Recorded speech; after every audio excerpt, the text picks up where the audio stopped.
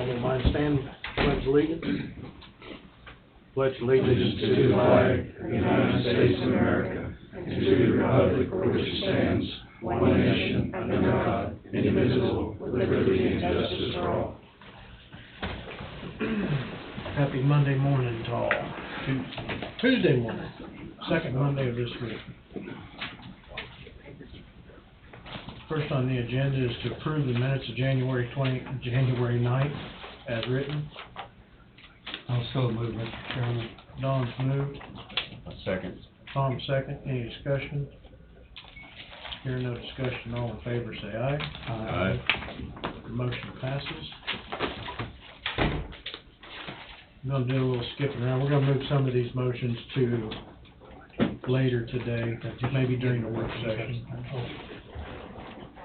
Next is moved to authorize direct chairman to sign 5 tax abatements in a total of $3,894.78. Looks like there was some errors in ownership. Moved to commercial. I've read them prior and read the explanations, so I so move. Tom's moved. Jesse will second. Any discussion? Hearing no discussion, all in favor say aye. Aye. Motion passes. What else do we got here?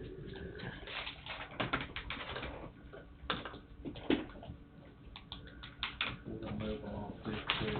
Like I say, we're gonna table some of these others for a work session. Move to approve resolution number 779-K, resolution adopting the Lake Region Solid Waste Management Plan. It's just an annual deal, isn't it, Angie? Yeah. Yes. Sorry. They're gonna be updating it this year, she informed me, so there will be some more overhaul later for next year. This is just a yearly thing. Yes. I'll make that motion. Steve's moved. Jesse will second. I'll second. Don seconded. There was. Any discussion? All in favor say aye. Aye. Aye, motion passes. Okay, I think that Yeah, I'd see the rest of those tabled for a while. table, yeah, the rest of the motions we'll table until later today. Come back to them. Right now we hit our 9:05. Economic Director Bobby Skipper and Mr. Martin Luther. Good morning, Commissioners. Morning. Good morning. I haven't seen or heard from Mr. Martin Luther, but Mr. Derrick, who, as far as I'm concerned in this discussion that we didn't have, is party with Mr. Martin. Mr. Derrick, I'll just let you speak if you want to. Okay, sure. Yeah. I'll make it pretty short. Yeah.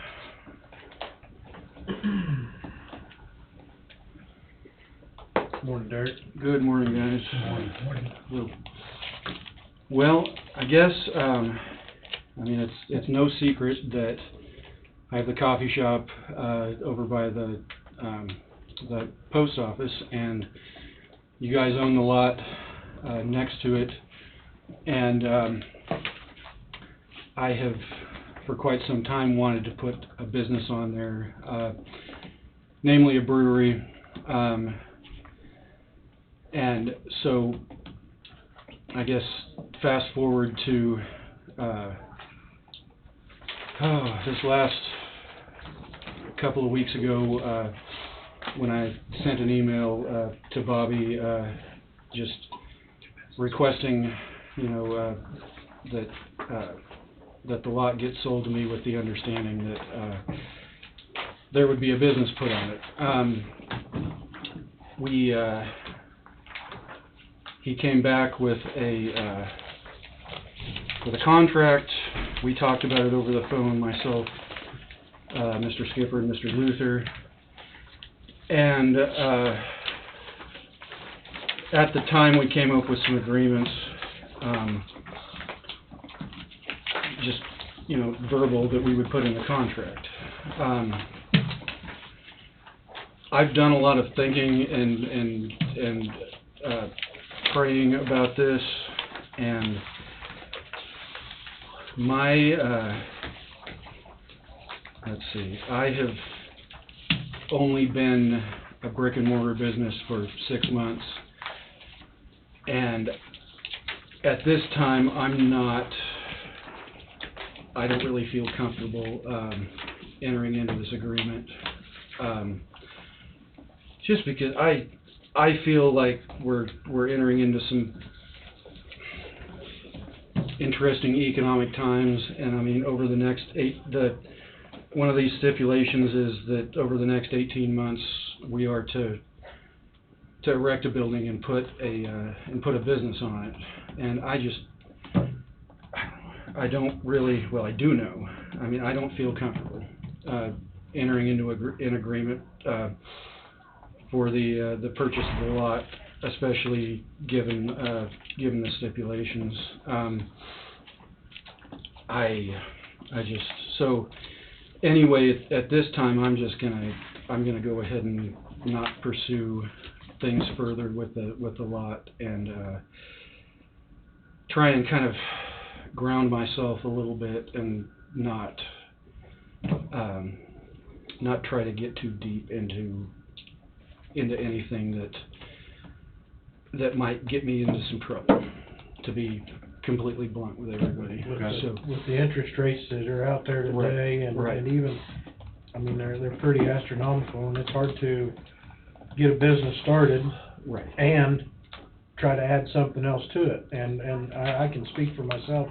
I totally respect your decision. You know, it's scary going into business now. We was under the impression that Mr. Luther was going to be purchasing the property and doing the building and so on and so forth.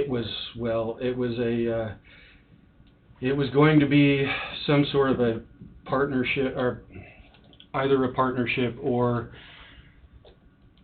well, I'll just be completely blunt, there was a lot of wishy-washy ness on his part. Okay. It came down to, we were originally going to, and I hope this doesn't change any friendship that he and I have, but, it was going to be, we both have our names on the lot, and we operate separate businesses, but then it kind of came down to, at the end, I mean, I talked with him quite a bit yesterday. At the end, I just felt like it was going to be me operating everything. And so all the risk was, I feel like all the risk would be on my shoulders and none on his. So that's just... I'm curious, are you still interested in a brewery somewhere? Yeah, oh, absolutely. And I'm kind of we started this coffee shop lean and mean. I mean, And you're talking about this building right to the south of this property? Yes, yep, to the I north, understand yep, the old radio show. Right.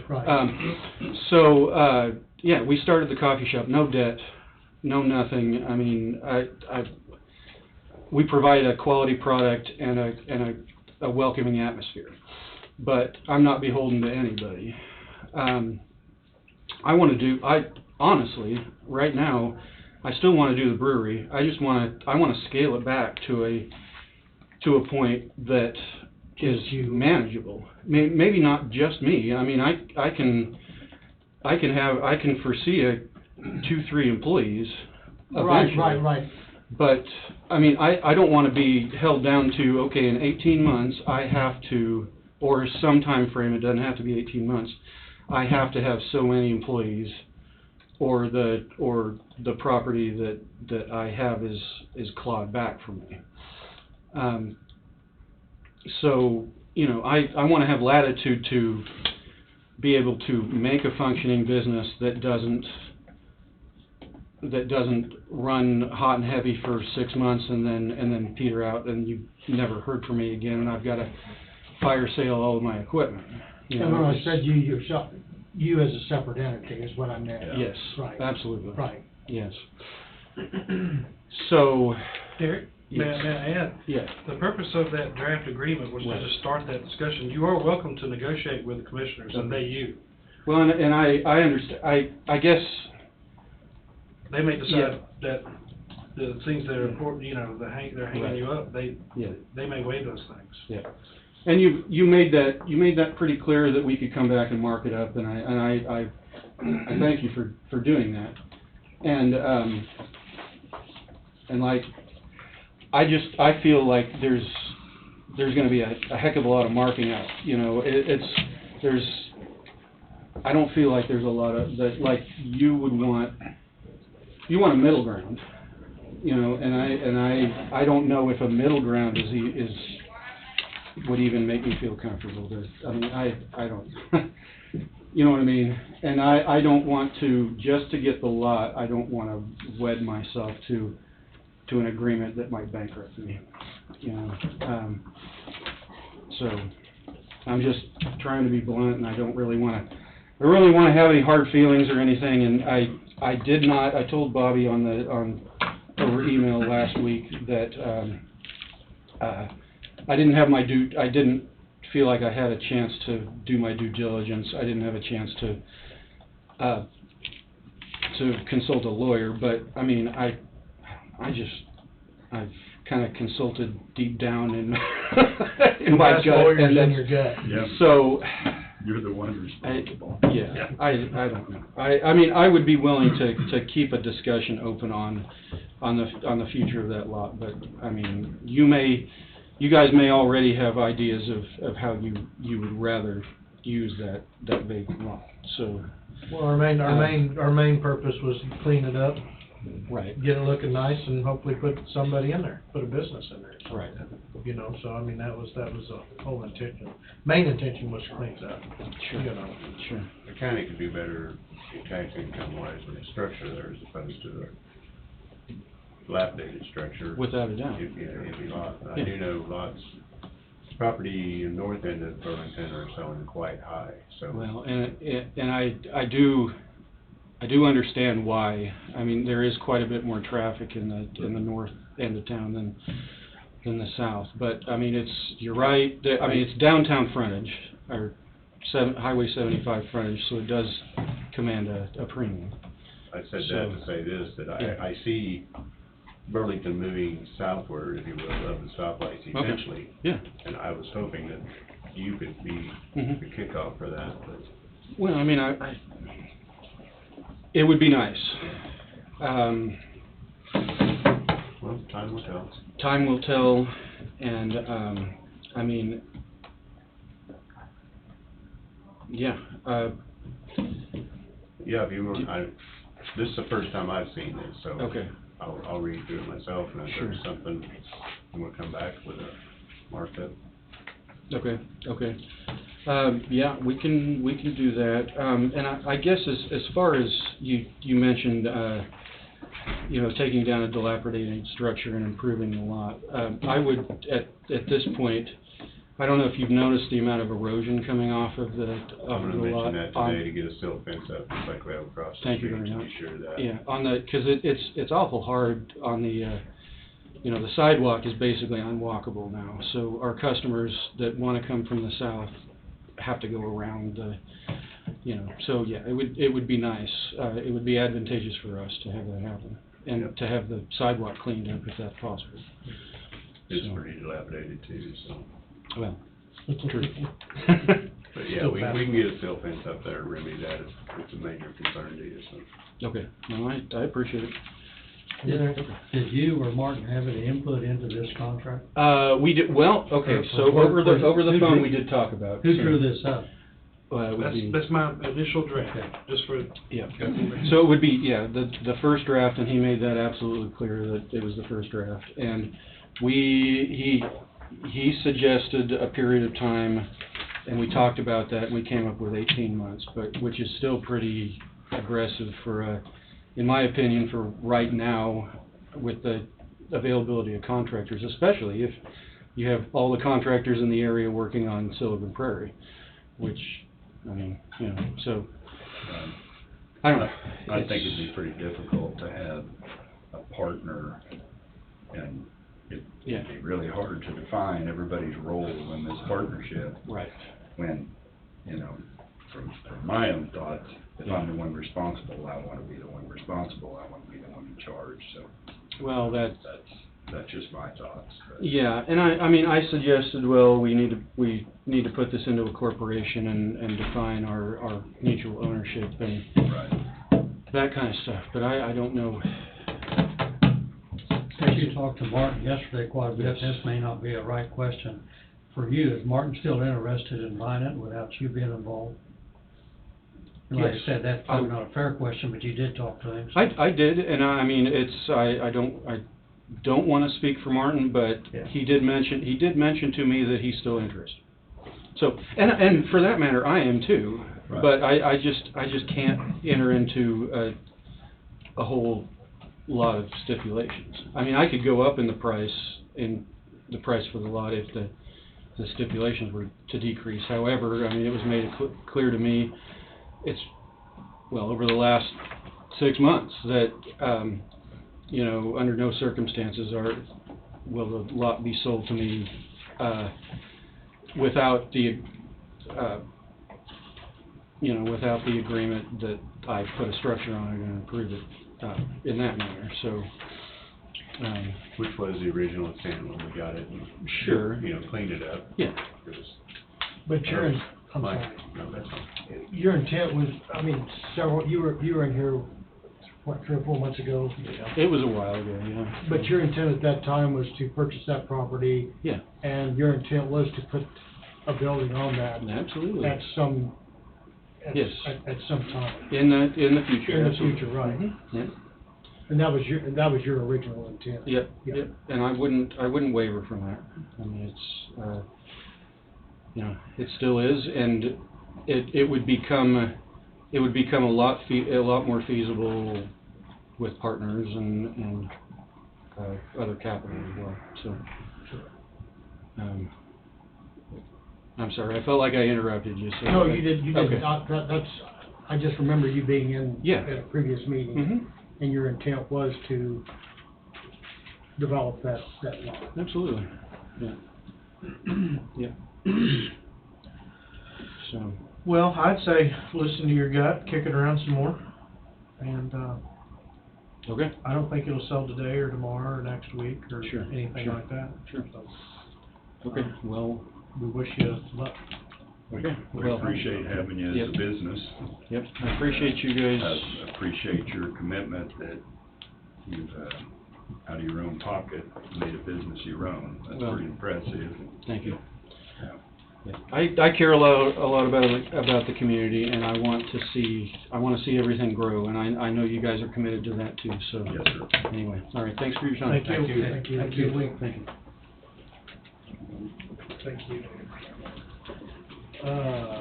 We'll hit our 9:30, if everybody's here, Bobby Skipper, Fisher Patterson, all sorts. Are you missing any? We are missing Sam? Sam's coming. Okay. Well, Maybe we can start. I'm just gonna yield to Wade. He has He's more of missing a too. pulse on. Let me go grab. Get that jerk rope away. Get back here.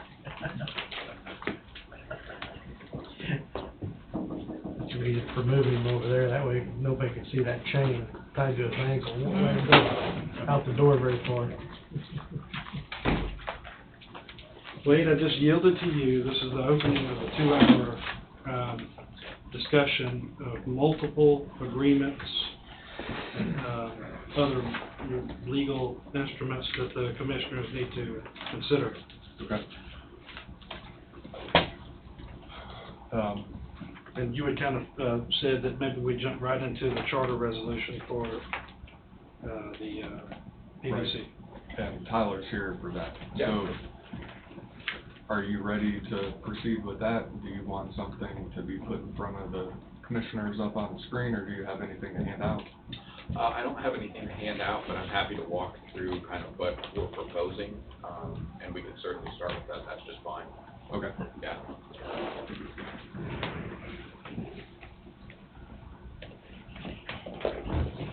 Come on forward. All right. You're the next contestant. I am. Good morning, commissioners. Good morning and welcome. Thank you. Tyler Ellsworth with QTech Rock, the county's bond counsel. The first of the legal documents that I think Wade will be walking you through or touching on this morning as it relates to the KSMC and CHIPS project is a charter resolution to create authority to put a public building commission in place. And I know that when we were looking at financing the new jail last year, there were discussions about a public building commission, whether that made sense for financing the jail project, and we ultimately went in a different direction. We're bringing this back to you this morning in connection with the CHIPS project for different reasons. It's anticipated that much of the financing for this project will be private financing, really corporate bonds that the companies themselves are likely to issue, and there will be limited county participation in that financing. But there will be certain facilities, and we're still in the process of getting our arms around exactly what those facilities will be, but certain facilities that will be needed in connection with this large privately financed project that it may be difficult to finance on a private basis. So those things might include a wastewater treatment plant or treatment facilities that we know will be needed up there, child care facilities that will likely be needed, facilities for Flint Hills Technical College that will be training the workforce up there. And so what we're proposing to do is this morning to have you all consider a charter resolution that would allow you to modify the state statutes for putting a public building commission in place. And these modifications would expand the statutory authority for what you can use a PBC for, to include wastewater plants, to include child care facilities, to include certain other purposes that aren't necessarily in the statutes right now. The charter resolution that you would consider this morning doesn't put the Public Building Commission in place, but down the road, probably 90 days from now, allows us to come back and have you consider creating a Public Building Commission, really so that that is, the PBC is a tool in your toolkit as we move forward with this project. So that's probably a good place to stop and just say, any questions to this point on what I've covered so far? Planting seeds to do something that's probably gonna need to be done later down the road anyway. Right. So being proactive versus knee-jerk reaction, oh shoot, we need to do this now. That's exactly right. That's exactly right. And because we're using a charter resolution this morning, the way that works is state statute currently says this is what you can create a PBC for. There are these processes that the statutes outline, and we're proposing certain modifications to those to make things easier for this project. So there are really three modifications that this charter resolution creates to the statutes. One is it expands the list of purposes that a PBC can be used for. Two is the way the statutes are set up, if you have another governmental agency that the PBC is entering an agreement with, like the school district or Flint Hills Technical College, the statutes require that you have on your Public Building Commission, when you create it, a representative from that other governmental agency. We could have half a dozen other governmental agencies that the PBC is creating facilities for. That's a pretty cumbersome requirement. So part of what this resolution that you're being asked to consider this morning does is, so we don't need a representative from these other jurisdictions. It just removes that requirement so that the Public Building Commission, when you get around to creating it 90 days from now, will probably just be the 5 of you. The third thing and final thing that this charter resolution would do is it removes a notice and protest period at each time the Public Building Commission issues bonds. The way the state statutes are set up, the Public Building Commission adopts a resolution saying we intend to do this financing. There's a 30-day protest period. If you get a valid protest petition, then you have to take that financing to an election. we are suggesting that part of our modifications to state statute takes out that protest period and does away with that potential election requirement. And really the purpose of that is to make sure that that protest or potential election on one of these PBC financings that might be a part of this project doesn't hold up the entire project. There's so many moving parts that on the one hand, from a policy perspective, it's nice to have voter input. But on the other hand, there are so many, there's really so many complexities to this project that this would remove a potential wrinkle that could hold up everything else coming into place. So again, I'll stop there. Happy to answer any additional questions on those. But if that all sounds reasonable, I would encourage you to consider adopting this charter resolution. If you're talking about modifying the statutes, how difficult is it for that all to take place? And how positive are you that you'll get that modification that we need to proceed with this? That's a very good question, and I didn't cover that well. So counties have home rule authority under Chapter 19 of the Kansas statutes to charter out of statutes where those statutes do not apply uniformly to all counties. The PBC statutes do not apply uniformly to all counties. There's a section in there about Topeka and Shawnee County, I believe, so they're not uniform in their application. So you have the ability to say, we're going to charter out of this set of statutes. We're going to adopt, substitute and additional provisions on the same subject, which is the Public Building Commission. And the way that works is you adopt this charter resolution this morning, you publish it twice, and you wait through a 60-day protest period. If nobody protests, then that authority is in place, and you have the ability from your own actions, your own home rule, county home rule authority, to create the PBC based on those modifications that you made to the statutes, to the extent they apply to you. Not statewide, but it's just their application to you. It'll be for the Coffee County and not for Woodson or Allen. That's exactly right. So you don't need to go to the legislature, for instance. This is action that you can take yourself. Which keeps it from tying things up. Absolutely. That's really the ultimate goal. So. View anything as a downside to this?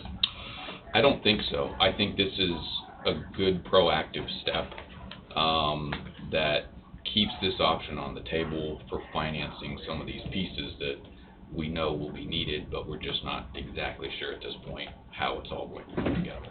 So. The ability to protest would be within that 90 days against. That's right, against this action today. This action. That's right, and then. So there would be the ability to if there was someone that needed to do that or wanted to do that. That's right. That's exactly right. Yeah.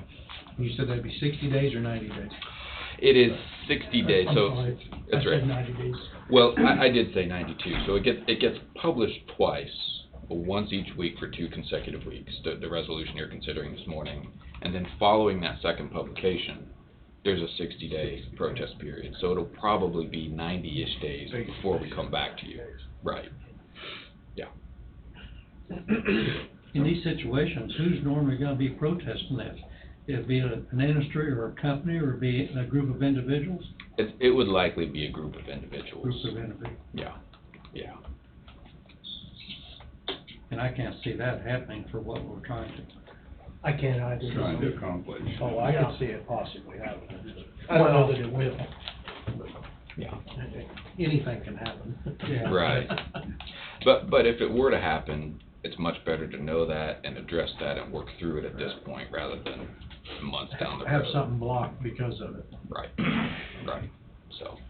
So if there was a protest, does that mean it's dead, or does that mean we're gonna debate it then? What happens then? If there is a valid protest, then you would put the modifications to the state statute to a vote. Okay. That's how that would proceed. And then you'd vote on that, assuming you get approval at that point. Then those modifications are effectively come back and do what you want to do to create the PBC. You're talking an election, a countywide election. Yes. which is very expensive It is. in itself. It Who is. would make that decision, whether you use the word valid, who would make that decision, whether it was a valid? We would make that determination with the county clerk. Yeah, Okay. yeah. And Tyler, it would be in, if I remember right from looking at the statute, it's in the general election, it wouldn't even be a special election? I think you're correct. I think it would be the next general So election. you'd have to wait for a general. It would, yeah. Yeah. So the discussion about this occurred behind the scenes between, Tyler, Joe, myself, Bobby was involved, and one of the reasons why this is all being discussed for transparency purposes, why this is important, and one of the key phrases is, if you've heard of it, and it happens in real estate quite a bit, time is of the essence. And in trying to look into the future with this project, time is of the essence. So potentially having to wait and move into a general election if there is a protest, it may impact the ability of this project to move forward in a timely manner and meet the timelines of the parties who are involved. Is that a good way of saying that? Absolutely. So to do this charter resolution, although the preference is to allow this protest period to be a part of moving forward, in this particular case, under the type of situation the county is looking at with this CHIPS project, the anticipation is that moving forward in a timely manner, if the board agrees, may override the preference for the protest period to be in place, if that makes sense. Right, so there's this initial protest period for the modifications to statute that we're talking about, and that still happens. The protest period that we're talking about removing is each time the Public Building Commission would finance a particular project, there's a separate protest period written into statute, and we're saying that probably is not beneficial to the overall success of this project. And I have the proposed charter resolution I can put up on the screen if you want to walk. Sure, that's the one from Friday. Yes, yes. So I can give you the mouse and you can walk through it. Oh, sure. Yeah. Would that be helpful? Sure. Yeah. Real quick, Tyler, who did you say determines if it's a valid protest? Who determines if it's, well, we would advise the county clerk on that. Okay, Right. thank you. Yeah. You might also touch on the PBC would be the issuer, but that doesn't necessarily make county or taxpayers responsible for the repayment. Right, that's a good point as well. Might be other sources of revenue. Right, right. You said this commission would basically consist of just specified. That's what I would recommend. Yes, you would, if there were a proposed financing that would come before the Public Building Commission, you would, thank you, you could either adjourn your commission meeting or recess it and convene a meeting, reconvene as the Public Building Commission, consider that Public Building Commission request, and then adjourn and resume your county commission meeting. That's typically how it works. And that way you don't have other members or other commission members that you have to sort of coordinate, and it just makes things a lot more efficient.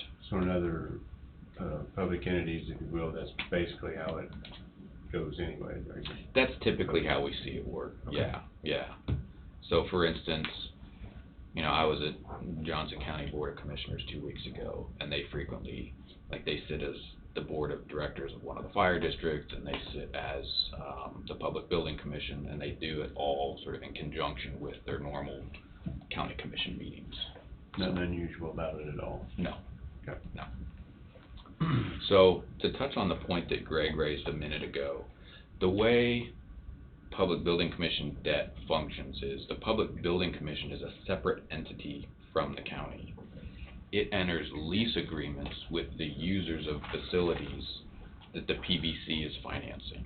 So let's say we have Flint Hills Technical College facility up there for workforce training, and Flint Hills says, we would like the county to help us finance this because we don't have a means to do this on our own. The Public Building Commission would enter a lease with Flint Hills Technical College for this facility, and the lease rentals would be used to pay debt service on the revenue bonds that the PBC would issue. It's not debt that's supported by or obligating your taxpayers. This is debt that is just solely supported by the lease of the finance facility. So that's a big distinction between that and, say, the jail project that we just voted on last August. And the term of the lease is set for the amount of funding that is needed. That's exactly right. Or your payment monthly. That's exactly right. Would be set to that. That's right. And part of the process here in getting all the pieces of this large project together are to make sure that it all happens more or less at once. So like the county's not extending itself, or the private partners aren't extending themselves before they're sure that everything is going to happen. So we would be very thoughtful if we come before you with a recommendation that you use the PBC to issue bonds to make sure that, you know, that piece of the project is moving forward and the other pieces needed to make everything successful are in place so that that debt can be repaid. Even though it's not a debt that your taxpayers are going to bear, we want to make sure that, you know, we're being thoughtful about what we're committing the Public Building Commission to do. So. This is all in our CID area as well.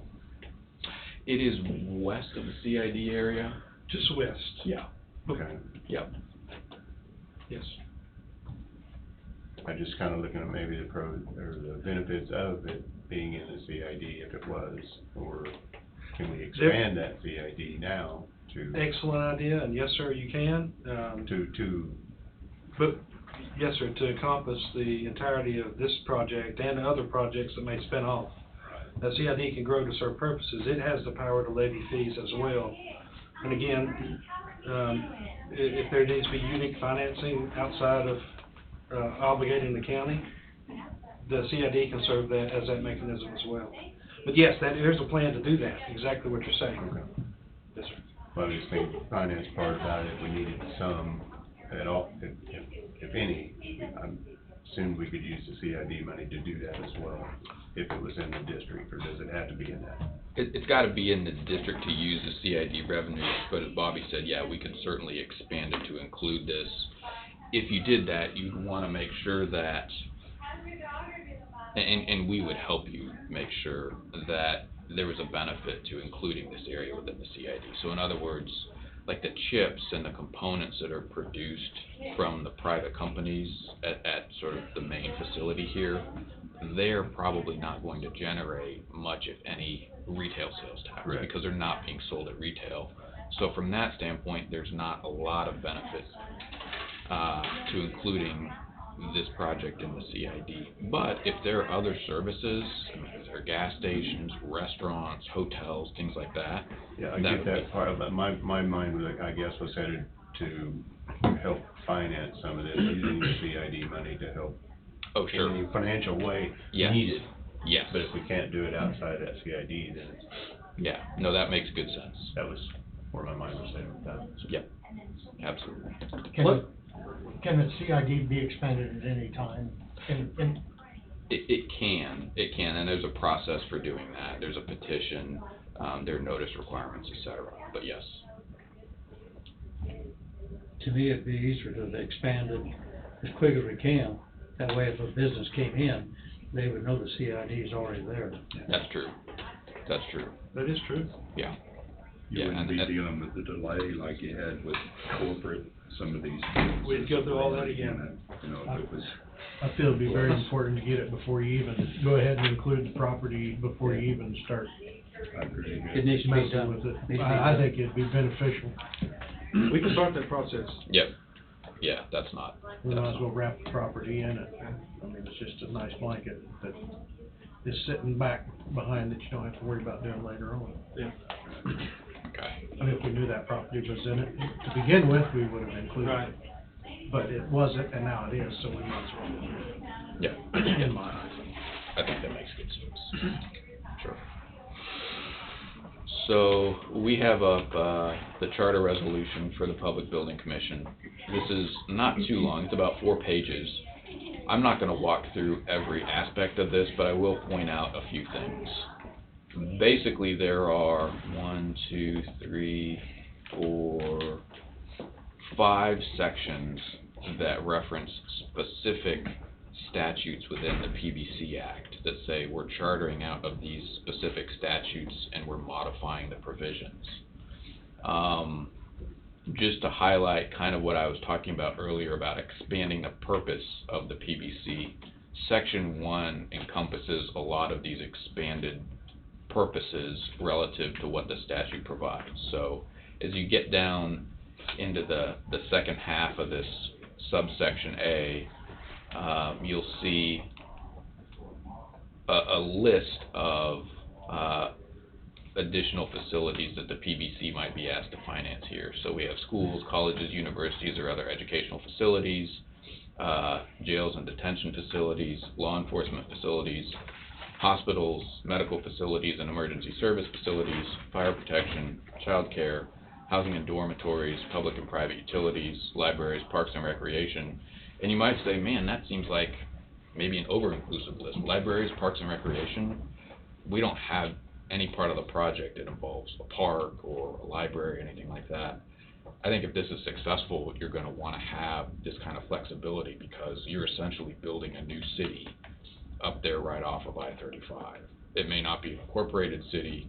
We'll figure out how things play out over the coming years. But I think you want the PBC to have the authority if you need to do a library up there or partner with a school district up there to help put a school building in, that sort of thing. So. Better to have it not needed than to need it not have it. Exactly. Absolutely. Absolutely. So I think that was really all that I wanted to highlight in terms of specific language in the resolution. Wade, was there anything else that you thought we might touch on in terms of the language? You mentioned jail and detention facilities, so that's a live issue right here presently with the current jail in the works. And as we discussed behind the scenes, early on a PBC was discussed for the Coffee County jail project, and the commissioners had taken the position that they wanted the voters to decide, so the PBC was not considered for that reason. And I just want to make it clear that even though that language is in there, even though the PBC is sort of a live issue right now, that it has nothing to do with the Coffee County jail project, and the wording may trip somebody up, but you know, this is where you can be transparent, talk about it, and say this is tied to an entirely different project that was unknown at the time the jail project was even being discussed. That's what I want to make clear, especially right now. And I think each of you who has been a part of this from the beginning, I don't want to put words in your mouth, but is that? No, you're exactly correct. You know, I wanted the jail to be part of the voters' say so, and it was, so we're doing it. This is separate altogether. But yet it's for what if happens in the north part of the county. That's right. That's exactly right. That's exactly right. And as you said, it's a whole new little city, so to speak, so. I think that's.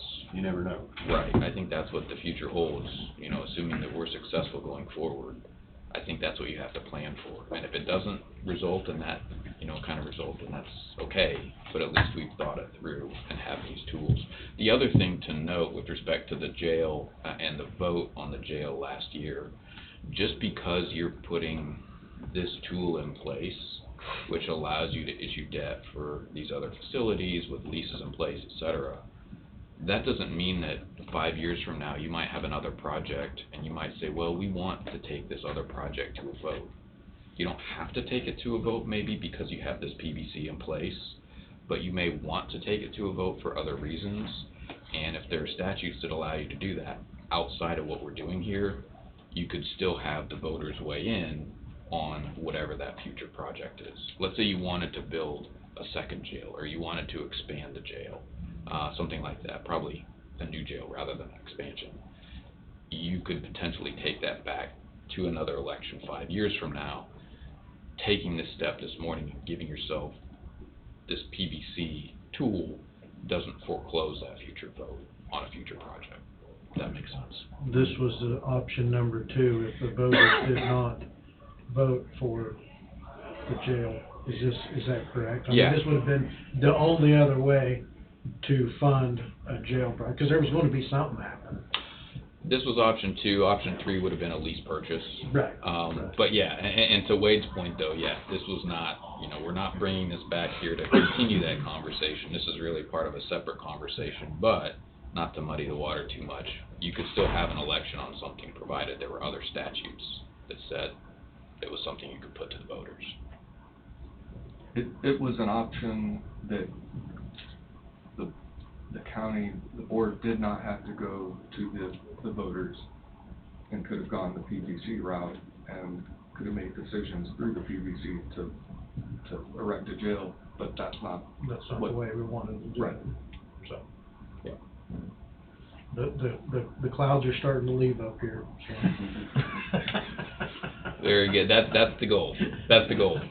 So, if there are any further questions or further discussion, I would request consideration of the resolution here. I just say we're getting the horse inside the stall before we shut the gate, and this is the main thing, instead of, this is being proactive. Yes. To what can come in the northern part of the county. You'd have my support. We need a motion we need a resolution number, do we not? There is a home rule resolution? It's a charter resolution. Okay, so it'll be yes. 05. Okay. Yes. Yes, need a motion and a second. Okay, can you scroll back up to the top so I can see the top part of it?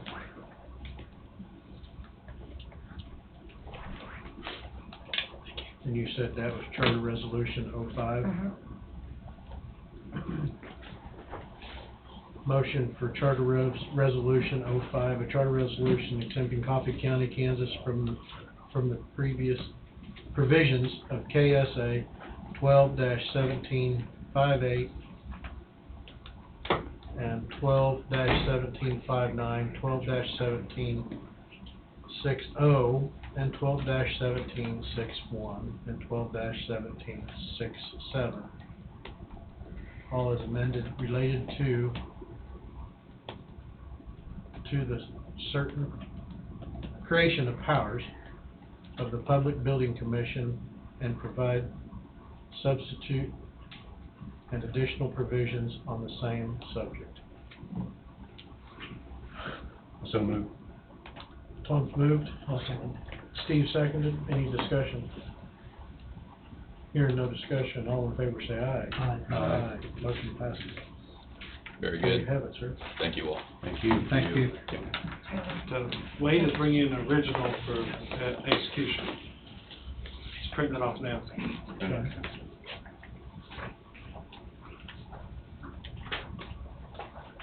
After Wade gets back, the remaining topics, turning to the attorneys, the Fisher Patterson now, I feel that those fall under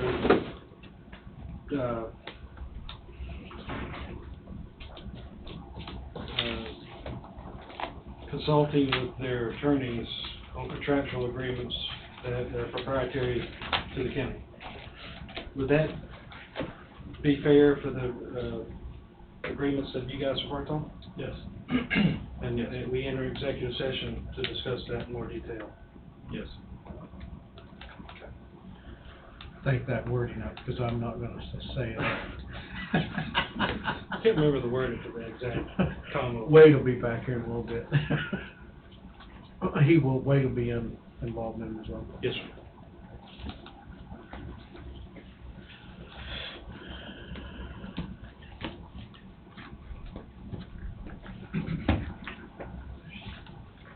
it'd be a lot of legal discussion for client privilege, attorney-client privileges.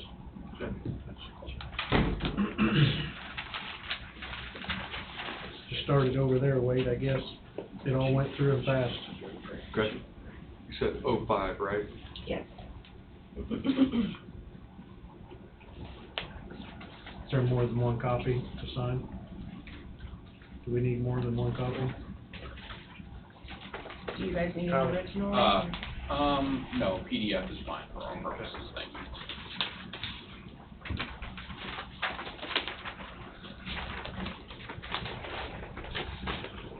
So we need to sign what we had in discussion, North property to the work session. North property discussion to the work session today. Yeah, we can.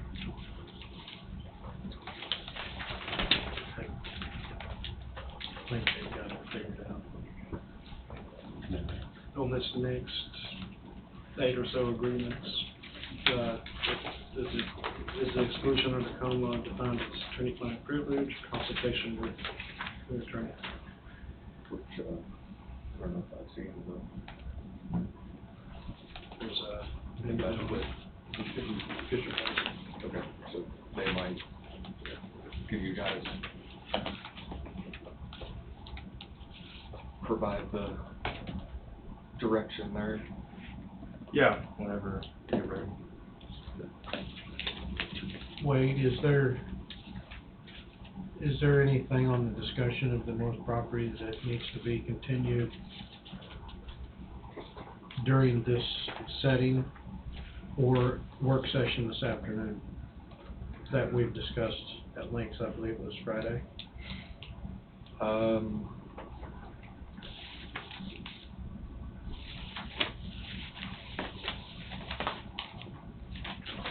I think we could probably handle that at the back end and potentially deal with that with the board, myself, and Fisher Patterson, since they've been involved in. I just didn't know if they was gonna be able to stay around to the back end of this. That was my initial question, basically. Power source. Excuse me.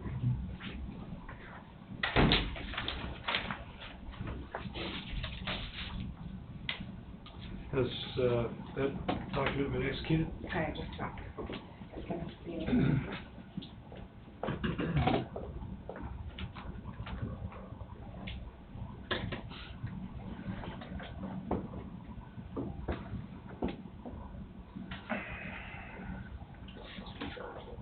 Oh. You just be saying here, but I'd say it's probably the You're smart. welcome to approach. Ask the commissioners to enter into executive session. Do we need to wait on? Do we need to wait on her? Yes, Yeah. probably Yeah, so, yes. They come and go around here. Here 1 minute, gone the next. Busy. What are we thinking, timeline, executive session? Hour and a half. Start with an hour. I come I back. was teasing, actually. Yeah, I mean, Oh, it's, Lengthy? I would think an hour would be plenty, so. Okay, lengthy. Bobby, would you like us included in that? yes, sir. Okay, just making sure. Okay, and we gotta wait back to Angie, don't we? That Tyler needs. Oh, wait, no. I just we need need a copy, yeah, you I make got your one. original. Right.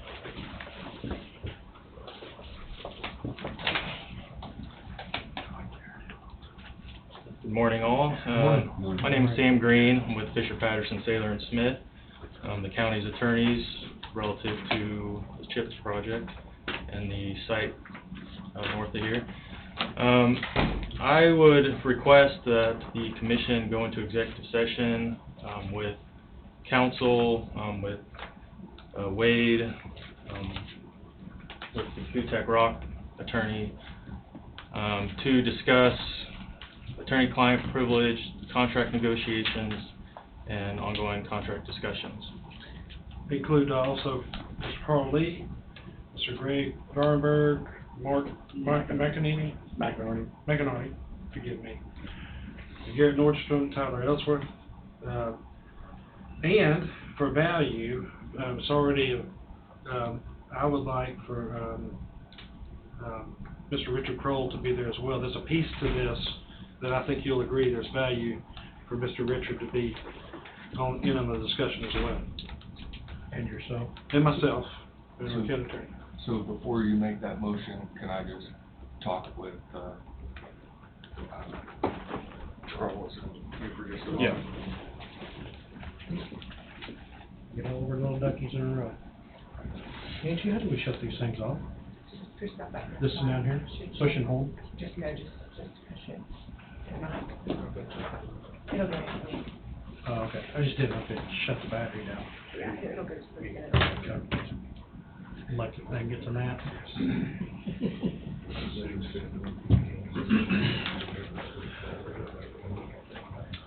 I think I just noticed it was, I didn't even get my toast.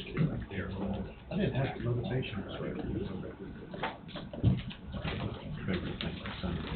Oh, yeah, that's a little slab there. Yeah. Good. Yep. What do you want, 3 pounds? No, 2, it's 2 pounds. Push it, I did. Oh, really? I noticed the background. I noticed the background. I might have to check that out. You just look for the vehicles, I'm sure. Yeah. That's the Must be river. Must be right. Maybe like down here. Is that pretty much? Mayor.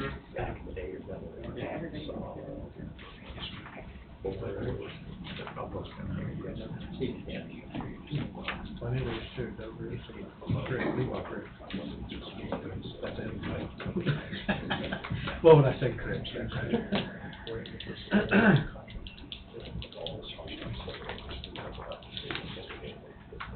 How many people we're gonna have? 1, 2, 3, 4. That's another museum in our office. You want to do it in the basement?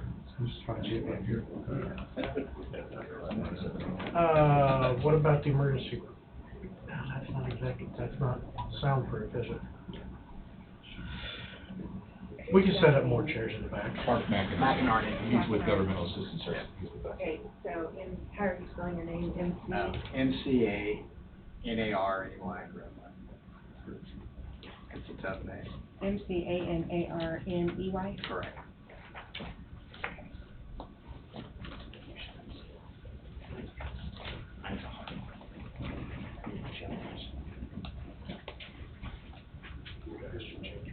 Carl, did you have a good weekend? Yes, sir. Good. Got to see my granddaughter. That's always great when I get to see my granddaughter. I got to see my granddaughter and grandson Sunday. We've got a big TV. She was sitting in a chair watching a football game, of course. Man, she was tuned in to all the action on the TV. She's only 3 or 4 months old, you know, but man, her eyes, you're just watching it. We're glued to the TV. Youngest one's only a month old, so I got to rock her to sleep, which for me is sitting on top of her Yeah. when you get to do stuff like that. Yep. That means I didn't break anything when I'm doing stuff like that. Right. Try to get back to where he was. Swipe left or right.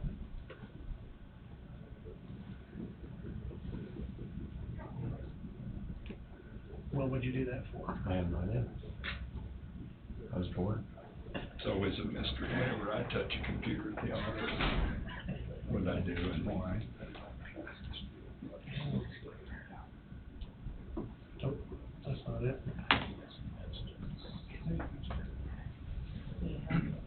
Well, we're just trying to figure out where your, It's under Safari. it's under Safari. Oh, okay. Well, there you are. That guy right I there. should have my grandson in here, he's a whiz at these iPads. 2 to 3. Here Get a you young person. Right. Well, Mr. Braden, you know, he's got cerebral palsy, and we swear he can read. I just know he can read. That's the only way he can find his way around. And my iPad's the way it is, he has to be able to read. Can't talk. go. Communicates through the iPad. One time, he battles and I tell you what he can do. Comes down to the house and takes his iPad, leans it to my TV and shows my football game. So go in the back bedroom and watch a football game. Next thing I know, I'm right there. Coming and going, like I said. We got one that had to go to the powder room real quick. I would recommend that we limit the initial executive session to just the attorneys, as I stated in my initial recommendation. Okay. The board and the. Right, the county councilor, Kutak Rock, Fisher Patterson attorneys, and the commission, and Bobby. Greg? Not yet. Okay. And then, Tyler, is it just gonna be you and Joe's not gonna be by phone? If Joe's able to call in, that would be great to add him. I think, I mean, if he's gonna be a part of it, we just need to make sure that's a part of the Yep. motion as well. Correct. Thank you. The Kutak Rock Council, including Tyler, and if his partner Joe Serrano is available, would be by phone. So we're eliminating Carl Lee and Richard Crowe at this time, that's basically about it. And, Mr. Berenberg, Okay. and a number of people. Okay, all right. For 30 minutes? We can start 30 minutes. That You might still want to speak to an hour? Things have been revised. We can do an hour to be safe. Okay. I think 30 minutes is probably enough, but we can do an hour to be safe, yeah. Okay. Well, if we go an hour and you get done in 30 minutes, then we have to sit for 30 minutes and not do anything. Why don't you do 30 minutes, and if we need to extend for 30 minutes, we can do that. We can always add to it later. Yeah. Isn't it fun? Could I read off who I have going in and make sure I've got the proper names? So I have the commissioners, County Councilor Wade Bowie, Economic Development Director Bobby Skipper, Fisher, Patterson, Saylor, and Smith representatives, Charles Branson. Correct. Okay. Sam Green, Kutak Rock Representative Tyler Ellsworth, and Joe Serrano by phone. Is that it? Yes. Yes. For 30 minutes to start. 30 minutes and you can come back and ask for more. Yep. I'll move. I'll second. Jesse moved, Don seconded. All in favor, say aye. Aye, motion passes. We will enter at 10:06 for 30 minutes. I'll remember to push my button when I get on. Go ahead. Say, hey, good one. Same people. Yep.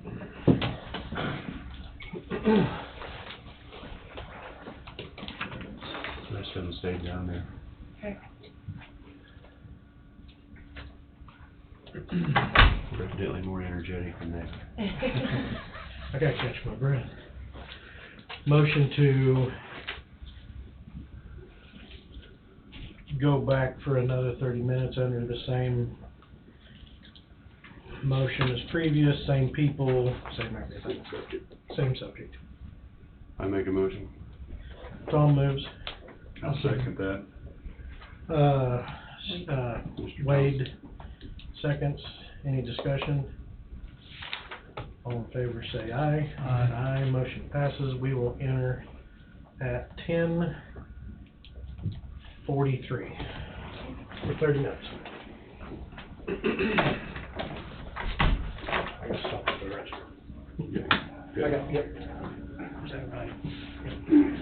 How you doing, Bobby? Okay. Good, Mark, how are you? Okay. That's for later.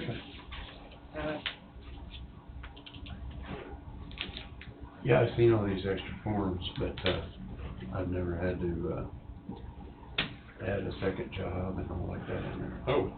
I came back. Oh, where all that comes.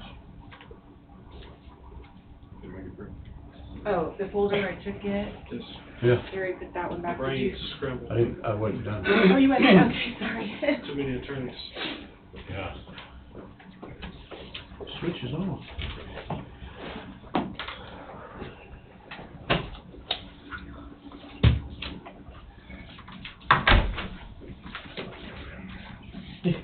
Mine's on my right side.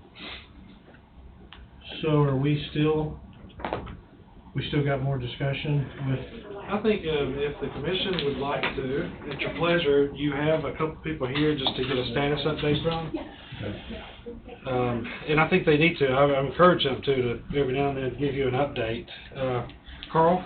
Yes. Would you tell commissioners where you're at on water? So for the new commissioners, initially I kind of compartmentalized my efforts just to kind of managing, putting all the pieces together, the puzzle guy. There's certain tasks that we've delegated to other people. Mr. Carl Lee has a background in water and wastewater, and you can go into that, tell him your background, but he is in charge of leading the effort from the county perspective to make sure our interests are maintained as we get water to the site and make decisions on wastewater. My background with it is I had 9.5 years with Kansas Department of Health and Environment doing water, wastewater, and agricultural waste work, related work. And I've had exposure to public water supply plants and wastewater systems, both lagoon and for mechanized plants. Where we're at right now, I met with CFS last Friday with Sabin and Rick, and was kind of putting together a tentative plan so we can move forward with getting the water rights from the Merzine River Basin and verifying our numbers. And then we're going to meet with Public Wholesale District number 12 tomorrow night to talk to them, to set them in motion to find out their total interest. Up to this point, they're totally on board with what the county wants to do in providing water to the property. We're going to talk to them about providing raw water and providing public water supply water. The raw water is for the processed water that would be used on site as part of the semiconductor industry. and District 12 is on board with that? At this time, they are. We'll meet with them tomorrow night to continue that conversation. We're going to take a tour of the water plant, and then we're, as part of this water plan, we're also asking to evaluate the water plant to see what they would need for the future as far as upgrades, so they can supply all the public water they would need for the area, plus provide water for the industry, plus provide water for the raw water, for the processed water there. And when I speak of the processed water, what that is it'll go through our ultra purification water system, so they could use it to wash what they call the disc or any other part that's got to remain completely sterile. And right now we're in the we've staged it as get the water rights or the water allocation secured with the Kansas Water Office, and be in contact with Earl Lewis. He's the one over that, and I've been in communication with him. I just need to update him where we're at. And then as we do that, we're planning on kind of staging a water study to meet with the rural water districts and the citizens in the northern half of the county to make sure that we provide all the water necessary for the growth and the development of the industry, plus the residents, and also include the southern half of the district, of Coffee County at a later point in time. Sabin and Rick have been great to work with on that for Cooper Flat and Strobel. Any questions? You got your industry up there that's going to be, using a large amount of water, and then you're going to have your households that are still, and there's still suppressed areas in the northern part of the county, as well as all over the county that has water pressure, supply, availability issues. Right. So, along with the industry, and then you tack in the possibility of adding up to 5,000 to 8,000 homes, Right. just throwing numbers out there. We've that's a lot. We've identified a tentative plan, because what we're interested in is making sure the water mains, that we can get the water mains up to where they need to be for the rural water districts in the cities to ensure that they got that water. And as part of that was also talking about meeting with each of the cities to make sure that their towers have enough to take on extra capacity of citizens and residents that could be established. And as part of that, talk to them about their wastewater systems, to make sure their wastewater systems have enough capacity to take on extra residents. And last week, we have some tentative numbers, but we're wanting to verify some more things with the industry. But we've identified the numbers that we're going to submit with preliminary with Kansas Water Office for both public water supply water and raw water. And remember, raw water, every time you use that, that's water just straight out of the lake. It's going to the industry, and then public water is what's meets EPA requirements for public water supplies. Drinking water. Drinking water. A lot of bits and pieces. Yeah. Lots of bits and pieces. Well, if there's no questions for Carl, one of the other pieces that I wanted to discuss was re-up with the Fisher-Patterson attorneys, with agreements that the commission may possibly enter into that are specific PPP addendums, and also possible project management agreements. Would those be ready for review by the commissioners by next Monday? That is the plan, yes. Okay. Anticipating that, well, we'll follow up more on that verbally. The Mr. Gregg, there has been some understanding from the commission now of what the finance might look like. You've been leading that charge. I think the commissioners might be pretty up to date, specific to the rebate agreement they may adopt and the resolution. I think they did a good job talking through that this morning. Good. But just so you know, Mr. Gregg has taken on the gargantuan task of providing the facility for financing for each individual instance where a company may issue debt. The companies can issue debt with whomever they wish, but we're providing that as a service because of the complex, because of all the different parties. There's value in everything being uniform and everybody kind of throwing in together, if that makes sense. So Greg is really tackling that head on. Are there any questions for Mr. Gregg? I don't have any. I can't think of any. There probably is some, but I can't think of it right now. Exactly. 20 minutes later, we'll think of it. Well, always glad to come back, and as you can imagine, working through a lot of scenarios, a lot of options to help figure out what's gonna make this work best. And I'm sure at some point we'll be back to give you a detailed update on kind of what the plan looks like. Very well. But happy to answer any questions in the meantime. That's all we have for the... That's all you got for us today? Yes, sir. Well, by gosh, we're a little early. I've been rolling through it quite well. And maybe you said it before we came back in, meaning myself and the attorneys with Fisher-Patterson. No action was taken. An hour is a long time for an executive session. However, due to some of the ongoing issues regarding the overall CHIPS project, a lot of ground was covered.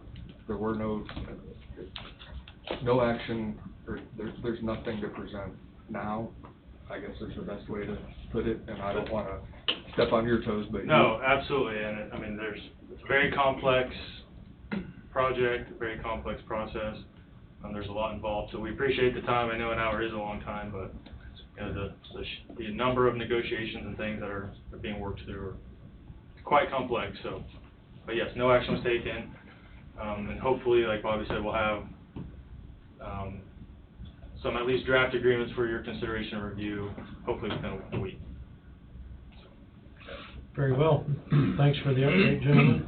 Thank you guys for all your work. Yeah, appreciate that. I'm sure it's taken a lot of time. It's gonna take a lot more time too. Thank you. Thank you, guys. We're just gonna keep moving right along. No. We'll take our break here in a little while. I don't know, I need to put my glasses on, Andy. So, There we are, thank you. I messed up getting the information to you. I didn't get it this morning, I got didn't get it I got it, yeah. down. We'll get that cleaned up this week. Keep on rolling down. Yep. Yep, keep on. There. Nope. Right there, right there. So I'll enter into discussion or whatever if you want on the first, motion. Then I'll ask Ryan to come up. He's been kind of working with, the appraiser's office on the right-of-way pricing. So, I don't know if there's any questions on, what to advertise for construction trade person or not. The construction trade person, is that going to be, so you're filling it? No, you're looking. It's no new position added. The request is for a vacant position. We had a retirement announcement, which you maybe got that with your packet or not? Have not reviewed it yet. It's in the correspondence. Oh, okay. Really, I'll be darned. Yeah. So,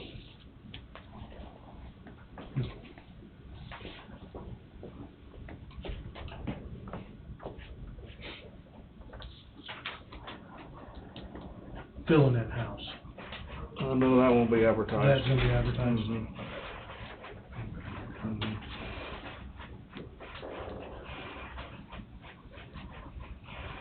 Motion 2023-06. One full-time construction tradesman request authorization to advertise and hire one full-time construction trade person for special bridge position open until filled. I'll move. I'll second. Moved by Jesse, seconded by Steve. Any discussion? Hearing none. All in favor say aye. Aye. Motion passes. So I'll be off next Monday, but if something comes up, which we might have something else come up, Ryan, we'll get that stuff in a little more timely in the right spot for next week's meeting. I'll let him talk to you a little bit about the right-of-way pricing that he's worked through, and then just some information. I was in here 3-4 weeks ago about the truck we had, the block heater fire into the cab, and they've found some more issues with that since I've told you the price or whatever their estimate was, so that's obviously going up. I have no idea to what extent. EGR cooler and another wiring harness, and I don't know what else they found. Was that a brand new truck? It's 18 or newer. Miles? Not too many. Not too many. It's one of Might our, see it's our first Kenworth. You might see if maybe they'll policy, hold of Richard Ward, see if they policy that EGR cooler and the labor on that. They might go half, and they might split it. Well, we got this one in Olathe instead of That's still Wichita. Kenworth. Good. It's probably still gonna be the same representative. What do you call it? Policy, see if they'll help on policy with the EGR cooler. And maybe whatever else. It's realistically not a wear item, it's just failure. I know wiring harnesses and some of the after treatment stuff, they've really been trying to kick in and help out on under the policy side. Who's your contact for that? Well, I've been dealing with Richard Ward, but you would have to ask MHC and see who their representative is and see if they would help cover or help with some of that cost. Okay. I'm not familiar with that process. They'll either say yes or no, but it doesn't hurt to ask. Okay, I'll definitely check that. So Ryan, you wanna come up here and talk about your right-of-way stuff? So we're in the process of acquiring some right-of-way on a couple projects. One's down there, the project down there on Oxon 1 to 2. So every few years, we have the appraiser's office pull some averages of what going rates for land prices are, and the last time we were updated was 2014. So needless to say, Things our, have changed. Things have changed quite a bit. things have changed. So here's what Mark Hopkins run for us.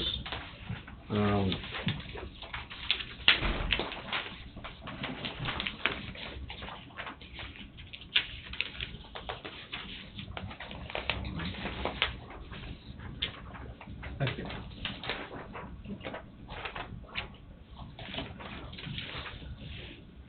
So basically, he come up with some average prices. It's stated there, so I think after looking at the information, I think for cultivated bottom ground, we would just like to have a set price of $6,000 an acre. The upland crop would be $5,500, and then on the grass ground, they got it broke out in tame and native, but I think we would just have just a set price of $3,200 for grass. Would be the simplest, I think, there. And I can tell you what our previous prices were. For grass, we were at $1,500 an acre, and cultivated upland was $2,080, and the bottom ground was $2,860. So I know It's not like we're buying hundreds of. no, we don't. Parcels. You know, right now, the project down there at Oxon, I think, is like 1.4 acres, which, that's quite a bit. Then another one we're working on is like 0.3 acres of grass. But, you know, we don't buy a lot of right-of-way. I think Matthias Lake was about the last big right-of-way purchase, but, you know, we don't acquire that much right-of-way. Well, and you gotta have it. Right. You know, so. You know, a lot of times it's around our structures. If, like the bridge replacements on Homestead, we had to acquire some right-of-way down there. I mean, maybe, I don't recall, I want to say maybe an acre total for the two bridges, you know, if even that. So it's pretty minimal for our right-of-way acquisitions. Well, and you're gonna have to pay out because they know you need it. You're gonna Right, have it. right. So what's your right. other options? Right, and I mean, that's, landowners are, I mean, they work with us really well on, you know, if we need something for our project, they'll work with us most times, so. I'm really surprised they don't have more difference between the upland and the bottom land, but, I mean, not saying which one's incorrect, I'm just saying. Right, and that's. There's more difference in that. Right. One way or the other. And so, I mean, basically, so we'll have these set prices, and then, you know, if we would encounter somebody that didn't think the prices were in line, you know, they always have the option, to ask for more. You know, we can do independent appraisals if need be. We've had to do that once or possibly twice that I can think of, but when you're talking 0.2 acres or 0.4 acres, it's, you know, on average. I'm not saying it's not fair No, reimbursement, right, I'm just right. saying there's not much of a gap there. Right, no, there's not, and that was surprising when I saw that. It's, Yeah. Our county's a little bit unusual compared to some other counties around us. Our upland, rock is not a major issue in Right. most places. Now, there are places that rock is, but Right. our county upland, most of it is rock-free Right. in the upper mountains. Right. So you're talking just for crop ground, $6,000, and then for all pasture, $3,200. Yeah, well, crop ground would be broke out in bottom ground and upland, so there'd be two crop ground classifications there. Okay, so bottom ground, 6,000. Yes. And it should, the motion should state. Sorry. That's all right. Okay, my bad.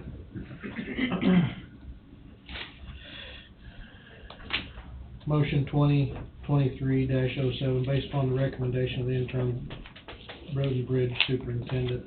Move to approve the payment for road right-of-way as follows. Tame and native grass, $3,200 per acre. Upland cultivated, $5,500 per acre. Bottom land cultivated, $6,000. These rates will be in effect January 17th, 2023. Also move, Mr. Chairman. Don's moved. I'd second that. Wade seconds. Any more discussion? Hearing no discussion, all in favor say aye. Aye. Aye, motion passes. Thank you. Thank you. How is the, did you guys get up and do, some, erosion control up on the county line? Yeah, before that rain hit last week, I think we've got a mile, about half done, I think, with what up there. But yeah, no, they got a good start on it, so we'll see what this rain does tonight and tomorrow and get back on it when we can, so. Do you guys have enough of that, silt fence to try to corral this property here north of the coffee shop? Is that the straw matting that we, You want matting or you want the round sock like tubes? this over The here. sock. I was thinking the sock, but We don't have, we can get some. we can get some? do you have something, We would just get like a pallet of it. I mean, that was like a pallet we used across the street here. well, we're not gonna sell it right away. I know the contractor that was responsible for it did plant grass, but Yeah. with the dry, it Right. didn't work out too well, Would you so. need it on the east and the south, or? East, I'd say the east and the north, wouldn't you? Surely that's gonna slope. I noticed the east more than I did any other. I think the east side's all he brought up. Yeah. On the sidewalk side. Maybe the Yeah, north, there's a little portion bit. on the sidewalk. Sidewalk. Partially up the alley. We'd have to look at it. Yeah, might just have to do a loop or something, do the whole east side and then a loop, I don't know. We can You get can't some. just funnel it down there to him. I trust what you guys think when you see it, We'll get so. some then and Yeah. take care of it. You think it needs more east and, or north and south as well, the east ones? They mentioned maybe clean the sidewalk up. I don't know who's job Yeah, that'd it's be. city property, I don't know what they'll wind up wanting done with that. Got any estimates on that county line road? What has been, For the amount of work, so, we've updated old figures from years ago. We figured $50,000 a mile for projects like that, so I basically averaged, we had a mile and a half on auction and then 2 miles up there, and it averages out to about $90,000 a mile, which, I mean, they were major projects, but yeah, that's rough, rough numbers. But that's kind of what we use for our averages on estimating for this upcoming year's projects. Those are the numbers we've used. did you guys put a box culvert in up there, or was it Big Whistle? I know there was an issue with the crossing the water over Right. from the south side to the north side. Did you Right. wind up doing? Well, yeah, Big we culvert? increased the size of the culvert there, and, well, 2 locations actually, they were severely undersized, so we substantially increased the But culverts. it's not a box, it's a. It's actual culvert, tin pipe. Yeah, Whatever happened at the tower? I had a meeting with the people that's responsible for the tower, and they were gonna pass it on to their maintenance people and get back in touch with us, and You guys just rolled on through and didn't give them an entrance? yeah, I mean, they still, there's some site work that they could do on a couple culverts up road there, but it's not gonna affect or change anything that we've done. Other than you took their entrance, other than the entrance is gone? It was gone, but we put an entrance back in Oh, you there. did? Oh. Yeah, I just didn't know if the entrance could be put in at the other end and come in the back yeah, direction. no, not how it's set up, but we basically were able to increase the pipe size there at that Okay. entrance, so we had to pull that for a while, and went back with the bigger culvert. I had some people say it looks dang good. I unfortunately, I've been north, but I have Yeah. not been down the road. It's quite an improvement, I'm sure it is. You can look down there and see that. quite an improvement, so. I don't know if it was a benefit to the county to do that or not, but For you're the looking at amount of- $180,000 Yeah, but versus paying $30,000 to Arbonia Township and have to do it 5 years from now again. well, that's it. I mean, there was so much gravel loss there from a small, 2-inch range was just devastating on 2 different spots up there, so even when we did the projects, we had to clean downstream for a long ways, just the amount of rock that's You been probably got washed off enough over rock the to years. do some of the work up there, didn't you? Well, we utilized it, so. Load after load after load. Yeah. Yeah, but no, it's It'll be a great benefit to the county residents that use that. all the time. No, there's not a lot of traffic, but there is traffic on that Well, road. there's not, and when I was first looking at that project, I was amazed at the back way of the quarry up there. I mean, the older farm trucks maybe that didn't wanna go through town, I mean, that was kinda the back way of the quarry, so that was, you know, it's like, yeah, there's some more traffic here than I realized. There's really gonna be some traffic from it. Yeah. Very well, thank you, looks good. Alright, thanks. Thanks, guys. Back at one, so what you got down? Is that- Yeah, that's what we Yes. have. Okay. Yeah. Looks like we'll be able to do that even. Yes, sir.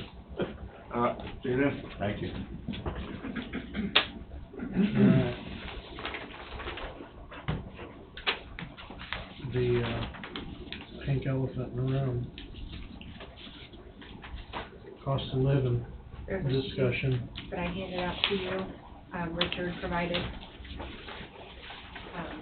Looks like this. Yep. I don't know why I'm really confused.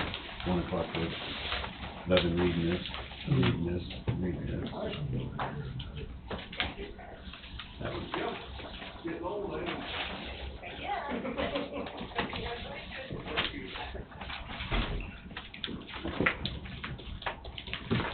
Do we wanna call on Richard to have him explain this sheet to us? He's already ready, He's ready now. right there. He was blurry. Call on me or not, but Honestly, I'm it's just here. iced tea here. Go ahead, come on up. I was actually asked by several different departments and different employees. It's not something I just decided to do on my own. They all said, hey, can you go explain and try and talk through what a COLA is, make sure everybody's on the same page. I think the main idea comes from last year with just a flat rate, you know, the unilateral increase, where that doesn't treat the higher employees the same as the lower ones, which is what's on here. So if you think about what a COLA actually is, it's an increase to counteract inflation. You're trying to make that dollar buy a dollar's worth of stuff. I mean, you all know that, you see what goes on. Tom, you were talking about sticks of, you know, rebar and how the price has gone up, and I mean, it's come down a little bit, but overall, over the last few years, it's higher. So if I'm still using, we'll say it's $10 a bar, what's $10 gonna get you, comparatively speaking? I don't know what it was 5 years ago. How much did a stick of rebar used to cost? About $4. Okay, so what does $4 get you on a stick of rebar now? Yeah.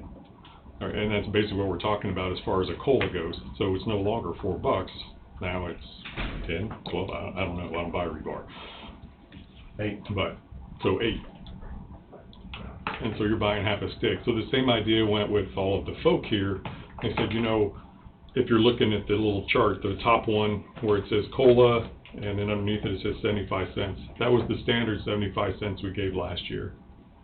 And so for the employee one, which is the lowest paid, which actually was, I think it's $13.96. I just made it a nice round 14. But for that person, they got a 5% increase in pay, 5.35%. And then a step at 1.7, which is an average of the high and low. Employee two, that same 75 cents was less than 3.5% increase. And then on the top end employee two is an average, what we determined, I think $22 is what we said was average pay. Employee three is the top end, that was less than 2% for a COLA increase. And then just for comparative sake, I threw the city employee in there. And the city gave an 8% COLA and 2% step. So anyway, on the next one, if you look, the little table below, it says, well, if we take that same 5 1/3% increase and add that to everybody, you can see what the difference is on how much the employee 2 and 3 is losing. And so employee 2 with the flat COLA, and granted they got a bigger increase overall, so that doesn't really count, but I'm not going to compare that. I'll walk back that step. The whole idea is a COLA is not a raise. You're trying to renew or revalue the dollar that everybody is being paid. And so that's why they would like to see the assorted employees that asked me to come in here today, a percentage increase as opposed to a set coin value. and I hope you can understand and see why they're saying that. And if employee, you know, A gets, you know, this, we'll move down to the next one, the 75-cent raise, and employee B gets $1.18, and employee A says, well, how come they got more money? Well, they have more dollars to reevaluate to get back up to whole, which is what a COLA is anyway, because we're trying to give the same value of pay. And if you don't keep it this way, at some point down the road, the COLA raise is basically going to squish your range of pay, because then you are treating it like a normal raise.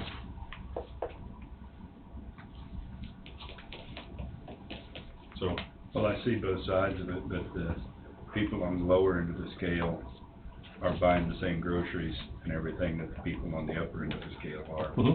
As far as doing it on a percentage, you know, that was always my argument when I was on the school board, but that didn't fly. And I totally understand that, but, I mean, if in my other business of dealing with people, people spend what they make.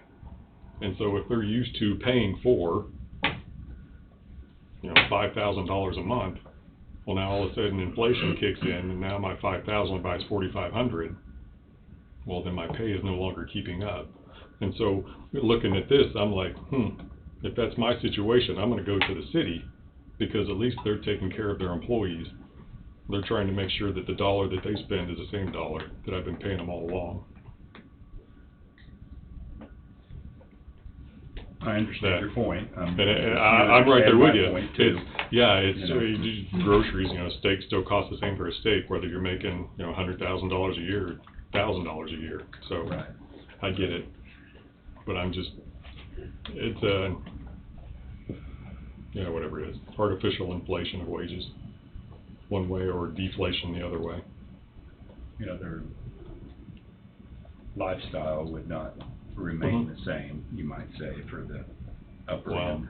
Yeah, well, I mean, for that, you look at the guy that just in the NHL that declared bankruptcy.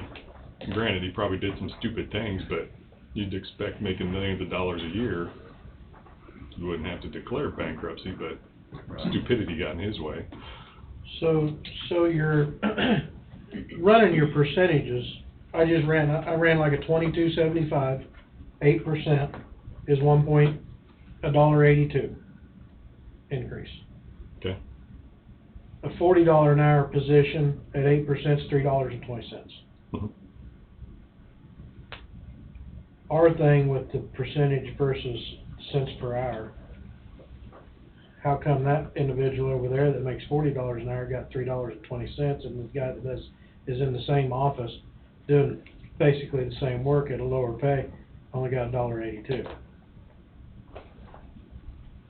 And they're buying the same milk. Well, I mean that's right. That's my thing it. towards percentages I understand.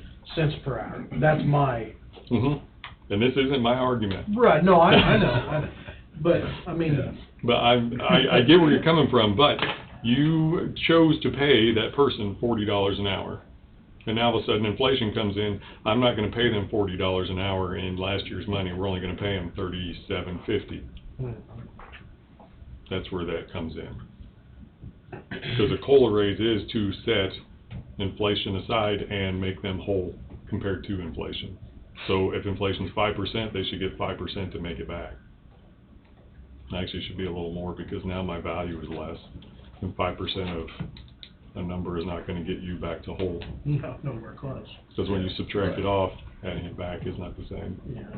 If I could talk on that too, I would jump in, help, or explain a different way to look at it. Say you hire 2 new people. One you hire at $10 an hour, and one you hire at $20 an hour. $20 an hour job is twice as hard, or takes twice the schooling, say it's a nurse and a doctor. $10 an hour, $20 an hour.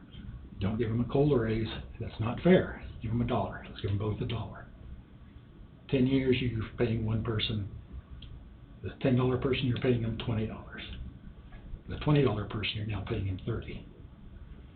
So you're not paying him twice as much. That job's still twice as hard.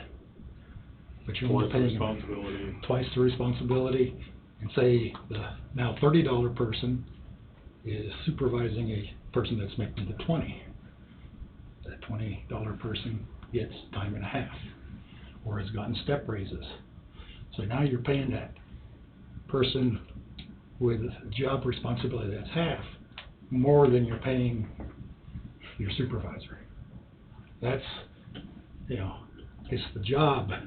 You know, the person individually, you need to look at it as a job. The job is worth 10 times or twice as much.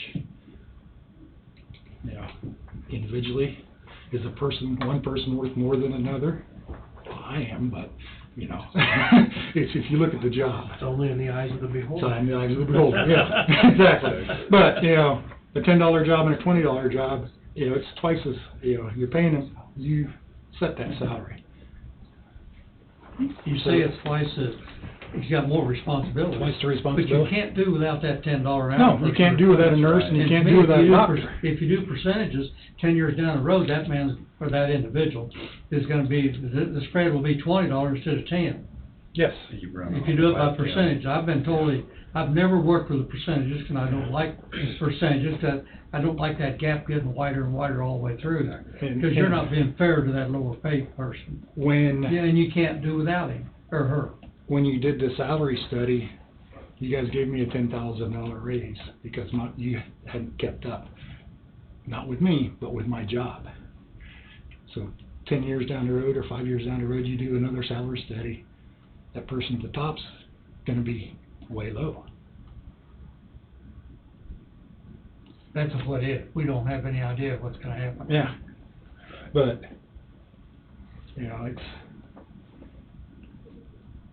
So at the top of that, the COLA was salaried at 3%. Was this done in like 2005? I mean, Which, oh, this other chart. Yeah, it was 2005. Yeah. 3.5% in 2005. And then, so the right side of it was the base, what it said. So you come down there, there's 2007, 3%, 2008, 3.8, 2009, county didn't give any, 2% in 10, 2.5 in 11, and then you get into 2012. So the CPI was 3.2%, the county gave 3.2%. 2013, the county gave 2%, and the CPI was 1.8. 2014, the county gave 2.4%. and that's based on the consumer price index. Yeah, of 1.4. So they gave 1% over what the CPI said it should have been. And in 2015, 2.35, and the CPI was 0.7. Right. That was a big difference there. And that's what Bob was leading to previously. The county has always been over generous with the COLA. I don't think anybody should complain about a COLA increase. 2016, the CPI was 0.06% and the county gave 2. 17, COLA was 1.8, the county gave 2. 18, 1.7, county gave 2. For that, In 2020, they didn't give any because of the unknown of what was going to happen with COVID. They wanted to rat hole, put the money back for what ifs, which I can understand that. And in 21, it was a 2.2, and I think we figured that into a 30 cent on an average pay of 22, whatever it was at that time, was a 30 cent an hour increase. for that 9-year period, from 12 to 20, the CPI was a 12.4% increase. Mhm. Our employees received 17.5. So we awarded the employees during that 9-year period an extra 5%. And, you know, that makes the gap between the lower employees and the higher employees, that just widens that gap out. It's Well, it depends what you're talking relatively. I'm sorry? It depends on the relative terms. I mean, yes, the gap's wider, but the dollar numbers are bigger. So you're still gonna wind up with, in a 10 and 20, you're gonna wind up with 20 and 40, still half. Which your value is still that much. But you take the salaries of the higher employees at that time, I don't know what the average was. The average currently for 2022's average employee is $22.90 for the 140 employees. This deal here, a 5% increase, you get an employee that's making, $30, he's getting an extra $1.50 compared to the person making 15. I mean, that gap gets wider. Their groceries are gonna cost basically the same. The higher employees are probably, they'll spend what they make. We fully realize that in most cases. And that's where you put them, was in that category. So that's where they started out, was qualified to make that extra money, or they wouldn't have been at that range. Mm-hmm.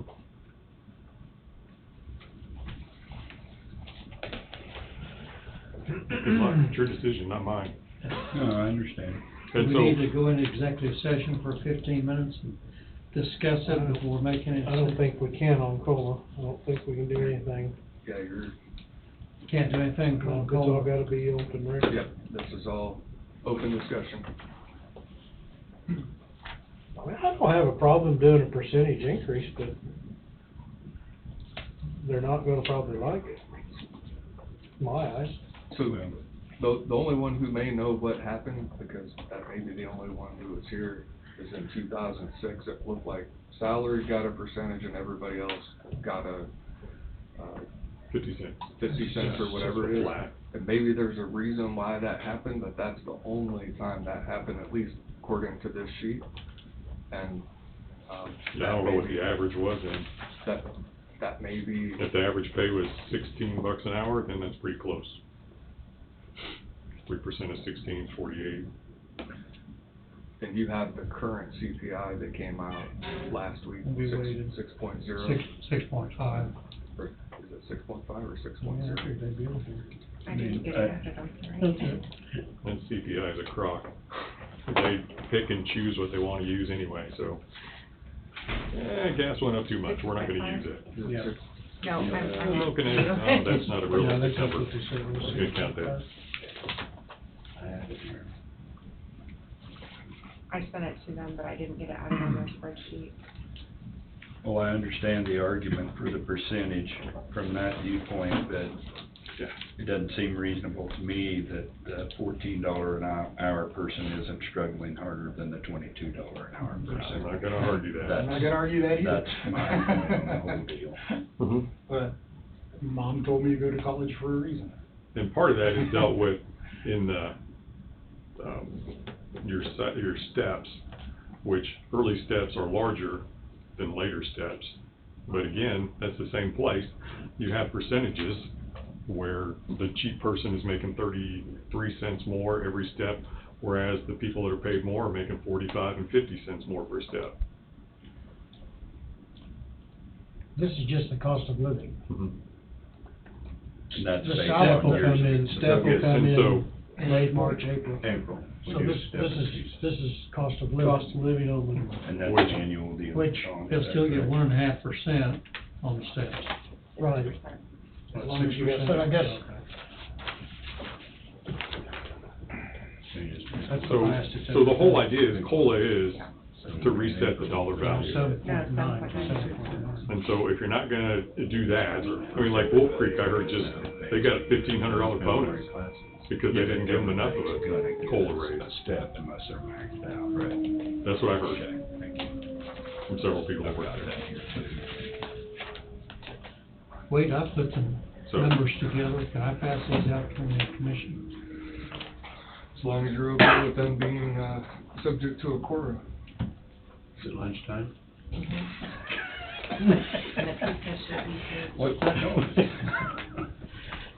So My brain's smoking, you can't see it. Yeah, well, there's hot flames.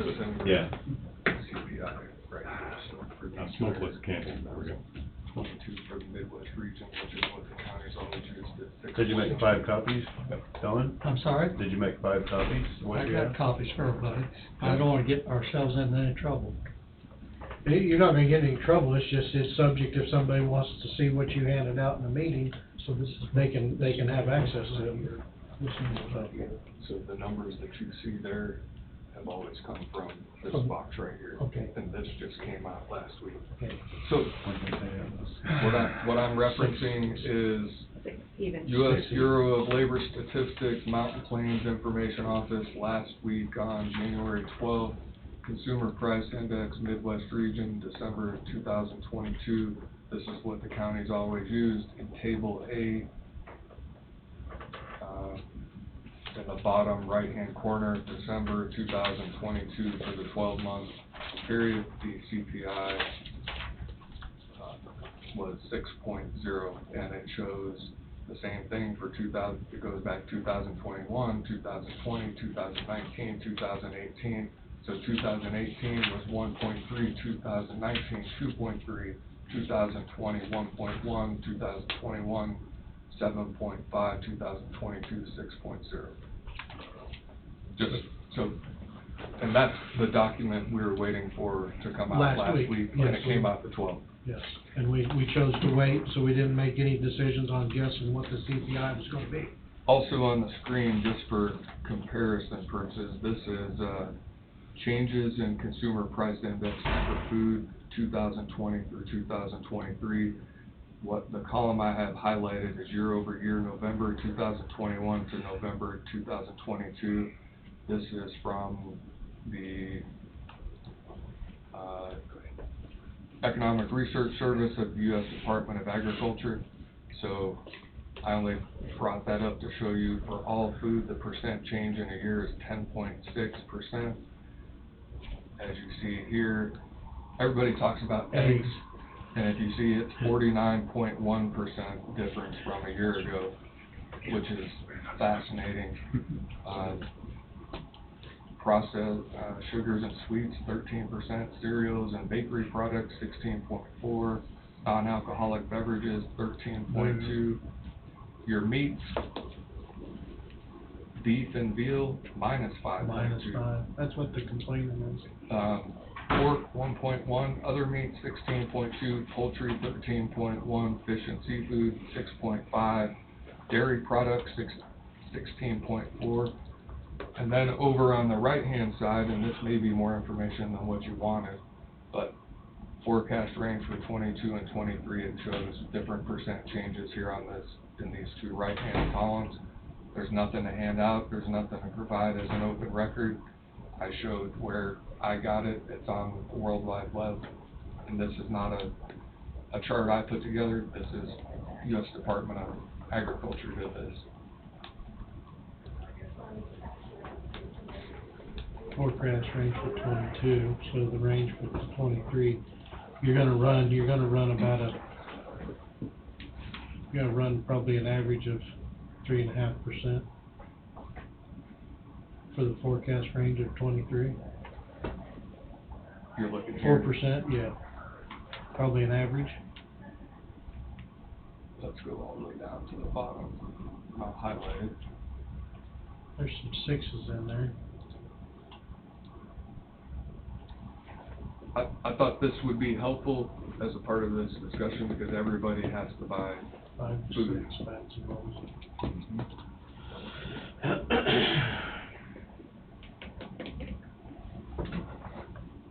You're probably gonna average 4%, 4.5%. Well, I think if I do that, then You shrink this, I already thought about that, but I can't move this without, if you shrink the picture, then you can see that corner maybe. I can't get it all on the screen, one screen though. Well, just gonna shrink it, make it bigger and make it big again. That's all right. Then we'll get better glasses.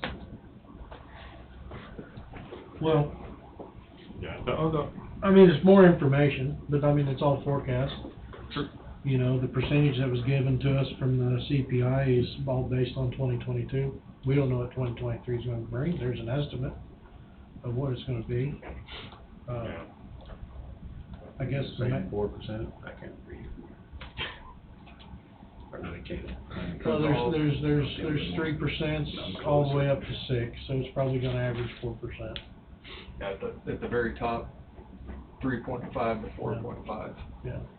Even my bifocal won't help from here.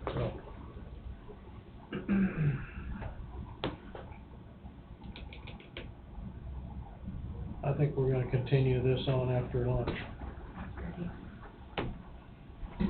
We'll just break for lunch. Okay, so you table that real fast, can I ask a question? Okay. Real fast. I just got the bond information, from the state of Kansas, that's who I make the payments to. Do you want me to submit the payments through you, like normal payment system, or do you want me to pay this like it's normal, I pay everything else, which I just pay on a daily basis when it comes due, except this is gonna come due every 6 months. It's beginning of February, I owe them interest money, September, which actually August, beginning of August, I would owe them for bond and interest. I mean, I can give you a report that shows it, but it's basically approved because if we don't pay it, then we default. So it's an automatic payment that needs to go out. And you normally just take care of that. With everything else, I mean, my commercial vehicles, Right. regular motor vehicles, You just heritage take care of tax, yeah, all that stuff just goes through and we don't give it to you. We don't send it through AP, that's just another step that we wouldn't have to take. It's through the CAGE system on the state of Kansas. I say just pay it. And then, I think Robbie made aware of what that payment is. yeah, well, that's in all the documents we already got. It's not gonna change because the interest rates are the same. But I will tell you when it's coming and what's going on. And that payment's twice a year. First one is interest only, and then the next is bond and interest. I just pay it and let us aware us of the. Okay. Yeah, so the beginning of February and the beginning of August, I'll just submit a report and say, hey, here's the bonds and what's being paid. Okay, Good for you, Wade. which is basically what they're gonna send me from the state. I'll just copy it and give it to you. I think because of the project, just coming in here and doing it in an open meeting and saying here's what's outgoing, is important because of how sensitive the jail project is. And so that's the first few years, and then once we get past year 7, we can decide, are we gonna pay it off, pay off a piece, all of it. We definitely talk on those. Okay. All right, we're gonna table the cost of living adjustment for right now. We're gonna break for lunch. 12:08. We will be back at 1:08. Okay. Oh, we got Ryan at 1. Well, I guess, yeah, we'll be back at 1 o'clock.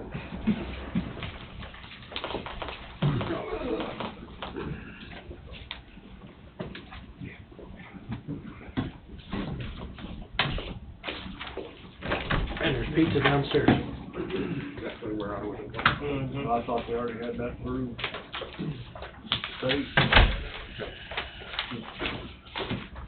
All right, we're back up to lunch.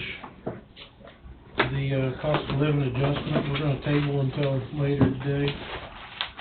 We're gonna go in and keep our 1 o'clock with the road and bridge to discuss 2023 construction projects. A couple corrections, and Ryan and Kenny with, here, because they're gonna be experts on the construction book. Last week, Saban brought a new fee schedule and presented to you guys. Does that need voted on, or can we just start using that? Here's yours from last week. I have no idea. I mean, we voted, you guys voted to retain them as our on-call engineers, which started in end of July last year, but I don't know if these new rates, if we just start using those, or if they need voted on. Well, that's our last. I thought about that. You know, to me, the dollars we're talking about in this, and as much as we use them, I'm not sure we had another vote on it to approve it. I just wanted to bring it up, That's my because fault. I couldn't remember if you guys did last week or not, and I asked Angie, and she said, well, you better bring it up, so. I gotta look back at the minutes, I don't think we took action. I don't think you did either. No, I he thought- just presented it. Saban referenced that it's not, it's a continuation of the prior Agreement between them. agreement with updated Updated figures, because pricing. there was a mention of whether it needed to be voted on, and he said that nothing's been changed. He just wanted to advise because the county's under he's the county contract engineer, so there's a contract, but the contract still remains the same. He's just updating what the current fee schedule is. That's was my impression. Okay. I mean, if we're under contract with him, I mean, it's no different than, Yeah. I mean, Does that mean the prices stay the same? No, they went up a little bit. I don't, Prices have changed. I don't have the other one since with the me. contract was agreed upon with the county, I mean, because it was started last year, and so this is a 2023 fee schedule. So what kind of a term do we have with that? I would say over and above the contract, is that what it is? Big year's term, as far as I It's understand. a year at a time, I guess that's, Yeah, I think we're not in long-term agreement. we need to go back and look at the contract itself and see if there was, I don't know, I can't remember because I don't have it in front of me, if the fee schedule was included within the contract, if it was. I don't remember I that. believe it was, Okay.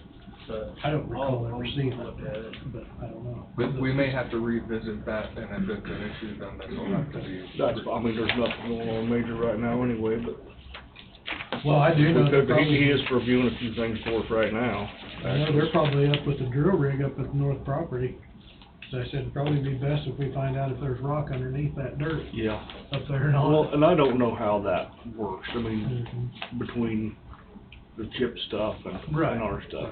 Right. I don't Well, I know he said in their computer, if they will, like, for you guys, I mean, he's got them all separated out, they're not bunching it in. Right. Once in a while, I think we were getting a bill or two. Yeah, we'll get all the bills and then we funnel it where they need to go. Right. That's kind of been happening there then. We talked about that lot a little bit before we left. Ron and I just drove by there, looked at. It was so dry when that was taken down. You want us to throw some seed in there and then put that sock down? May not hurt to try to reseed it if you're gonna have it long term, because it's just, I don't know if anything's gonna grow.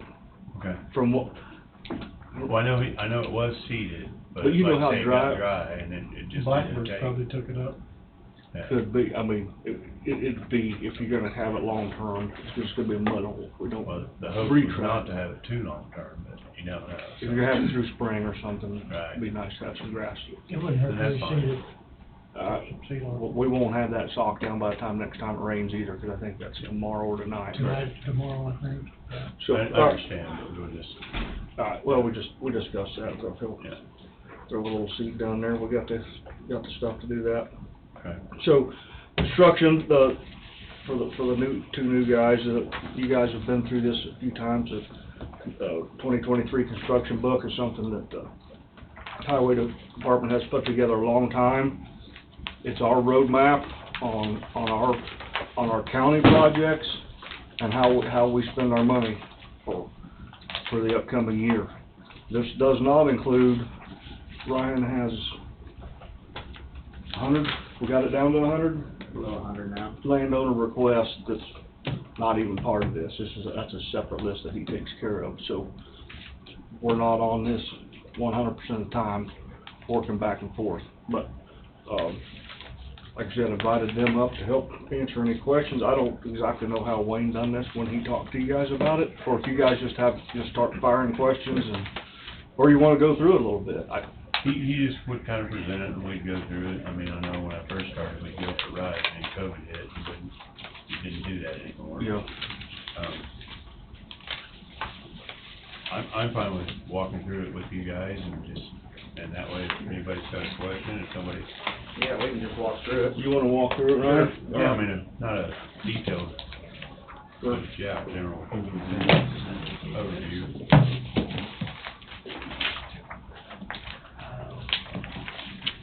Like, I'm assuming your overlays are.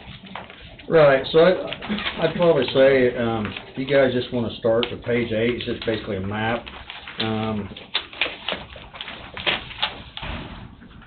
So, be the first map that we have there, and so this is just, as you're looking at this, it's got our chip and fog seal, which we're looking at doing about 58 miles this year.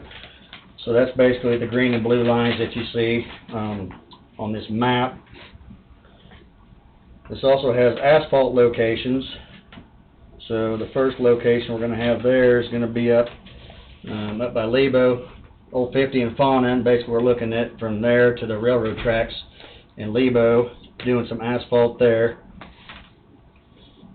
And then at 22nd and Fauna, you'll see just a dab of blue. We're just looking at doing a radius of the intersection there. That northwest corner there is just really short. We have a hard time keeping the gravel there, and it gets pretty rough. Potholes, it's not very wide there, so I think we're gonna get that widened out and get that helped out. And the other thing we have is we're looking at maybe possibility of doing something at our county shop in our parking area.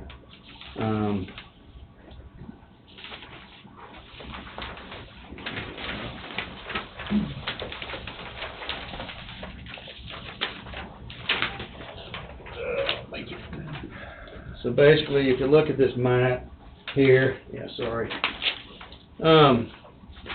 our parking lot's starting to deteriorate. You know, I don't know if there's asphalt there now or what's there. I think it's just got a really good base, but to my knowledge, it's just been chipped, and we haven't quartered yet. But I'd really like to at least look at our lanes going in and out, you know, where we're bringing our heavy loads in at least. You know, so a couple options would be just to maybe some asphalt, concrete. I don't know what the right approach there is. Think about maybe asphalt, at least for them lanes going in and out. You know, would need to be a thicker depth than if we decided to do the whole parking lot, would be another option. You know, if we want to do the whole parking lot. Recommendations are 8 inches for the lanes coming in and out, and at least, 8 inches would be ideal. And then if we want to do the rest of the parking lot, probably 5 on that area. But, you know, I'd like to at least maybe get some numbers and just see just exploring some options there, because it needs some work. And you can tell just even on this picture here, just the cracking from this aerial view, so it's pretty substantial. And the recommendations coming from Cook Flat, or just? The recommendations for asphalt depths has come from Ken Massengill at Kilo. Okay. Asphalt, I just called him just to get his recommendations.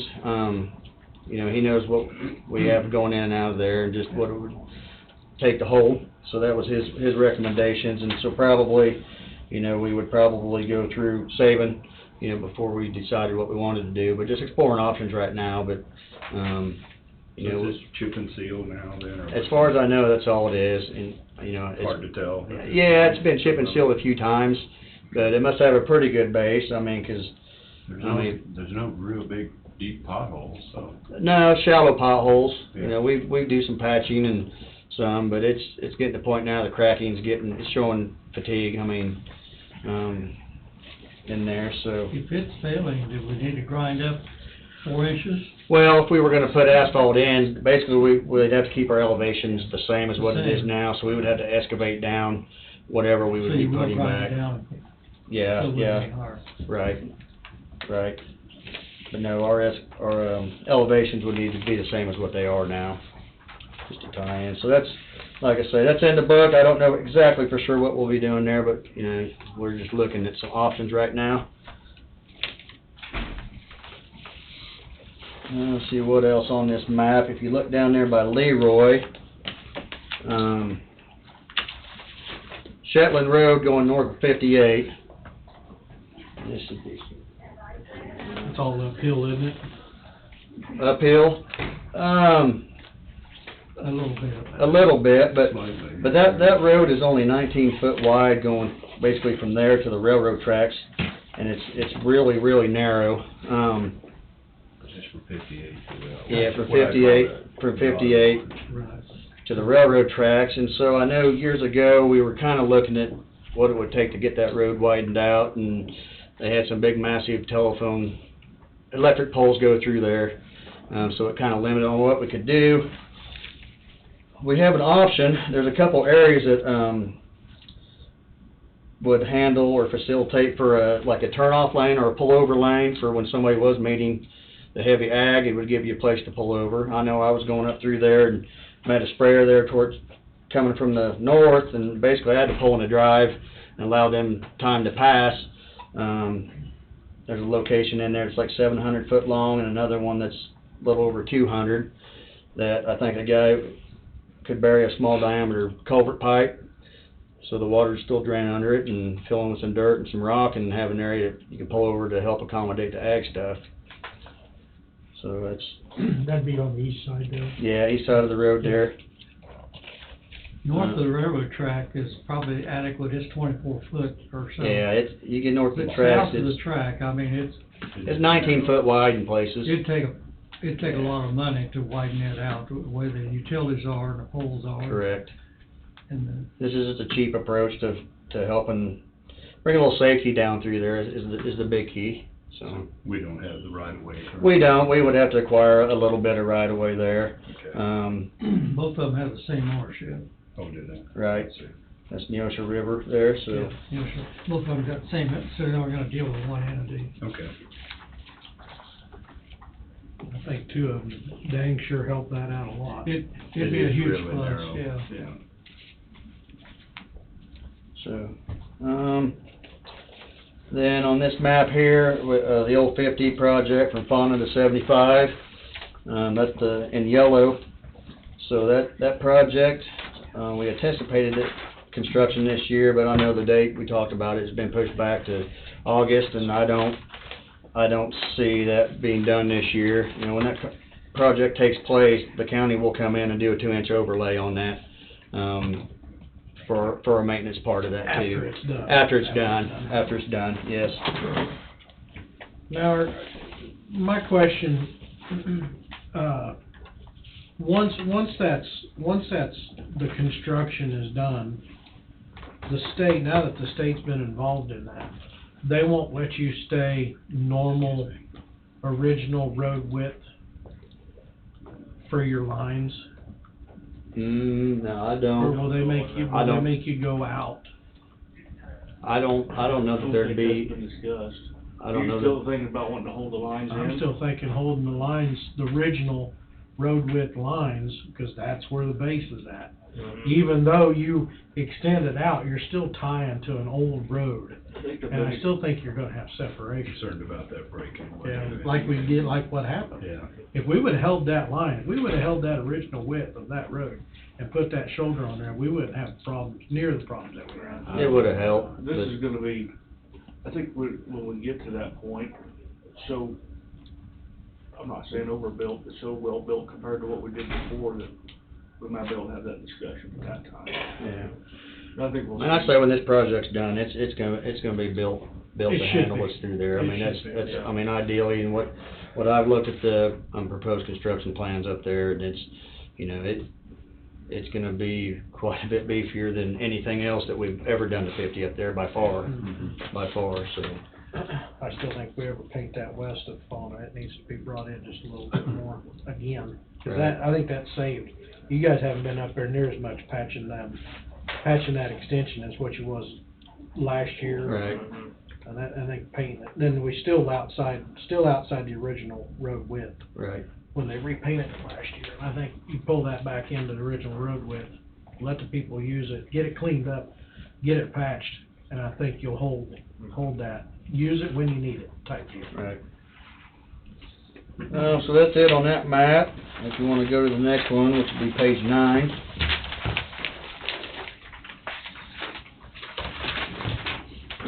So basically on this map, everything that's in red was areas or locations that were completed last year. So that's everything in red. You go down to your legend down here, that light blue is section blade project. So basically all those, I think there's 14 miles on here. Those are just basically where the blade will go in and cut the double shoulders off, and we'll actually haul them off and then wind up graveling those roads. So that's just blade project pretty much on those. Then the darker blue is just full mile replacements for gravel.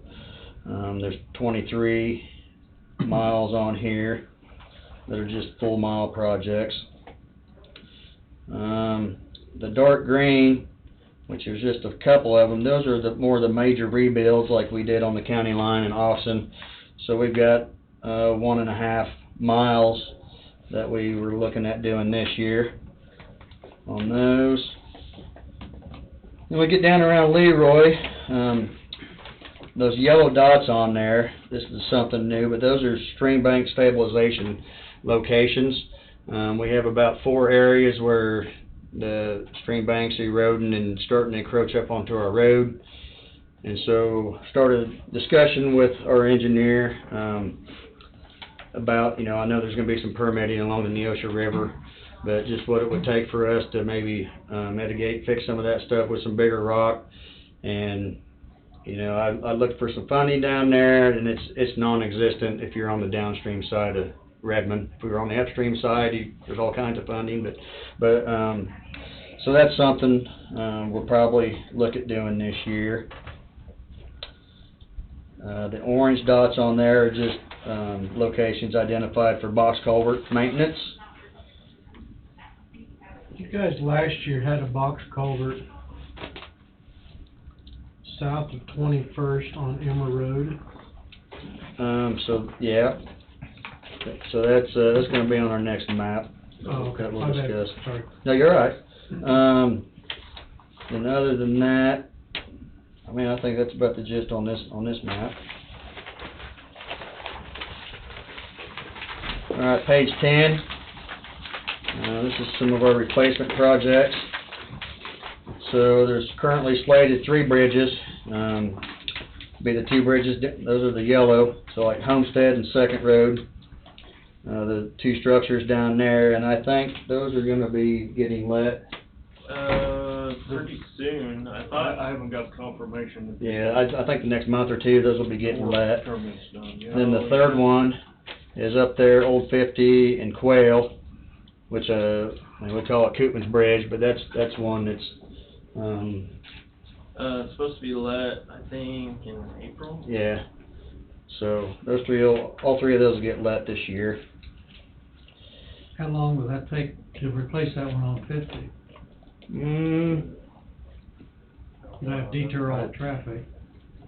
Well, so it's not on 50, it's actually Okay. north of 50. Okay, Yeah. it's right on 50 on the Yeah. north side of the road. Yeah. So how will they get in and out? How will they get? We'll leave the existing bridge in place Oh, okay. and then divert traffic. Okay, Yeah. understand. It's off of 50. Yeah. The yellow dot's off of the highway a little. Right. Yeah. All right, then we got the proposed precast. So if you look out around Matthias Lake, there's 3 locations there. A couple of them are on Oxen Road, and when we were ditching over there, we basically tore out some undersized structures that were there, just threw in some temporary culvert pipe. So there's a couple locations there that will go back with some concrete. Well, a total of 3 there. And then if you get on Emmer south of 21st, there's a structure that's way narrow, way undersized. We're looking at maybe a possible precast. It may, I don't know, we got some more work to do on that one yet, and some surveying and topo work to do, because it's pretty, it moves a lot of water, and it's pretty low, and trying to get something built up, so it's just, hopefully we'll get some of the pre-work done on that this spring, and see what it would take to get something in there. Snap tight liners, so basically those are on some of our asphalt roads where we have culverts that are deteriorated or starting to fail, and we actually go in and we line them with plastic, and that way we don't have to dig the road up, shut the road down. And those are the blue dots on this map, so those are only on asphalt roads, and I think we're looking at 11 of those locations for this year. How long does it take to do something like that? I mean, Oh, typically, start to finish, I mean, you could be a week maybe. I mean, on each one of them. yeah, typically we try to get a couple that might be together. Sure. So, because I mean, there's some concrete flowable fill involved, so you know we try to get a couple that's close together and get them ready, and then we're able to pump them both the same time. So the culvert, New Straw on the Autobahn, after the first curve going north, go over the hill, there's a culvert, and the southbound lane, you guys went in there and Yeah, put some asphalt? we've got some repair work to do on that. That's actually, It come back. that's a metal culvert that's, allowing some water. It's got a box on the inside, on the inlet side, and water's been going on the outside of the pipe, and so we were losing some material, so we need to actually excavate back some, and add an extension on there and do some work there. I was gonna say, 'cause it's moving, the hole moved, it's grown. Right. But no, that's on our maintenance list, on that one. Let's see what else we got on here. The orange, dots on here are just, crossroad, CMPs, corrugated metal pipes, and those are just on gravel roads. So there's 20-some locations, identified for replacement. And then we have what we call our oversized, CMPs. If you look up there at Lebo, the orange dot with the red in it there, basically that's a 9-foot culvert there. So there's 3 or 4 locations around the county that's basically over 6-foot culverts that, are bigger than normal, I guess, so there'll be a little more work involved in those. That's the one down in the valley there. Yeah, it is. By, Yeah, it is. downtown. So there's quite a bit of engineering involved in those, just because of the amount of drainage that goes down through there, and there's a lot more permitting, on those size culverts. And there's a big water line right on the north side of that too. That's about hanging over the Yeah. creek.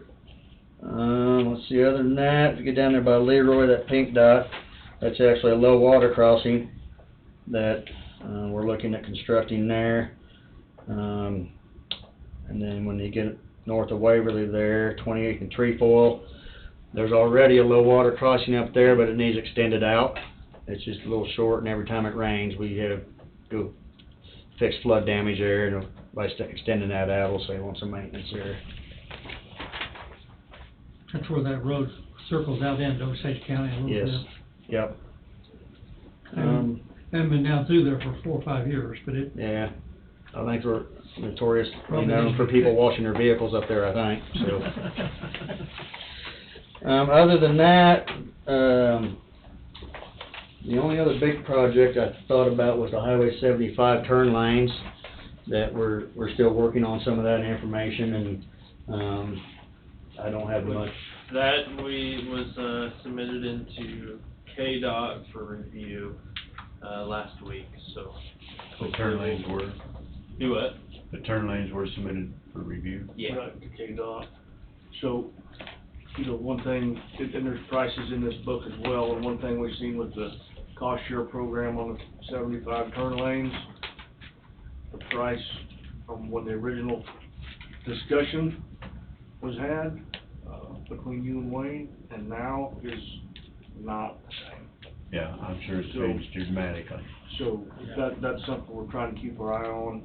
Same with Bridge 127, 128, those estimates are, they're not scary, but they're not the same either. But, that project looks like, if it was bid, and that was BG doing that, said construction companies are so busy, chances of getting those rolling in 23 aren't real high either.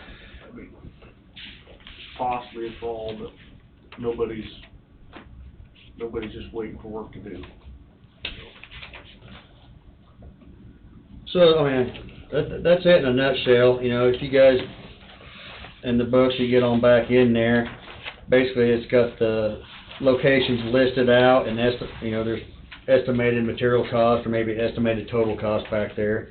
It's something new we put in the book this year that we haven't had in the past, but,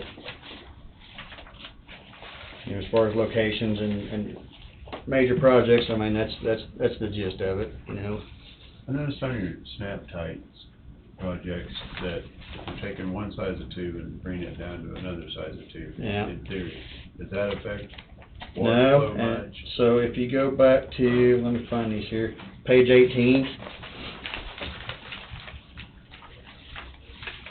I mean, it doesn't affect, The flow rate, water, the flow rate, flow no, rate. and I was gonna show you here, so, it's like second or third from the back, page 18. If you get down at the bottom, snap tight culvert liners, if you go the second from the right column, it sort of shows the flow rate percent, and so that basically shows the flow of water from what we're changing. So like on, say, number 3, it shows a 34-inch by 24-inch existing culvert. We're going with a 29-inch by 18-inch, and actually the flow rate's going to be at 143% of original. So the least amount's 102%. So just the difference of being smooth wall pipe compared to corrugated. Yeah. Okay. That seems unreal. Yeah, Makes a difference. Yeah. That corrugated will slow it down a lot. Yeah. I seen that, but I didn't know exactly, I mean, kind of guessing at what Right. consent you're trying to drive at, so Right. it's awesome, that's some good information. Yep. Right on page 11, roadway shoulder spraying program, you're spraying all of 50 and a little bit of the nuclear plant and then a little bit east of Burnt. Yeah, so basically those are What kind just, of spray are they putting down and how wide? And how do they select the roads that they're gonna spray on? well, those are wide shouldered roads. Typically it's gonna be wider than 4-foot shoulders is where they're spraying. You know, I think all those roads should have at least a 6-foot shoulder through there, or wider. And what kind of spray? Roundup with Sierra, You're spraying to kill all the vegetation. And then you're putting a surfactant.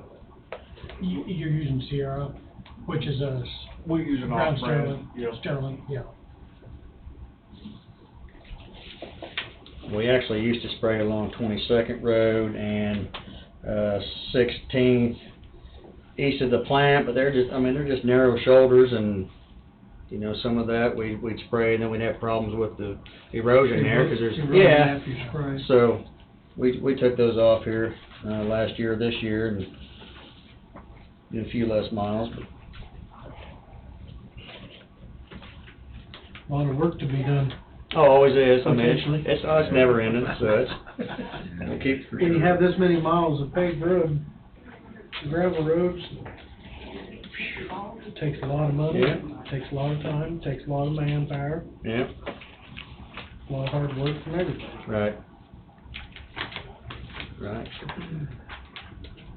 Do we need a motion to approve this, or? I don't think years, it's ever some been- years there has been a motion, some years there hasn't. I mean, it's just more for your information more than anything, I think, and that way you guys could ask questions and kinda have an idea and what we're doing. We didn't want you to do any of this, we can give you all the money.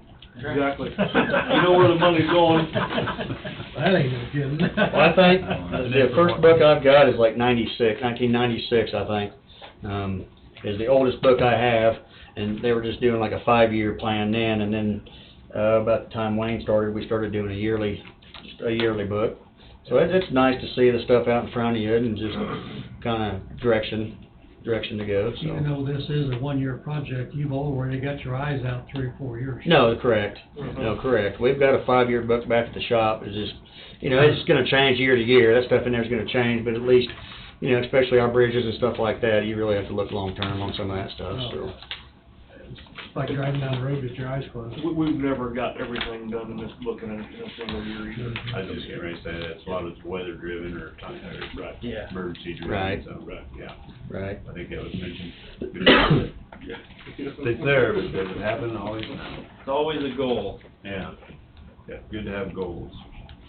So that's Very good. That's all I got. Well, looks good. Everything looks good on paper. All right. If it only It'll worked, look better once completed. if it only worked that well. Yeah. Yeah.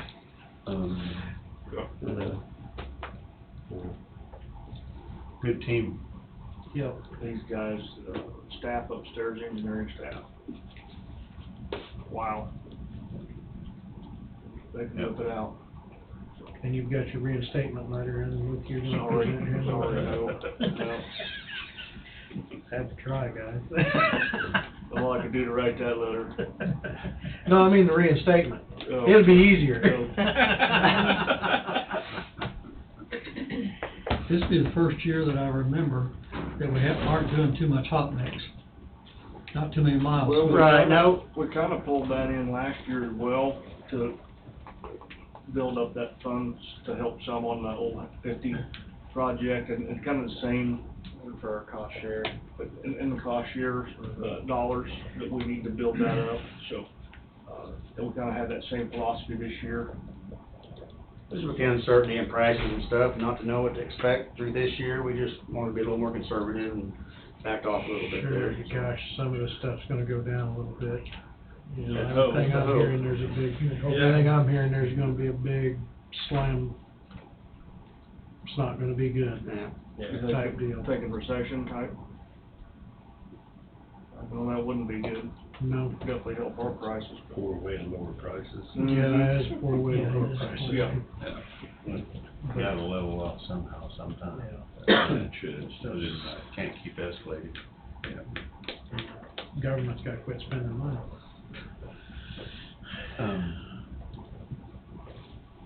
I just texted Wade, see if he's available to see. I wouldn't mind a 15, 20-minute executive session with Brian Dirks and the commission, and possibly Wade, to discuss non-elected personnel. Okay. And Jeff too, for that fact, I guess.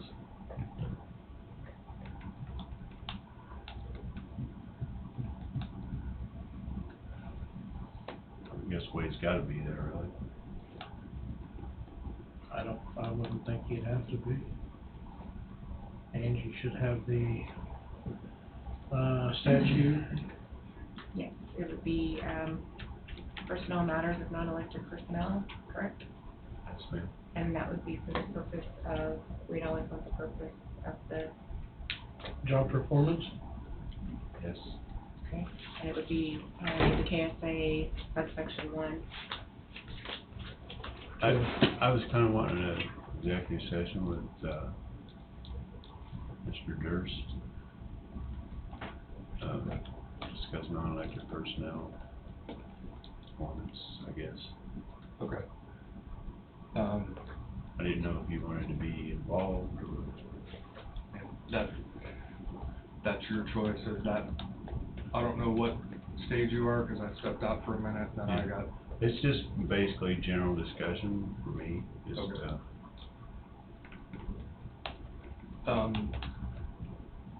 If he stays, are the two of you leaving, or are you guys together? We've got 2 trucks. Okay. I did wanna bring up something with Kenny Roney. Okay. Before he leaves, so that I can get that. I'm in no hurry. Okay.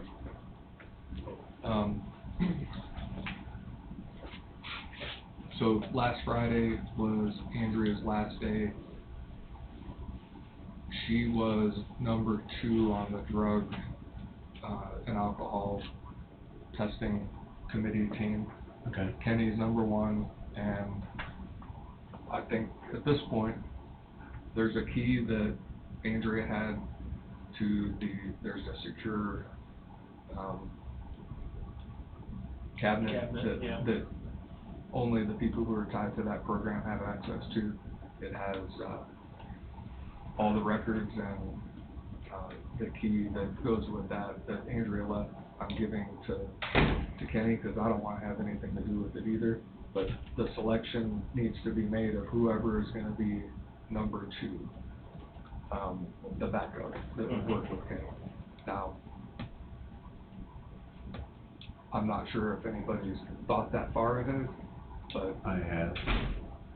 my suggestion would be, since under the current drug and alcohol testing policy, you have the CDL side of it, which is mandatory, and you have safety sensitive, which ties probably Tom Johnson, the sheriff, into it more than anybody else. I would suggest Kenny and the sheriff, and I don't know who the sheriff would delegate that to, but I wouldn't have no problem with that at all. I wholeheartedly agree. Do we And need he to can make a delegate motion? anyone from his We organization. really can't make a motion on it, because we don't know if the sheriff's gonna say, not my baby or not, so. Well, I think he'd need to come up and say he has that blessing. One of the other things that goes with that policy is if I understand right, if you're under, you know, the county still has reasonable suspicion, pre-employment, post-accident, anybody applies to that, but everything else is under this random testing umbrella. For those who fall under the random testing umbrella, then either Kenny or the sheriff would test if somebody refused. Historically, the way that reads, they have the ability or right to terminate. And I think from this point forward, probably if the sheriff is going to be a part of it, he'd want to know what those boundaries are. Now, the tricky part is, you know, I guess if it was one of the employees under the sheriff's department, Tom's an elected official, and as we know, elected officials and non-electeds are different. But I just want to get it all out there, and I'd suggest, if that's the direction the board wants to go, is to get Tom up here and have him say, and then I think you'd need to make a motion to add him so that if there were an issue later on down the road, that there is clear direction from the commission that he has that authority. I don't think Tom will do it if you don't give him that authority. Well, I don't think he wants to mess with it. If he can't make the call at that point in time, I think he would decline. I think he needs to make the call at that time. Because he knows the circumstances, he Right. knows everything about it. Issue number 2, the file cabinet where all of this, these records are maintained is full, so another file cabinet needs to be sought out and purchased. And Kenny and I talked about that here several weeks ago. I don't think that they're fairly expensive to provide what's needed. Is there a timeline that a person can purge that and get rid of some of the old stuff that you might not need, that you might not be required? I will tell you, because I'm not a part of that, I don't know what's even in that file cabinet. I've not opened it. Kenny? Yeah, it's just, the employees', drug testing records. How long do we gotta keep that? God, they said. Anything personnel, I mean, isn't that lifetime? So, Lifetime of that employee's employment, or? is a it lifetime as long as we have records. Okay. Can we archive? Can we archive and scan it and put it into I don't even No. know what it looks like, so I'd have to look at something and make that determination from there. Yeah, I think the records for the employees have to stay there. I mean, I think they have to be there until, Indefinite. yeah. Are they in a fireproof cabinet? No, it's just a regular lateral pull-out metal cabinet. I'm surprised they don't have a fireproof cabinet for. I mean, that might be what, since looking for something new, that might be, the next. To me, that's where that kind of stuff needs to be kept. and the bad part about that, the fireproof cabinets are only good for so many years themselves. Yeah. Then they start deteriorating and breaking down. Don't we have a records room that a person could hold? Do you have storage in the salt mine somewhere? We do. I was thinking we had some storage out of Hutch. Yeah. I mean, that can be looked into. I don't know what's there and how far it goes back, do you know? Yeah, I think from the beginning, but. From the beginning. So I mean, this may be a good. There's gotta be a timeline on this. Wouldn't there have to be records for existing employees would have to stay in there though? I would So, think. but if we were going back to 1990 or even further back, I mean, Yeah, yeah. Yeah. I'll bet we can answer that question next week when Christina shows up. So I guess the immediate concern is who, you can run it by yourself. Yeah. For right now, Yeah. if needed.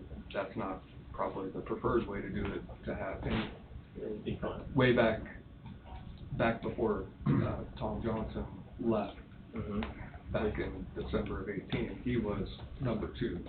Yeah. So it's not like you haven't worked with him before. Right.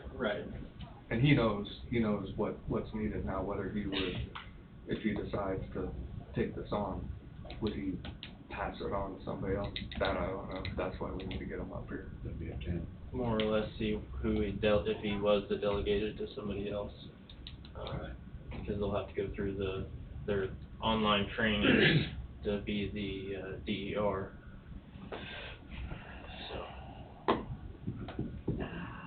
So those were the 2 things I wanted to bring up while Kenny was here, since he's tied to that. It makes sense to me to have the sheriff on it. Those are the 2 entities that are tied to it, so. And just so everybody knows, based on the definitions of safety sensitive, the county attorney's office is in it, including me. And even if I wasn't in it, test me anytime. You can tell me to go test right now, if you want to. I kinda need to, actually. Too much tea. Too much tea. Yeah. All right. So no, it's not a real, my reading from the executive isn't real touchy, I don't think, just a general conversation. Okay, but one you feel is needed in a executive session because of non-elected personnel that deals with, employee performance, evaluation, something of that All the nature. above, yes. Okay. To discuss it in an open session would potentially be, something you wouldn't otherwise talk about somebody's, employee status in an open session. I was trying to make sure. Basically, I think, I think it's just a little sensitive, if you will. So initially, you did state. I think I'll pull the Jeff Fire out, no offense, Jeff. No, I was actually thinking about suggesting that. Okay, I would like to just Brian and the board. Oh, I didn't know you had mentioned Jeff. I did earlier, but I'm gonna withdraw that and Yeah, just stick with I'd that. say if you're gonna talk about an employee that way, then you need to send that employee. Do you and I need to have a short conversation? No, I think I just want it to be clear, the reason why you're going in and it's for the non-elected. I mean, I think I know where you're going. Okay. But, I think, in my opinion, you've gotten there, and if anybody on the outside wants to have issue with it, there's plenty to cover going in. Okay. 30 minutes? No, 15. 15 minutes. You can move to recess an executive session for 15 minutes to include county commissioners, county councilor, Ryan Durst, discuss personal matters, non-elected personnel regarding job performance under Kansas Open Meetings Act, KSA 75-4319, B1. I will second. Any discussion? Hearing no discussion, all in favor say aye. Aye. Aye, motion passes. We will enter at what's that? You gotta give yourself time. Yeah, Tea time. 49. Will you need us for anything when you come back? I don't believe so. Okay. Or I don't, anyway. I don't know. You think so? Okay. Thank you very much, though. Somebody to work on that blade, Brian, before you get done. Hey, Kenny, Yeah. what's your job title? Engineer technician.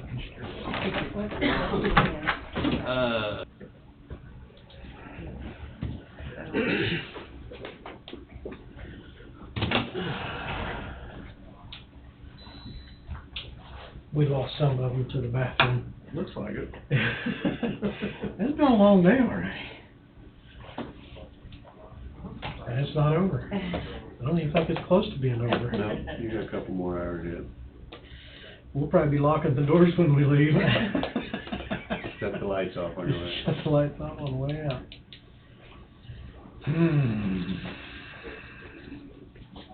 We've got another executive session. You know, right after this. No, it doesn't have to be right after Oh, this. okay. It's right after your economic development. Oh, Yeah, and I just got that this morning, just so you know, that's why I didn't get it prior, so I'll be right at you. I have to hurry up and get the motions ready and everything.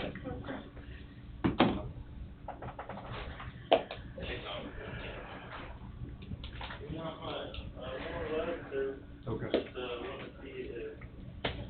Are you're going into your Zoom? Yep, I have to pop in for just a minute and then I'll be back. Okay.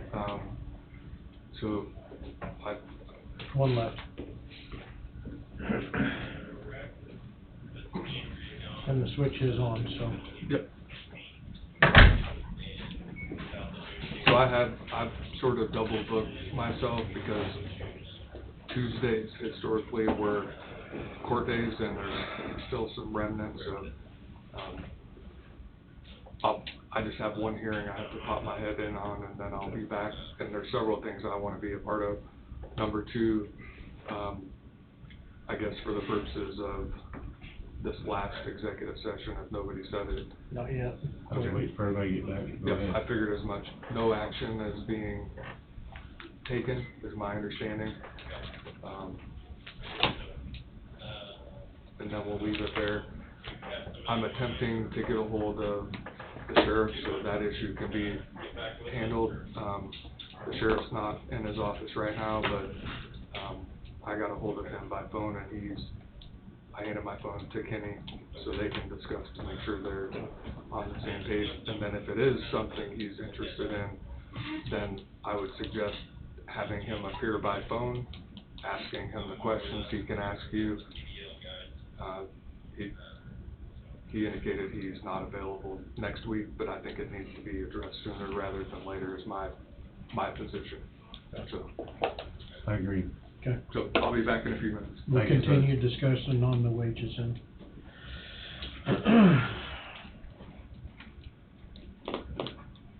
Crickets. Cost of living. Yeah, cost of living, yeah.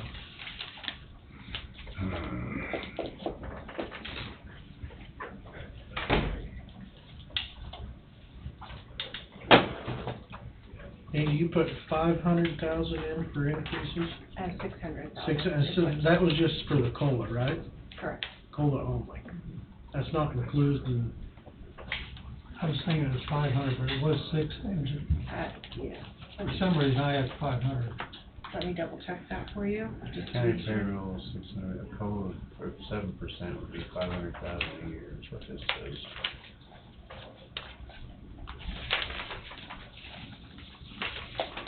Then you got your step increases coming after your COLA in April. That's which gonna is- be another 500,000. That should be in their budget because they budgeted for that. Correct. Oh, okay. We-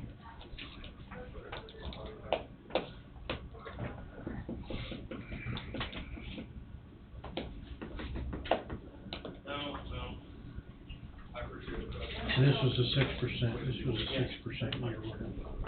That didn't stick in there. Yes, it was 6% for sure. Yeah, I didn't get that in there. Okay, that's fine.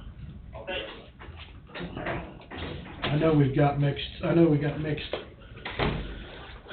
thoughts on percentages or cents per hour.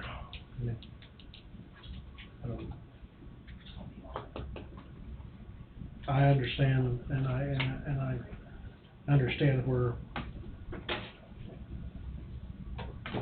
Treasurer's coming from, I understand where Brad was coming from. So if we do cents per hour, then what about the salaried people? It would be so many cents per hour to them as well. Take their salary and divide it by 2,080 and whatever that is. Yeah. If I remember So- correctly. It would be an equal increase throughout. So they would be getting a raise? They would be getting a COLA. Okay, I was form something contrary to that. Your salary, your department head and salaries will get, other than the commission, will get, the same increase. We exempted the commission from any cost of living or, that was a couple of years ago, if I remember. We haven't done anything on the commission for 2 or 3 years. Actually, it went down, it We went from actually like lowered 30 it. Yeah, we went to down, 30. we're down probably 3,000. 2,500, I 3,000. see. We lowered that, and then we haven't done anything with it. Now, we did that the same year we did not pass out the cost of living. Yeah. We deducted Because- 3,000 off our salary and opted out of any cost of living raise, because, to be frank, I'm not here for I mean, the money's nice, but don't get me wrong, but it's not my main Exactly. reason for being here. Well, it'd be kinda hard for me to get in here one week and ask for a raise and that. Oh, I would- Well, we do that in Congress all the time. I wouldn't do that. What, you guys don't want a $5,000 raise? Well, that'd be fine, but that would be pretty ugly. I think that'd get your phone ringing. Yeah, I guarantee you. Emails all over the place. Yeah. All on how Mark spends it in the paper, right? You know him well enough, that's right. Well, how much? I don't know, I guess the floor's open for discussion, guys, gals, whoever. So last year Trying to was, pull it up. I'm sorry. Oh, I was just telling Don, I'm trying to get it to pull up, it's slow.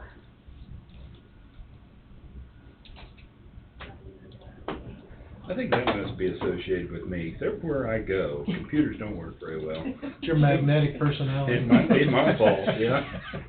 I know I'm a good conductor of static electricity. I don't know Me if too. that has anything to do with it, but Me too. My wife shocks me all the time. I'm Blue Spark special, I'm telling you.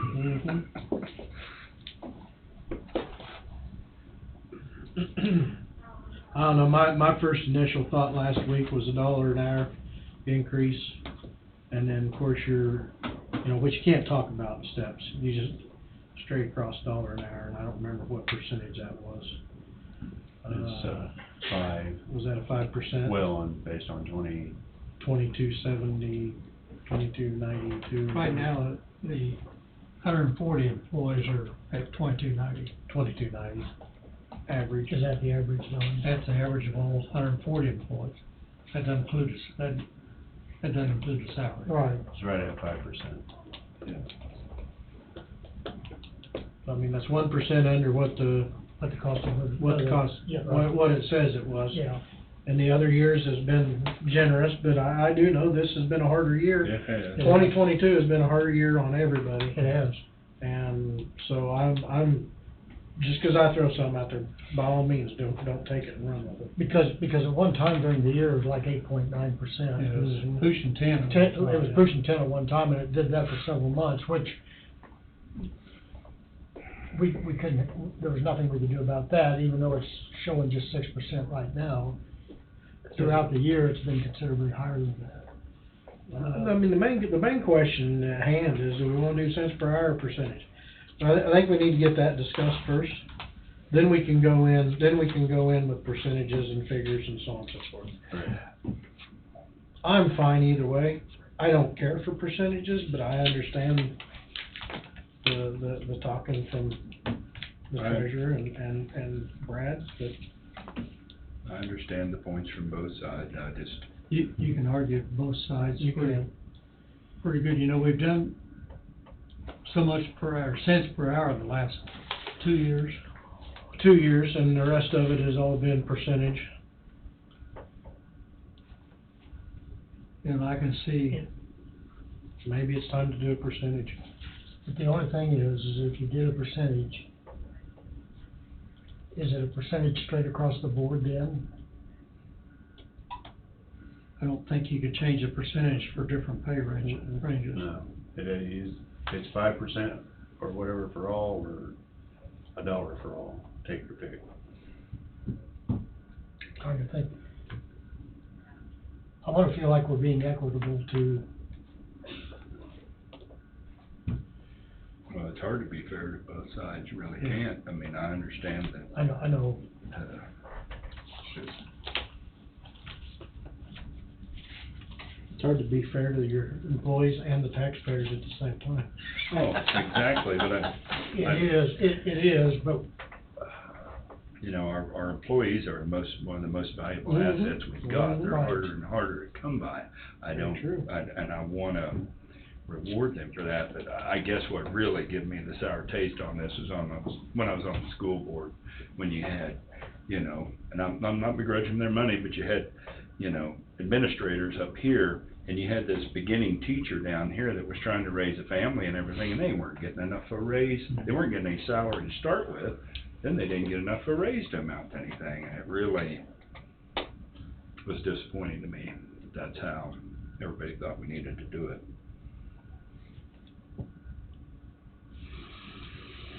I'm, definitely in favor of cents per hour, whether it's 80 cents or $1.20. But I can also see those that would like to have a percentage straight across. And we've done so many cents per hour, 30 cents and 21.75 cents last year. And those weren't very big percentages, even for the lower one. I would be in favor of doing more than $1 per hour if we chose whatever that figure was. That would be my thought. We've done the cents per hour 2 years, and we can't speak for the commission down the road. And maybe it is a time when we could do a percentage, and in a year from now, go back to the cents per hour. I'm not gonna fight either way. And we can't. I just have my opinions. And we can't put a precedent in place for the next commission either, or the next year. Well, Did we determine it was 500,000 or 600,000? It's 600, yes, I just verified that. What was 600, I'm sorry? What you guys approved for wage increase. It was 600, Angie? Uh-huh. For some reason, I had 500 on mine. Total employees, 140, no, There's 140 employees and 12 salary. 152.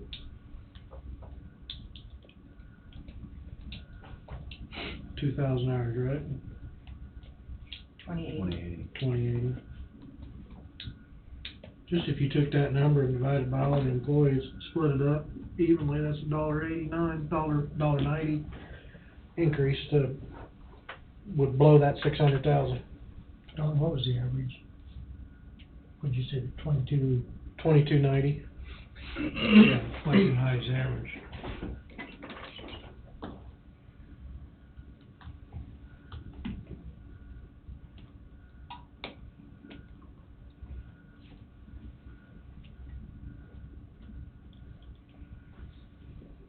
If I remember right, everybody was asked to put their cost of living raise in their budget as well as their step increases, am I correct? Yes.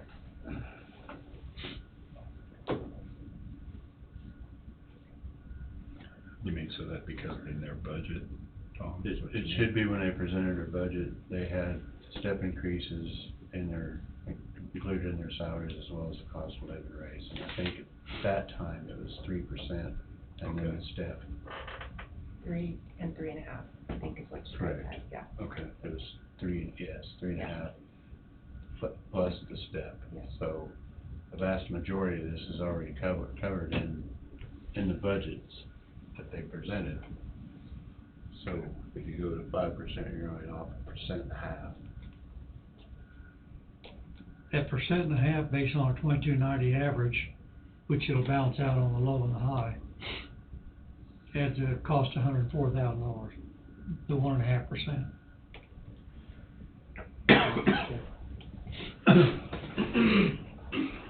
So I can throw that out there.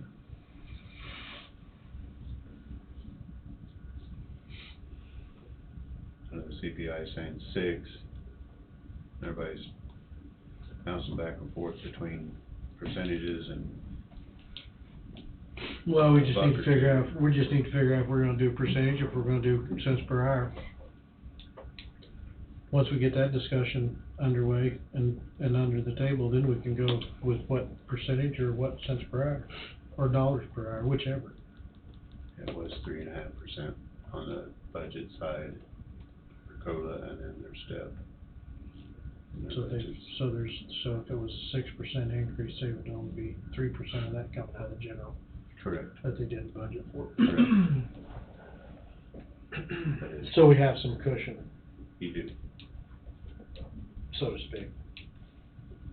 But just because we got it, we don't have to spend it. But this has been a heck of a year for everybody, I agree. and I want to be able to reward the employees as much as possible. And last year, we didn't hear anything about cents per hour versus a percentage. Well, this year we heard some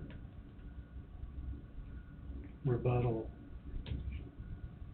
about the cents per hour increase versus a percentage.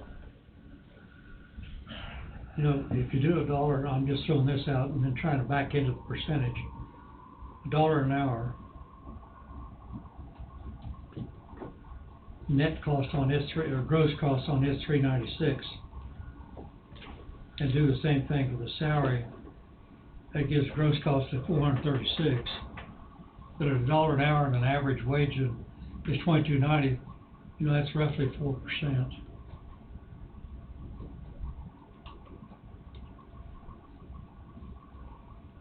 Or if you go to $1.20 for the 140 employees, that's $454,000. For our salary employees, that's $46,000. That's a total cost of $500. I guess, you know, it depends on how far up you want to go. Jesse, did I understand you before? You said like if we were say $1.80 or $1.90 would burn up all the money that was allotted for it. Is that correct? I think that's right. So there you'd be looking at what, $1.50? $1.50 plus the So we've got step. 600,000. Yeah.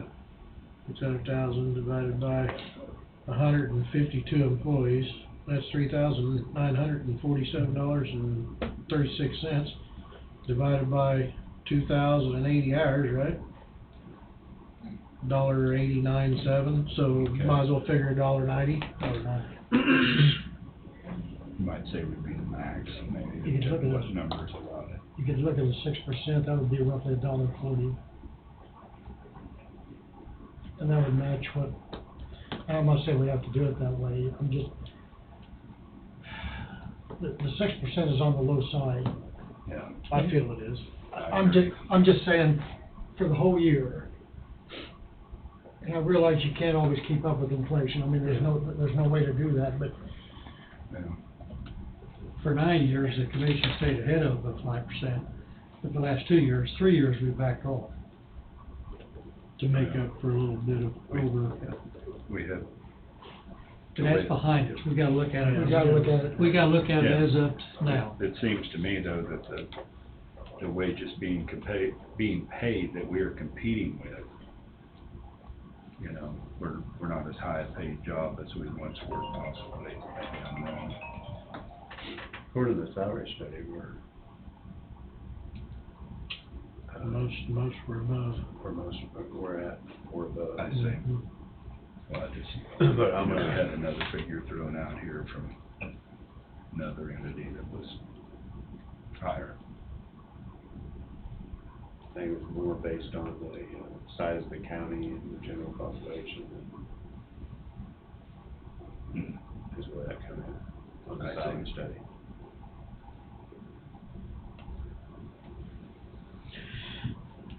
I'm gonna say we go percentage. Motion? You want a motion? I'll make a motion, we cost of living goes percentage. Tom's got a motion to do COLA increase as a percentage increase. Is there a second? Saying 6%, Tom? No, We're we're just We're discussing. just gonna do I'm Percentage. just saying go percentage as opposed to is a flat rate. Yep. I'm not saying what So- it is yet, I'm just saying. So the motion is to do the COLA increases as a percentage. Cause I can see us volleying this back and forth Yes, across the night for yes, another yes. hour. Right. So. I would second that motion. Steve, second. Any further discussion? Hearing no discussion, all in favor say aye. Aye. Aye. Okay, that was easy enough. Now we're going percentages. What percentage?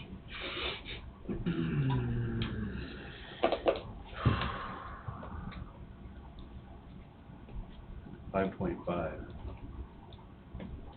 We've got a 5.5. I was thinking 6. Do we need an auctioneer? Any of y'all auction back there? Nope. You want us to go lower? Okay.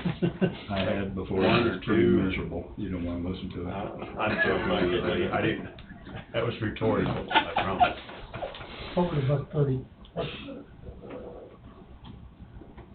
Was right at 5. It was right at 5. Okay. That's why I thought we split the difference, just do 5.5. Just my thought. You can do 6 if you want. That 0.5% difference between that and the sixes. I'm not sure what dollars that would be, but, my thought is I'd probably lean towards a 6, because that's what the actual cost of living was. I would lean towards a 6. Just, and I know we've got to be watchful of our tax dollars, but we're looking at almost a 10% cost of living early on, and I realize it's being backed off, but Not my whole money. no, but I just, That's already been paid, that first part of the year, That- hasn't it? Yeah. So I'll make a motion then. COLA will be 6% across the board. Tom made a motion to, do the CPI percentage of 6% to all employees for 2023. Do we have a second? I'd second that. Wade Thompson seconded. Any other discussion? And that's nothing for the commission. It stays where That it's is at. correct. It stays where it's at. Yes, that's where it's at. So do you want me to add excluding the commission? Excluding the commission. Yes, ma'am, please. And the county clerk. No, I'm just kidding. Keyboard froze.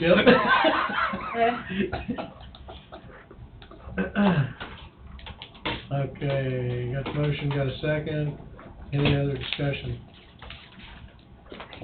Here of no discussion, all in favor say aye. Aye, motion passes. See how easy that was, guys? Yeah. 6. And Will we discuss the step increases come? we'll discuss that. Okay. Yeah. What dollar amount is that total? Follow up, Like for the county. Just a second, I can tell you. 500 and 6,000. That's probably gonna be more than that.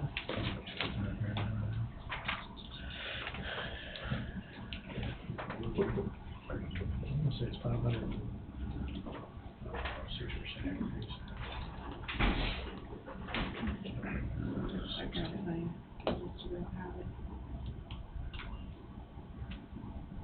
What is our total gross wages? Give me 1 second and I will tell you. I'm working on that right as we speak. I had it ready to go to plug a number in.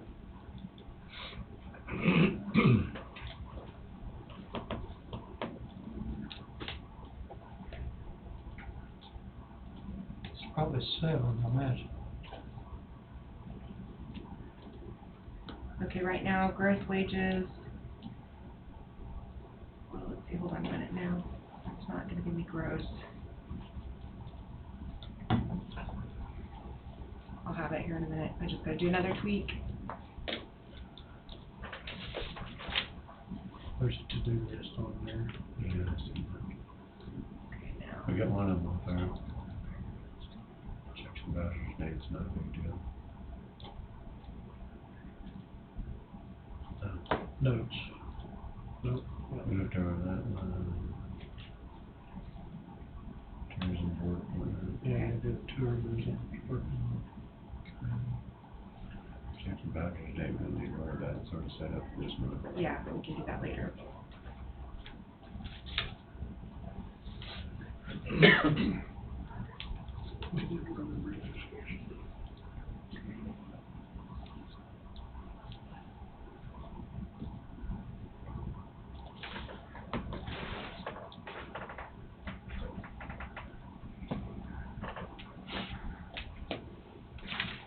Okay, so currently, total annual salary is 7.8 million, and that will make it 8.3. Oh, 8.3? that's what the raise. Yes, that'd be a difference of $472,645. That'll increase the cost $498.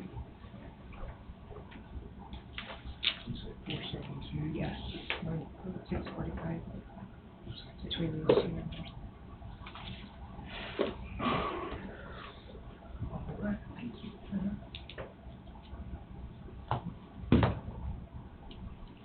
Yeah, that one's done.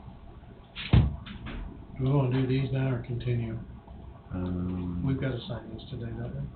Yes. yes. Do you, Well, Wade said he had an executive session, is that correct? he had something, Yeah.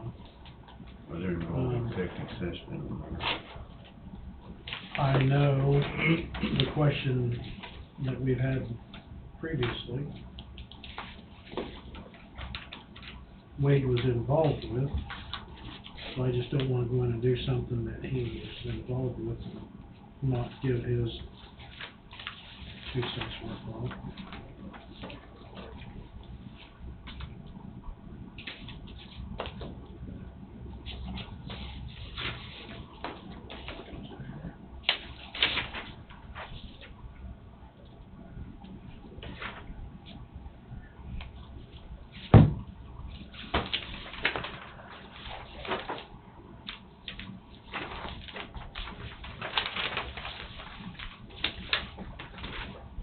Them's in here, right? Yep, that all goes in there.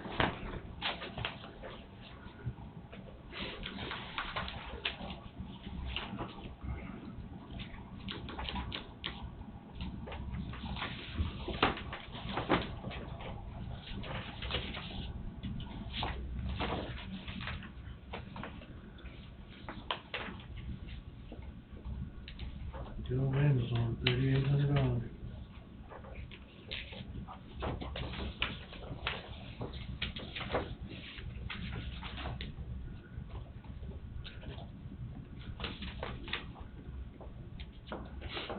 Do you want me to prepare a memorandum from you, that whole part answer right? Okay. Or do you want me just to email it and then? I just email them. Okay.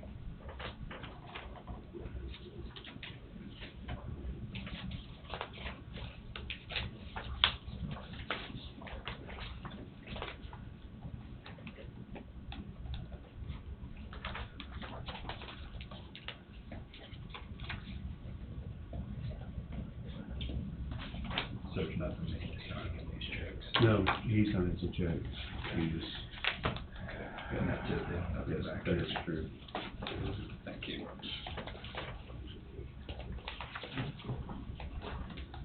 Coffee County Hospital Board, $1,056,972.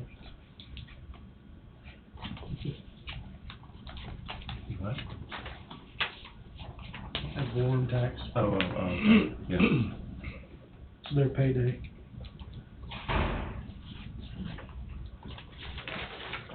Coffee County Library. Yeah, everybody's getting paid today.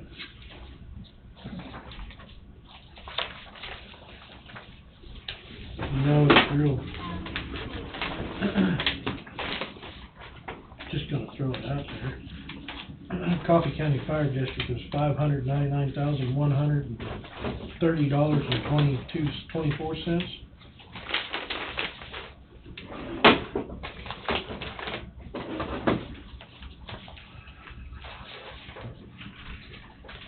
The library's funding is more than the fire department to keep your house from burning down funding.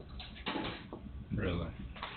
Library, $796,855.94. Signature, right? Yeah, Jim. Yeah, That all covers every signed, library. just every library in the county, which is protected by the fire department. That's true.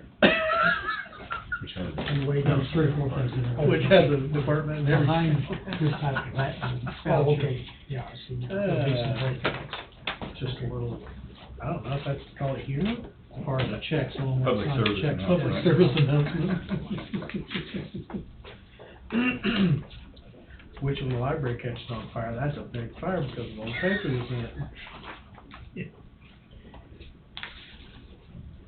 I've never seen a library catch fire, and I hope it never happens in Coffee County. Yes. You don't drink any of this one? No, no. checks themselves, Jesse's on, Okay. Jesse and, Right, Tom. and Angie. All right, okay.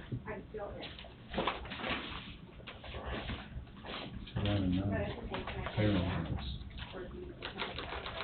Is that the old one? Is that where it started out at?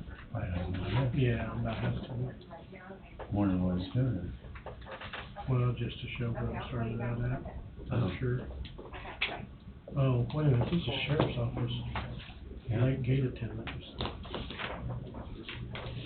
Seen it anywhere, but I don't think it's right. She wants these checks.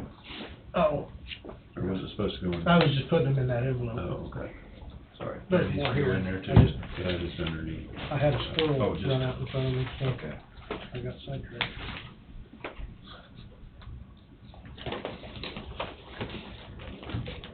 There you go, ma'am. Thank you. Oh, this is just tax abatement.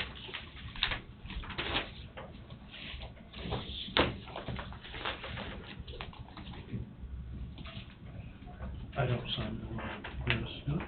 No. Just the top page. Yeah. You sign- Is there anything you guys see you want me to add to that to do, that, you know, help, because we can just run it each week.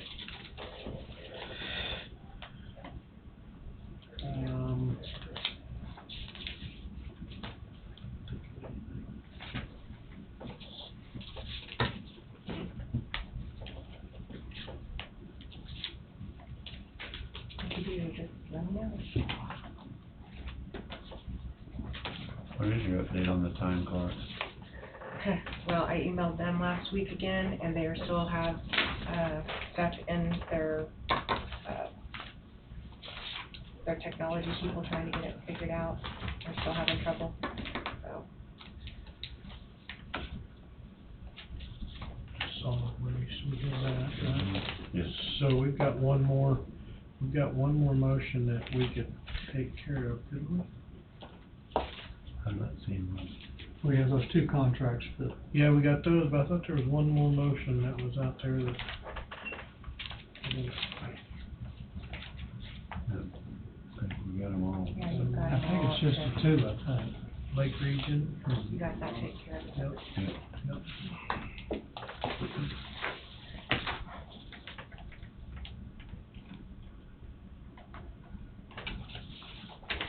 Okay. Then we'll just pass these on, maybe. I'll see if it's available, I guess. We haven't even had an executive already. Or what do you I don't want? have to sign this one. Oh, no, I'm sorry. You know, we can go in executive session for them. You can. I move that These here are some of the budget items. the board recesses into executive session for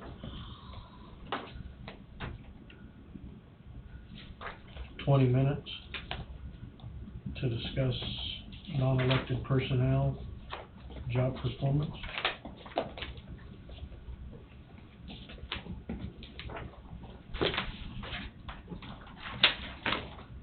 Who included Jesse? Just the board, Oh, okay. How many? 20 minutes. I so moved. Second, I'll second, I mean, he moved. I I'm moved. second. Tom's second. Any discussion? Hearing no discussion, all in favor, say aye. Aye. Aye, motion passes. We will enter at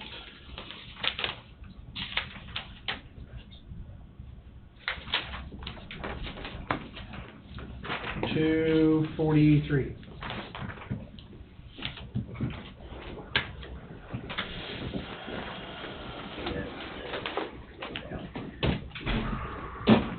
Get rid of this for me.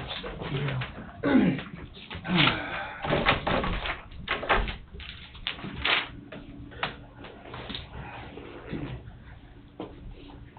Sorry, we had a little We're back in.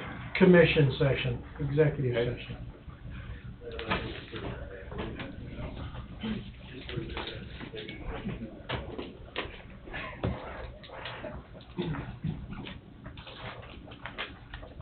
So let me get somebody on the phone. Did you say you had an executive session today as well? Possibly, we'll see where we go, but I have, to revisit, since Kenny's here, the drug and alcohol, got a hold of the sheriff, I'm gonna get him on the phone, and you can talk about that, if there's any questions, make sure everybody's on the same page, that's my main, Okay. Okay. But he can't be here in person, so he said he'd appear by phone. Sound good? Sure. Great. Let your fingers do the walking.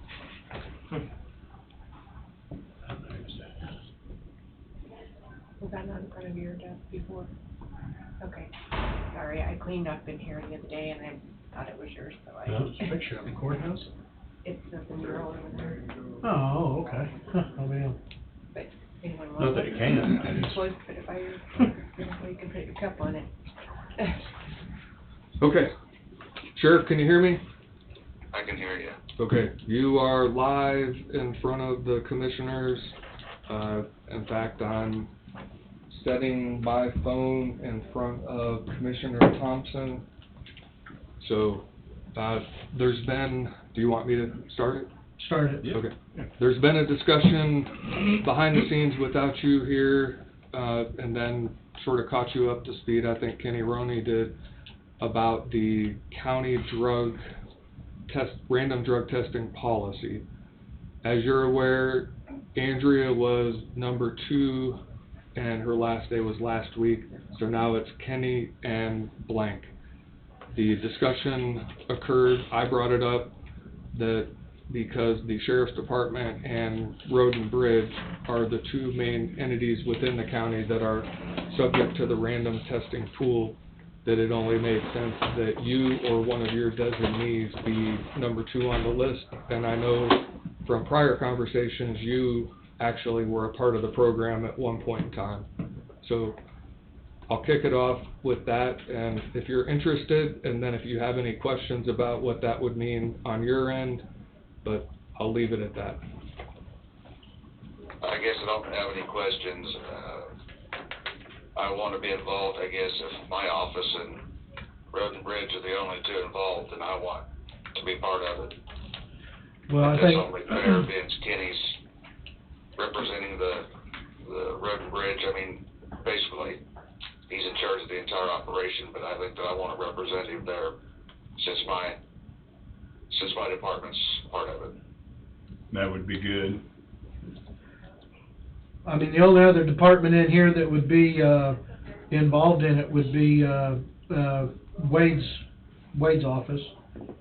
I believe they was determined part of the sensitive, is that correct, Wade?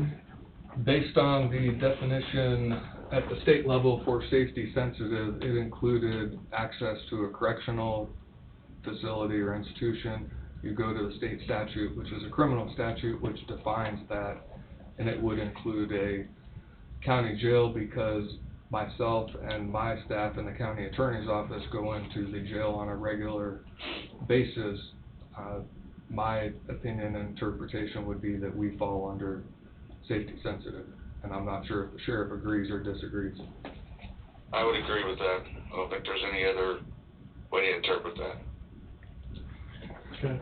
So Sheriff, one of the questions that came up at one point in time is, if you were a part of that policy and you have somebody who is subject to random testing and they either are not available, they refuse, or something else, historically, what has been your interpretation of what authority you have as a representative of the county under the random testing policy?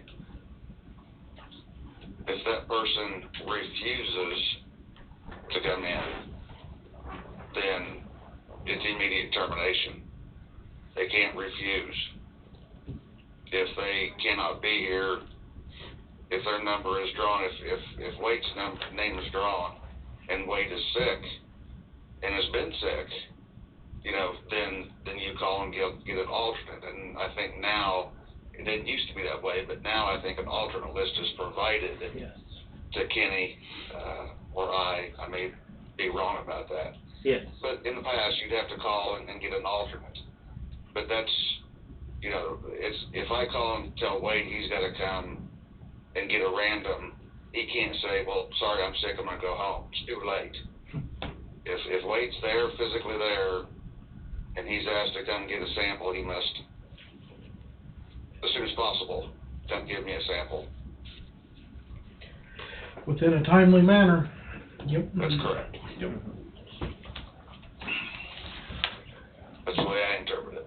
Once an individual leaves, once, let's say it's drug screen day, and, say Road and Bridge driver, heavy haul driver is on the random, you call him, hey, need to come in for a random on his route in, he has a minor accident, a non-DOT recordable accident. Say the skid loader slid off and didn't damage anything, but he was gonna be 4 hours from the time he was notified. How would that be handled? And say the drug screen people are already gone. Well, that's where Kenny and I are trained in that, then we would do a post-accident drug screen. We would have to meet with the driver, and we fill out a form that basically tells what the accident involved. He has to give a little narrative on what occurred, and then we would go to the hospital to do a post-accident urine somewhat sample, and then that's sent in for testing. Let me back up a little bit, make it non-accident. Truck breaks down.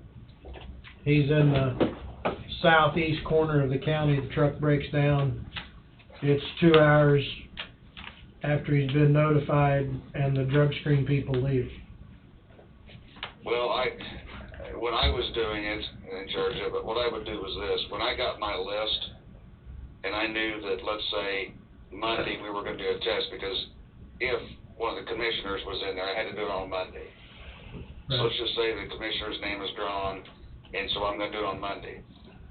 Then Friday, I would probably call Jeff and say, hey, Jeff, just a heads up, I'm going to need, you know, A, B, C, and D here Monday morning, and, you know, what would be advantageous for you?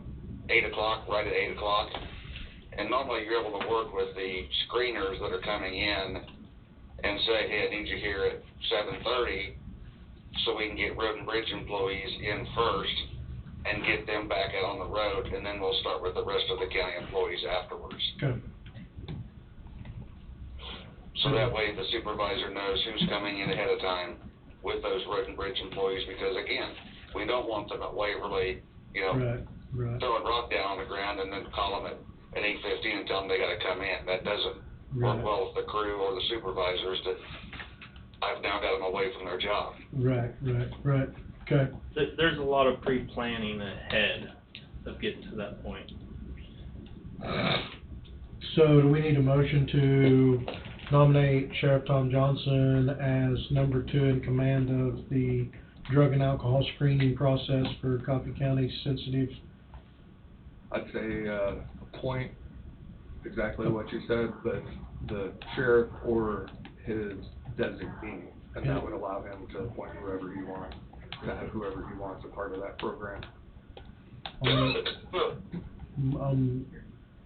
Make a motion to appoint Sheriff Tom Johnson or one of his designee, or whoever he designates to operate the sheriff side of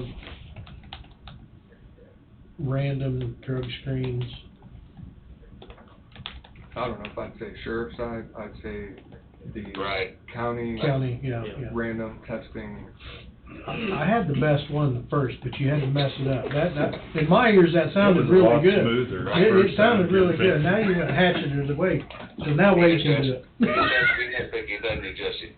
Yeah, he messed me up, Tom. He does it all the time. I hear you. He baffled me. So I lost all my train of thought. Andrew's got it. I thought I did a marvelous job. Nominate him to do the thing. Yeah, him to do the thing, or whoever he appoints to do the thing. All in favor? Did you get a second? No, not yet. We've got to get the I don't wording. know if we got the because motion yet. We haven't got the wording down. Okay, move to appoint Sheriff Tom Johnson to the number 2 position, I think you said. Well, Tom Johnson or his designee, okay, to the number 2,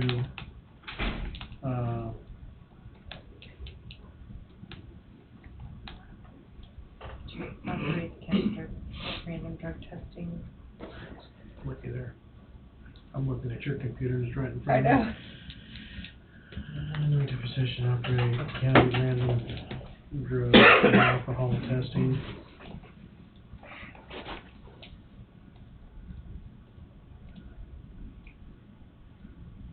Night move to appoint Sheriff Tom Johnson or his designee to the number 2 position to operate the county random drug and alcohol testing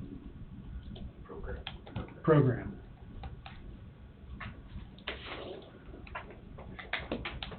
There you go. Now we can do a second. I would change the word operate to administer. Administer? Administer. We're gonna have to give him a timeline when he can be in here, when he can't. Okay. All right, with changes, I still move. I'd second that. Seconded by Wade. Any discussion? Hear none. All in favor, say aye. Aye. Motion passes. Congratulations, sir. Thank Thanks you. a lot, guys. Get to feeling Thank you, better. we appreciate it. Thank you, sir. Welcome back to the program. It's 3:15, why don't you guys go home for the day? Wade won't let I us. second that. We're not done yet. Which Wade? You got 2 Wades. Yeah. The one speaking right at That's the moment. Mr. Thompson. Okay. All right, Tom, I'm hanging up. All right, guys, have a good day. Thank you. Bye. He sounds horrible. Anything else? Nope. Thank you very much. All right, Thank that sounds good. Thank you, Mr. Roney. You're welcome. Thank you. See you, Ken. Appreciate it. See ya. You guys have a good rest of You your day. too. Take care.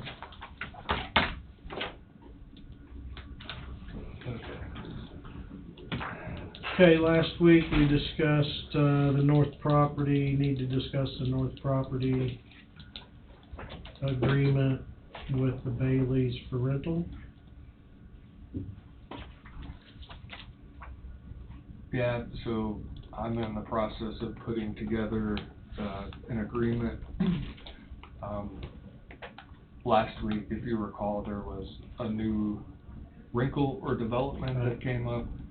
I'm aware, I've been advised of what that wrinkle is, and based on that wrinkle, my suggestion would be that the agreement, rental agreement, include a 3-month term with the option to extend for as many as 6 months, as little as 3 months, and under all the other terms and conditions that were set forth before. That would allow the bandwidth to potentially deal with some of the other ancillary issues that are going on, and I think that will take into account the wrinkle. So do we need to make a motion to approve the stipulations? I think I need to bring it back to you in writing, Okay. with some of those revisions made. I have the skeleton of an agreement put together. It's probably 90% done. Just want to make sure the board's on board with that modification, because originally it was going to be 6 months. So that's what I would consider a material change. And then at that point, then it can be brought back to the board, and I think there's still plenty of time to get it to the proposed occupants to make sure they're on board as well. the timeline would be, if it's 3 months, and the 120 days expires April 12th, will the 3 months be 3 months from April 12th, or will it be, I guess that's what. I would probably roll it back to April 1, do you think? April 1, and then would you prorate the entire month of April, because your figure will be different? So if you're going month to month. I don't think it's gonna be that big of a deal personally. Okay. He pays month rent for April. See, that would be up front. So you'd pay a month in advance. Okay. We need a deposit. Yeah, so I just need to be able to tell them that we've got something worked out. Yep, I think. And give them the guidelines that you've just discussed, 3 month, and then start in April 1. And if there's a situation, if he has a problem with why I thought it was over the 12th, then I said, well, we can go back and discuss it and draw it up and have it for next Monday. So the county covers insurance on the property and all buildings. The occupant covers Rental insurance. personal property and some sort of liability should there be something. That most rental policies have that's a part of it. The occupant is responsible for all utilities and maintenance of the lawn care, trash, whatever goes along with that. House, shed. Right. Maintenance. Yep. So, I think if you come to a consensus right now, then when I bring the final version to you, then you can take action, but you don't have that document to take action. But this is something that I can go and visit with Kevin about. I believe I have the board's blessing and then that way they can stop doing what they're doing and start planning the 3 month or the 6 month. You've had dialogue with him on this. Yeah, and so Right. I just wanna make sure, cause he has called. I guess he didn't realize we didn't meet yesterday, so. And then if there's any changes or anything that needs to be modified, we can address Then I that. can get with you, so on and so forth. But this way, it's all done, the consensus is to move forward with those Terms and those conditions. terms in place, and then depending on what happens with that conversation, the board will make a final vote on whether to move forward with what the agreement says.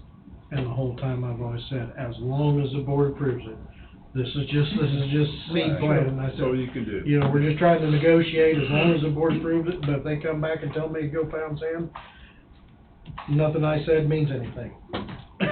Or what I Well, say you're the means go-to nothing. guy right now. Just trying to move something Yeah, along. just trying to you move know. something along, give them Yeah. some time, Yeah. give them some time to get stuff that way. It's in the best interest of the county to have them there as well, and they're gonna pay a little bit to be there, so. Okay, that was one thing I needed to get off my plate. We discussed last week, we had an executive session about, non-elected personnel, job performance. Would you like to go into an addition to that, with us? Yes, and we can do that either now, or we can cover a couple other Let's cover a topics. couple of, So one of the things that was mentioned and discussed last week, when River City was present, Joe Seymour, he just happened to be here for the parking lot discussion, was what would it take to have River City sort of a part of that process as well? And we didn't know, so River City sent an email back to me and the sheriff to no other commissioners, just the people who were involved, so nobody even knows. I did that intentionally so that there wouldn't be any issues, but Other than I did later forward it to Commissioner Huguenin, since he's been a part of the street, or the parking lot conversation. So River City indicated they would propose the following for the street parking improvement project. River City would provide pre-construction services at no cost to Coffee County. Pre-construction services include designer coordination, designer review, phasing plan, project schedule, safety traffic plan, budget, permitting, and bid packages. General conditions fee and their original general conditions fee that ties to the other part of the project, $54,650 a month during construction. The duration will be determined by the overall project schedule. Please note there may be cost savings, overlapping services between the street parking improvement and law enforcement center project. Services include full-time superintendent and project manager as an area manager for weekly coordination. And I think that's probably significant because the two may tie together. I mean, I don't build things. I know Commissioner Huguenin does, and it makes sense to me, but Tom could probably say, based on projects he's been on, what the overlap may be. It's probably going to be significant because the two are married together. And then the last thing, construction manager fee, 3.75% of the construction total. This is still about the jail. This isn't anything added for the street. No, this is the parking lot. They're wanting over the top of, but you said at no additional cost. And then we went into. It wouldn't be, so I guess there's not an additional fee structure that would be tied to the parking lot project, but it would be tied to The overall project. the overall project. This would be considered a Added to the pre-construction. overall project. So he's wanting the way I understand it is the 53,000, whatever, 54,000 a month would be because we're not breaking ground over here till May or June, if you will. They weren't planning on having somebody on salary with boots on the ground here. So now you bump that up to where they've got somebody on ground, and then Start that sooner. to start that, get a person here sooner to oversee the project, which I did neglect to ask whether they're gonna be responsible for all inspections in that fee. So that, in those two fees, between the 54,000 and the 3.whatever%, any and all testing and supervision in that fee. So River City and I are meeting next Tuesday, and these questions can be, I mean, hopefully before then be answered, but I understand where you're coming from, and I don't want to speak for them because I can't. So they'll be testing of your subgrade, just like we did on the church over there, rust compaction, and then there'll be testing of the concrete cylinders themselves. Also, does that include their surveying? I mean, there's a few more surveying of the project, or since Tom is designating the layout and the topo of it, you know, the elevations. I mean, is that already, who's going to be responsible for surveying? So I had forwarded you the email, and because you're in that, you know more about that side of things than I do, because you are in the concrete business. Maybe you could reach out to him and have those questions answered so that. And which I thought about, but I didn't want to do so without conversing with you first. Sure. You know those specific questions to ask in a better way than I can. Okay.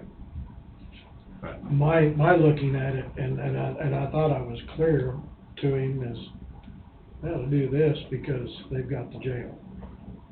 As because this is going to tie in with the jail. This is important that this is done before the jail, and it would be a benefit to them working on this and not charging any extra than what they was. And with him being here last week, he's aware of that. I mean, he knows what needs to be Agreed done. with that, didn't Yeah. Right, and so, I mean, And maybe he's referring back to the original, I would want clarification well, on that. I mean, I read it, and that's how you interpret it. The way I Someone else can as understood the well. overlap is if things started happening jail-wise, then that person, that $54,000 a month would go away, it would be, and we're just doing this already. Yeah, some of those GCs have fees, Well, I like going to the doctor's office. yeah, I understand that, and that's, Well, do you want me to see if I can get him on the phone now and answer those questions, since now it's ripe, and, you know, it's important to know, because moving forward on this project is, get him on the phone? It'd be nice to do it now, rather than, because you're not gonna meet with him until next Tuesday, is that correct? I mean, even though you would have conversation with him. But, okay. yeah, you're right, because I mean, if the design of the parking lot's being done as we speak, then we wanna know where we're going with that Mhm. design immediately. Mm-hmm, mm-hmm. Yeah. I think time is of the essence if he's Okay. available. I'd understood that there wasn't no extra cost to it. The way he read it.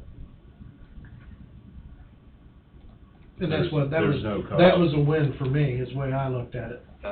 Well- that's why words matter. They're not charging you for the pre-construction meetings and the scheduling layout of what the project they're gonna do and all like that, but They're they're gonna charge start you there. for somebody on the ground sitting here overseeing it.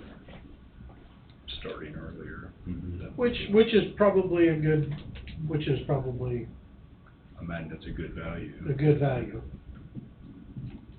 If you could put That'd a be your value, if you had thought to on put a value on it. And then the 3.7% or whatever it was, is whatever the bid comes out, it's $100,000, and They get $3,700. yeah, it's gonna be like 700, I guess. I also had a phone call with Larry Goldberg yesterday. I'm not gonna pass on the information that he passed on to me, because he's the architect and I'd probably screw it up, but he indicated he's gonna be before the board within the next, either next week or the following week with an update. So, I think his update will be a significant update. So, especially for the new commissioners, make sure that your eyes open and ears ready to go. How about that? Is, Angie coming back? Yes, Okay. she should be right back. Outside of the issue that we need to go into executive session for, in a conversation with Angie, the only other thing is, and I think you're well aware of this, figuring out what the board's next step is moving forward with, the road and bridge superintendent side of things. Whether you're wanting to move forward, internally, externally, cast a wide net, but February 26th will be here pretty quick, and being, proactive. So if you wanna advertise, decide whether you wanna advertise internally, or you want to, go outside as well. I myself,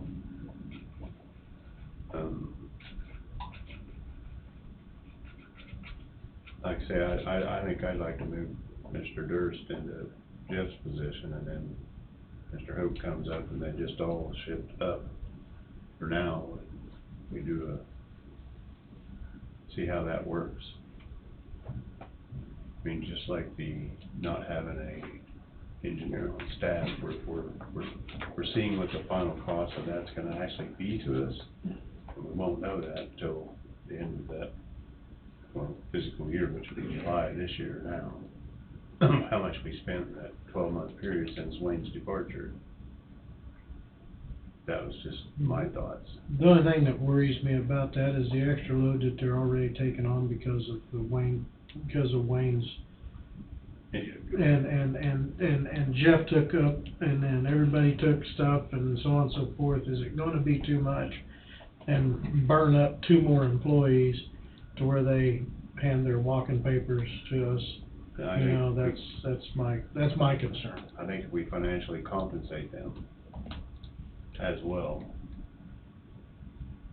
and then hopefully they in turn can pass on more responsibilities to some people below them and compensate them financially as well, with changing of job titles, job description, whatever you wanna call it.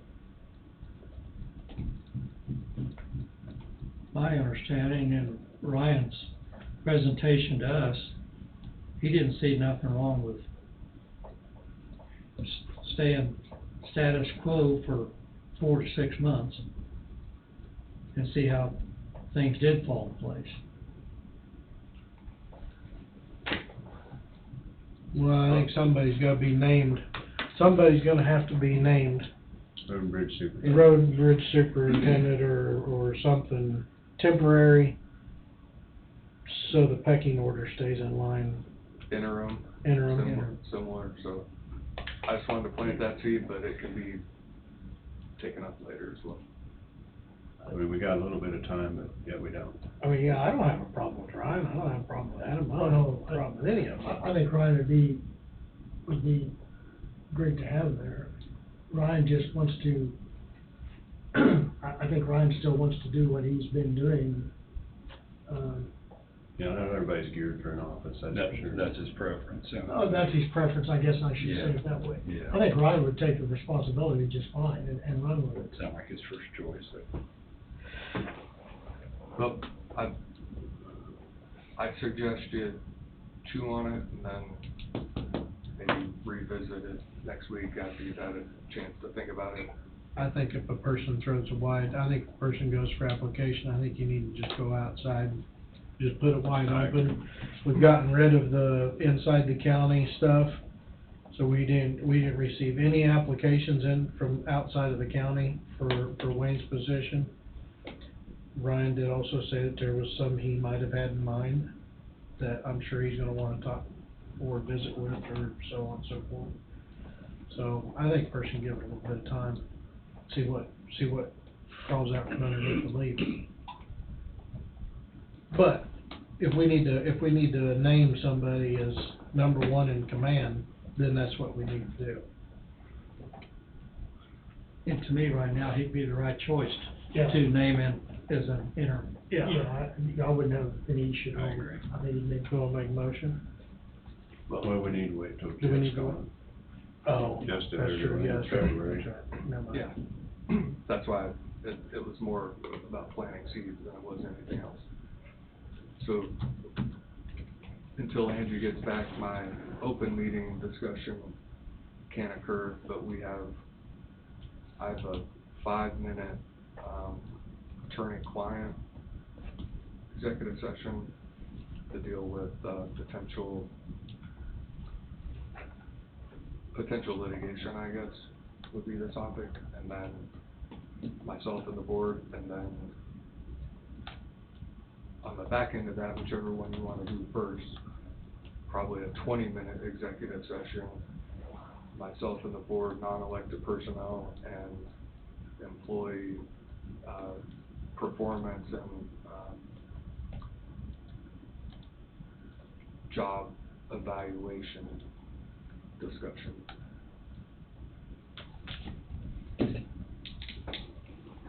Pick one. Pick one. Let's do the 20. Well, you said Angie had to be back for the For the first one that, no, to discuss what, we need to revisit the distribution of,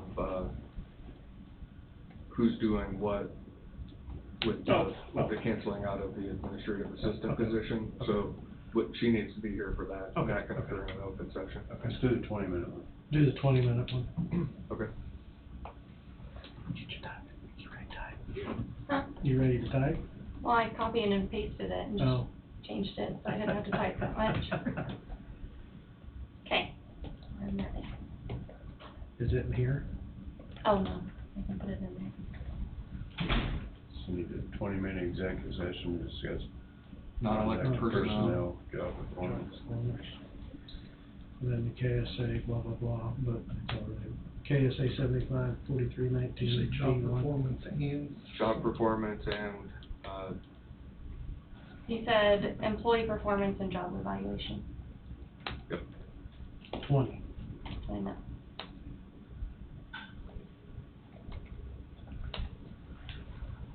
That's 21. 20. What? Oh, I'm arguing with my. I thought you were talking to me, I was Thing like, that's over what it says, 20. We'll move. Second. Jesse moved. Tom seconded. Need discussion? All in favor, say aye. Aye. Aye, motion passes. We will enter at, 3:42. It'll be worse for you. I'm about to type 362. Like, that's not how that works. Oh, man. First time I Flip the switch. Hey, good for you. Lucky you. Yeah.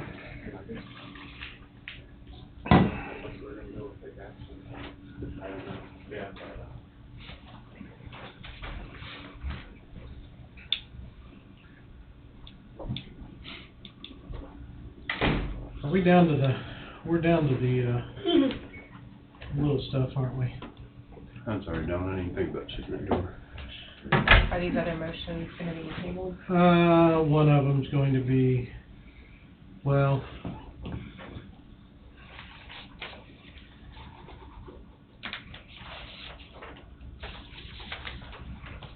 okay. If you want. Is that what? That's what I come up with. And in conjunction with.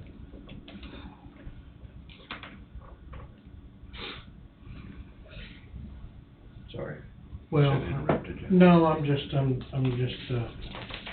I'm thinking, my head is spinning, it's 4 o'clock. Yeah. 3.5 hours of sleep. Wade vacated. Mm-hmm. Last executive session, the board and Wade, action's gonna be taken. With the economic development performance of the CID, the local businesses that have been brought in, started up, loans, proceeds, interest, EMP Shield, and now the CHIP.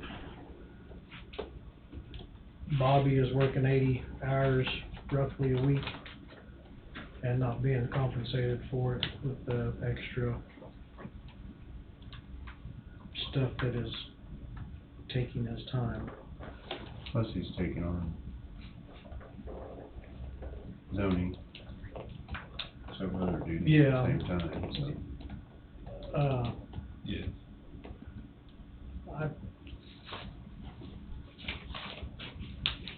When we hired the economic development, we brought the individual in at a low scale, and and to prove to Coffee County that he's worthy of being an economic development individual. And I think he's proven himself and will continue to prove himself. I'll make a motion to increase his pay effective January 1 to $78,000. I'll second it. Moved by Jesse, seconded by Tom. Any further discussion? Hearing none, all in favor say aye. Aye. Aye, motion passes.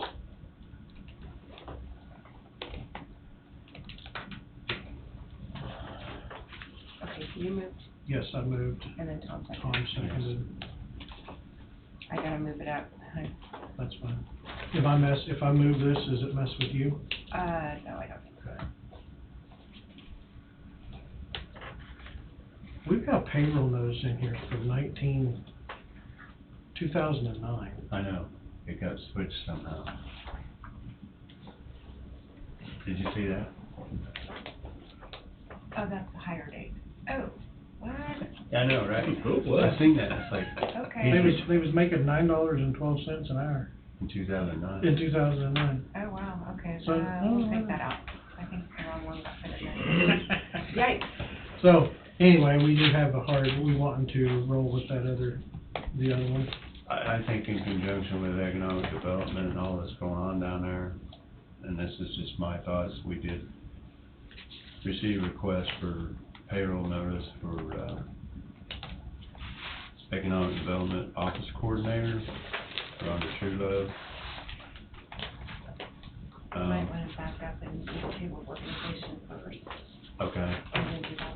all right, so I understand where that's going and why. So, Moved upon the recommendations of Economic Development Director, moved to authorize direct the chairman to sign one revised table of organization for the Economic Development Department. also move. I second that. Moved by Tom, seconded by Wade. Thompson, any discussion? Hearing none, all in favor say aye. Aye. Aye, motion passes. So with that table of organization, it takes the administrative assistants to office coordinator. With that being said, I guess, for lack of a better way to do this for me, it would be, I'd like to move to have the chairman sign payroll notice for Rhonda Truelove from 25 to 22 classification,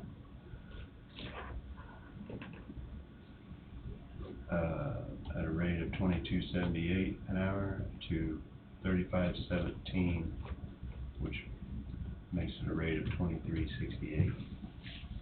2268 or 2335? Well, it moved to 16, from 16 to 17. I went from 16 to 17. Oh, okay, so. We'll have to type up a new one of these. Okay. It's Perfect. So it'd be 23 what now? 2368. Okay, basically 35.17, which puts her, okay. gotcha. Now, that would be in lieu of COLA and step increase of 2023, If we make it effective 1/23, then the COLA would apply to that, I would assume. but no step. No step. No step in 2023. Yes, no step. Do you want that added? No step in April? Yes, that Okay. way we've got documentation. Okay. Moved by Tom, seconded by, I don't know that you had a second yet. I thought Wade seconded it. That was on Bobby. Oh, that was on. I think we're still hashing out what Oh, we're okay. putting in the Table of organization. Right, okay. Oh, yeah. I will second Tom's motion. Any further discussion? Hearing none, all in favor say aye. Aye. Aye, motion passes. And I'll have to wait for a new piece of paper. If you want my scribbles, that's what I had, Okay. so. Sure. Thank you. Tell him. So I have to sign the table of organization.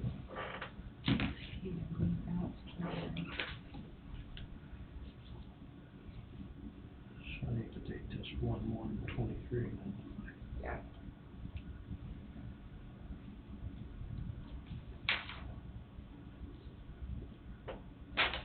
And also on Mr. Skipper, if there's any increase due to steps, he would not be eligible for anything there as well No. for 2023. No. Okay, so do we need to modify that motion? I guess if everybody's in agreement, I mean, because last year, even at the steps, they gave salary employed a cents per hour increase. Yes. So he would not be eligible for any step funds for 2023 as well. No movement in April. Which is really no movement with the salary based.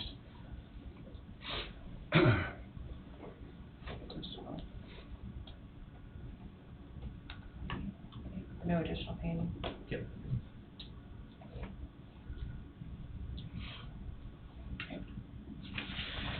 I would be signing that for the round table, I believe.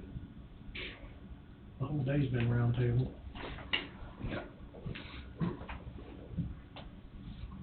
Got my to-dos.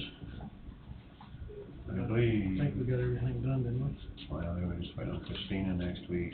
We get an update on the time clock, just put Nothing checks, new. checks and voucher dates are there for us. I haven't put them in yet though, for the Yeah. rest of the, I just kind of started a draft. That's far enough out for me.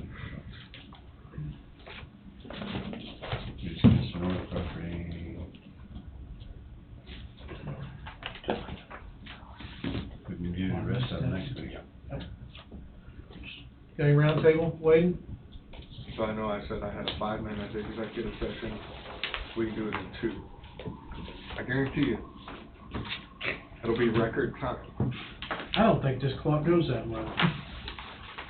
And then the other discussion is with Angie, and it's sort of revisiting the distribution of Duties. duties. So I didn't want to have that conversation without her present. Do we want to do that now? Might as well. Okay. Well, that, which is that, the 2-minute executive No, session? with Angie in case she has to leave for some. Oh, I'm good. You're good? Yep. Okay. All right, we'll go 2 minute Okay. executive session. So 2-minute, executive session, myself, the board, attorney-client. The topic is potential county litigation. 2 minutes. 2 minutes. We'll hold it to It'll it. take longer to get down there than it will. This is gonna be short and sweet, folks. I move. Tom's moved. I'll second. Steve seconded. Any discussion? Hearing that, all in favor say aye. Aye. Aye, motion passes. We'll enter at 4:17. For 2 minutes. Or something. Angie, those vouchers on April the 30th is Sunday, April 30th. Oh, yeah. All right, we'll figure out how to keep track of my. I think Carl's looking for you. He wants to know about using the Android meeting room. And I said, I don't know. I think he went. He just walked by me. Yeah. He didn't say anything. Oh. I told him he needs to talk to you. Okay. No action taken. No action taken, potential legal issues, and no action's gonna be taken. Steve, do you have any roundtable discussions? No, I just noticed on the county commission committees,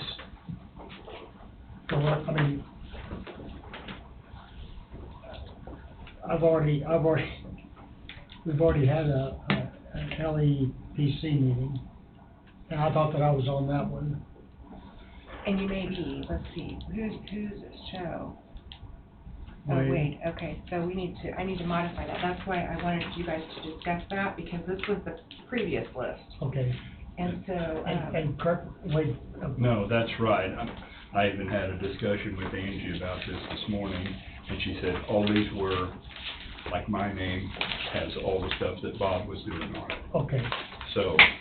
but if and you're on that, then I need to put you on that. because- Well- And I think that's right, because Wade said some of this, we need to Does look this at. need to be done some other time? We or- can, and in fact, I can call some of these and find out, like, how often they meet, because that is gonna play a factor. That in was some my of it. question for her, if she could find out what these duties require. Because You know, 'cause I can't have because any we, committees. well, we've already had a meeting on, on the LEPC meeting, and then we had a meeting on the, East Kansas Agency of the Aging. Okay, And- so you're on that one too, okay? Yes, ma'am. And then also on the Wellness Committee, Wellness, okay. And and then, then on the Communications Committee. is that you two? Okay, Yes, I mean, that's, okay. That's what you transferred over, yeah. I believe that's right. Okay, what about the JSB or emergency medical? Oh, wait, no, that one's gone, because that was not, that was the other one he had that was outside. The emergency medical, Yeah, right, that was outside. yeah. And the JSB, I don't care, Well, Okay, so that's one, that leaves 1, 2, 3. and I'm on the Kansas Works. Yes, okay. And then, the insurance committee, you know, that one, I thought he was transferring that to you, or, I haven't been to. I know the you haven't insurance met with committee. us, but Yeah. that's under the health insurance. Nor have I been insurance committee, yeah, insurance committee, yeah, I haven't been to it. I haven't been to a Lake Region meeting. I have not been to a sanitation committee meeting. Lake Region, they canceled those after COVID, and they just, I can check with, it's been a Jay. And policies and procedures I have not been to. And we haven't had any. Right. Okay, so I'll check on Lake Region with Shay, and then, I can move these under you, Steve, that we already named, so that'll leave Yes. 3, and then the insurance committee, I don't know if we need to talk about that one later. Okay. So, Yeah, if you wanna see what those duties Yep. entail, then you can see what we can do then. Okay. sounds good. Does your Wednesdays work good? Are your Wednesdays free? As good as any day, yeah. My Wednesdays are horrible. And that's 90% of the time when they come up with the zoning and planning board stuff. That's it. Yeah, I mean, I don't. I don't like being on something, not being able to go to it, but. Well, and that was my conversation with Bob, and I said, I don't wanna take it. I wanna try to do whatever you put me on correctly, but I don't wanna take a bunch of stuff I can't handle. Right, exactly. We'll give it some time. I'll do what I need to do, so. Okay, I will revise this for you, and I'll have it revised Fine, one that's next week, fine. and then and on that insurance committee, I mean, right now it's me and Richard, and then we have Gallagher, our consultants that come in. How often do they meet? Well, we don't really, like, we just had a meeting in December to go over a mid-year review, and everything's looking good, and, I mean, if you guys are comfortable with just us doing it, that's fine too. So I had no problem serving on that committee, but Okay. that's entirely up to the commission. Because most of mine, you know, that we don't have a lot of meetings. Well, You you're know, Fort welcome to Judicial meet. only meets every other month, and If So- you'd like to be that person, I mean, Okay. I'd be glad to participate, but wait if you. No, sir, you will not. I would nominate Dawn Meets to be on the, Coffee County Insurance Committee. all right, I will put you on there. If that works for you. Yep, perfect. And the rest of it. Okay, so I'll take that one off, okay. I'll revise So that. you kinda get the list shook around and then We'll see look what at it the again. others have, okay? Yep. Thank you. Okay. Steve, is that all you had? Yes, yes. Dawn, do you have any? I don't have anything else. I covered everything today that I had notes on, so. Mr. Thompson? That was my only concern was these committees, so. Okay. Yep. Mr. Hugan? I do not.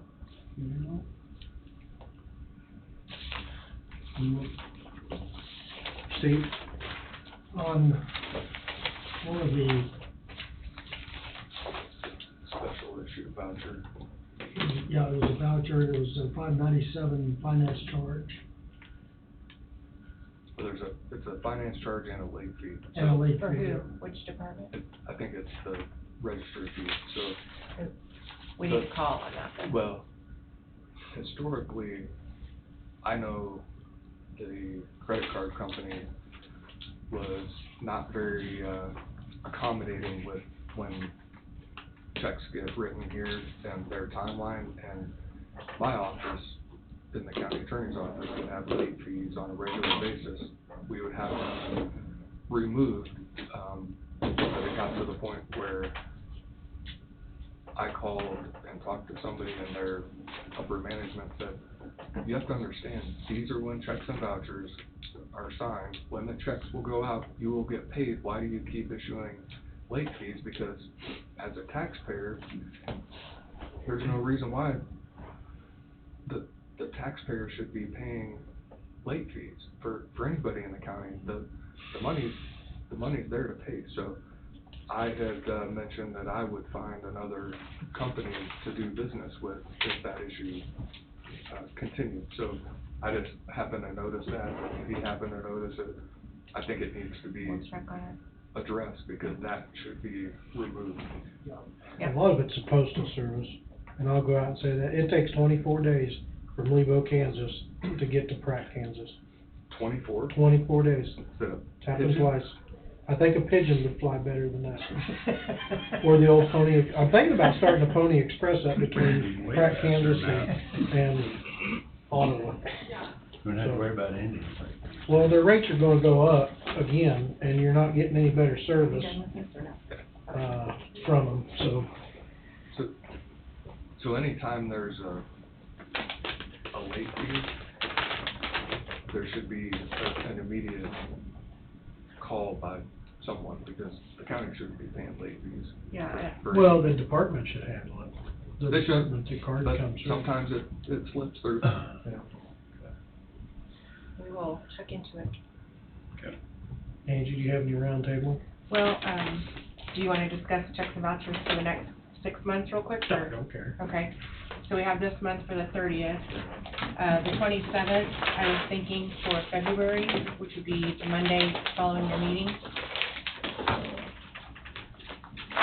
I'm sorry, say that again. Angie. On February 27th, Okay. that would be following your meeting, so that wouldn't be a special day.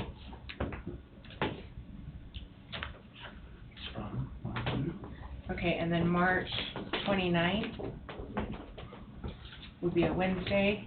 I will be gone Wednesday, the 29th. Do you want me to- April 5th. Do you want me to back it up to the 28th? You don't have to back it up. I can't. I mean, if y'all can take care of it. Can we back it up to the county meeting Monday, or is that too early? We could try. We could try.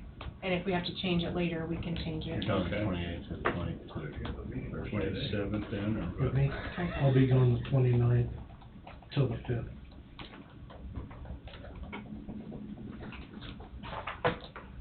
And actually, I would be too. Oh. We'll have to figure out somebody to run the meeting, or not have one that week. On what day is that? 29th Of March. of March through the 5th. Why do we We'll have, both be gone at the same time. why is there a meeting That's on fine. 29th? Yeah. Okay. In March, or I meeting go on to- 27th. Right, She was talking checks and vouchers, signed checks and vouchers. but they're both gone the 29th through the April 5th, so the April 3rd meeting. April 3rd meeting won't have a vice chair or chairman. Oh, okay. I get your concern So we'll have now. to figure that out later. Okay. And then April, look at the 26th Mhm. for checks and vouchers.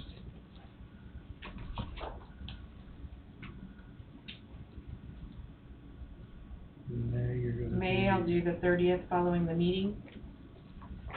29th. 29th. Isn't that Oh, it's a holiday. holiday? Is that Labor Day weekend? Yeah. Oh, okay.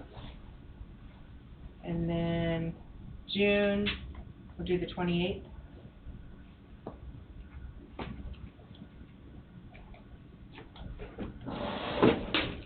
That'd be the 26th, isn't it? Well, we'll just stop there for now and just do 6 months, if that's okay. What are we gonna do in May, Angie? We'll do the 30th. May the 30th. Uh-huh. That'll be right after Memorial Weekend.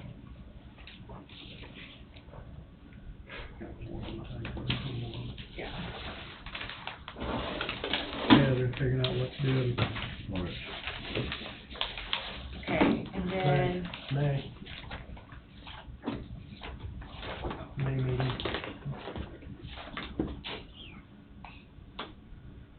when both of us be gone the first May meeting? April. Yes, sorry, no. April. Did I say the wrong day? Hold on a second. You said you had to be gone March 29th to April 5th, I do too. No, let me back up. April 29th through May 5th. Okay. April 29th through May 5th. I thought I heard you say March, so. I'm pretty sure it's April. Yeah, And it's April. he said March, so did he? Yeah, I did. Okay. All right. So we're Okay, back so- on schedule now. I think so. So we're okay then? I think so. I think so. Ahead of Sunday. Okay.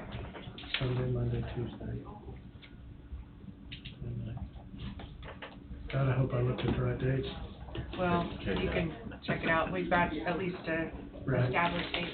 Okay, another thing is that in your books, they've all been updated, so you have new maps, you have new updated boards, you have updated everything as to date today.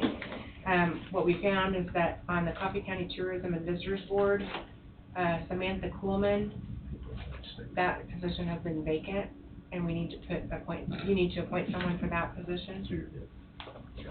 So I don't know if you want to find someone, or if we need to advertise. I know Bobby's on that board, so I could check with him maybe, and we could figure it out next week if you want to. Or something. Who was it? I'm sorry, he was showing me his last dates. Bobby Skipper's on that Okay. board also, so I thought I could maybe check with him. What's the board again? The, Tourism. Tourism and Visitors Board, Okay. so. And then, the next thing, I told you about the time clock system. There's still technology issues with the company, so they've got that with their software support people. Christina's here next week to discuss the policy manual. The update on resolutions being added to the county website. We are getting closer and closer to having those ready to, there would be summaries. Right now, I think there's like 2012 to 2018 on there. So we're going clear back to the beginning of time. So we'll have those to be uploaded by year. And then, let's see, I think that was all I had on, what was the other issue you wanted to discuss on? We're gonna bring up the administrative assistant distribution of who does what and that topic. So the motion was made when Bob was still here. If you go back and look at the motion, it's probably somewhat vague, is probably a good word for it. So just to make sure that everybody's on the same page, for example, at the end of last week, there was a question about, before Andrea left, HVAC, and where that still was going to reside. Right now, I think Adam and Brad have the keys to the castle, so to speak. So to deal with the HVAC, and I know there's computers that have that program on their computer, and then they can regulate whatever it is that's going on in the offices in the building. So that's one issue. I have met with the actual staff for janitorial and maintenance, and there's a streamlined process. Anything that requires major decisions, they're gonna run through me, which would be if there's an issue that requires a bid that is an issue in the purchasing policy. But for janitorial, if they need toilet paper, if they need those supplies, they order those supplies, those go through, and there's a voucher, it gets processed through. I don't think it's that big of an issue. I think at some point in time I mentioned the mail machine already. So just to establish who's doing what, because I think there may be some questions if you want to follow up on that. I know Andrea Andrea had assigned duties and responsibilities as the administrative assistant. The motion indicated that now Angie will handle those administrative duties and responsibilities. So maybe that's the launching off point, if you wanna Sure. go from there. I just want to tell you guys that I am looking forward to working closer with you. I mean, I've always tried to work closely with the board anyway, but I know that this will be a little different and a little bit of a change, but with all the exciting things going to be happening in the county, I think that I can do a good job assisting you, working beside you, working for you, however you want to look at it. I realize I'm another elected official, but my door's always open to talk to you or help you with anything, or if you need something, I'm willing.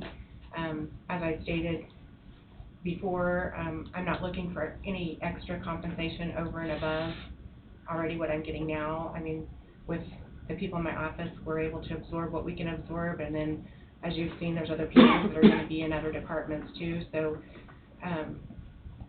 we're excited to try to make a change and make it a nice change and smooth transition, and the only compensation would be just the normal, like you did today, regular, that you do for all departments. So that, I just want to clarify that, because there could be misinformation that's going around that is not what I was seeking or anything, so. Well, I think it's already off to a good start. Our books haven't been updated for Lord knows how long. Couple of years. And then a couple of years, and so, and the computer, I'm getting used to it, and I think it's gonna work out.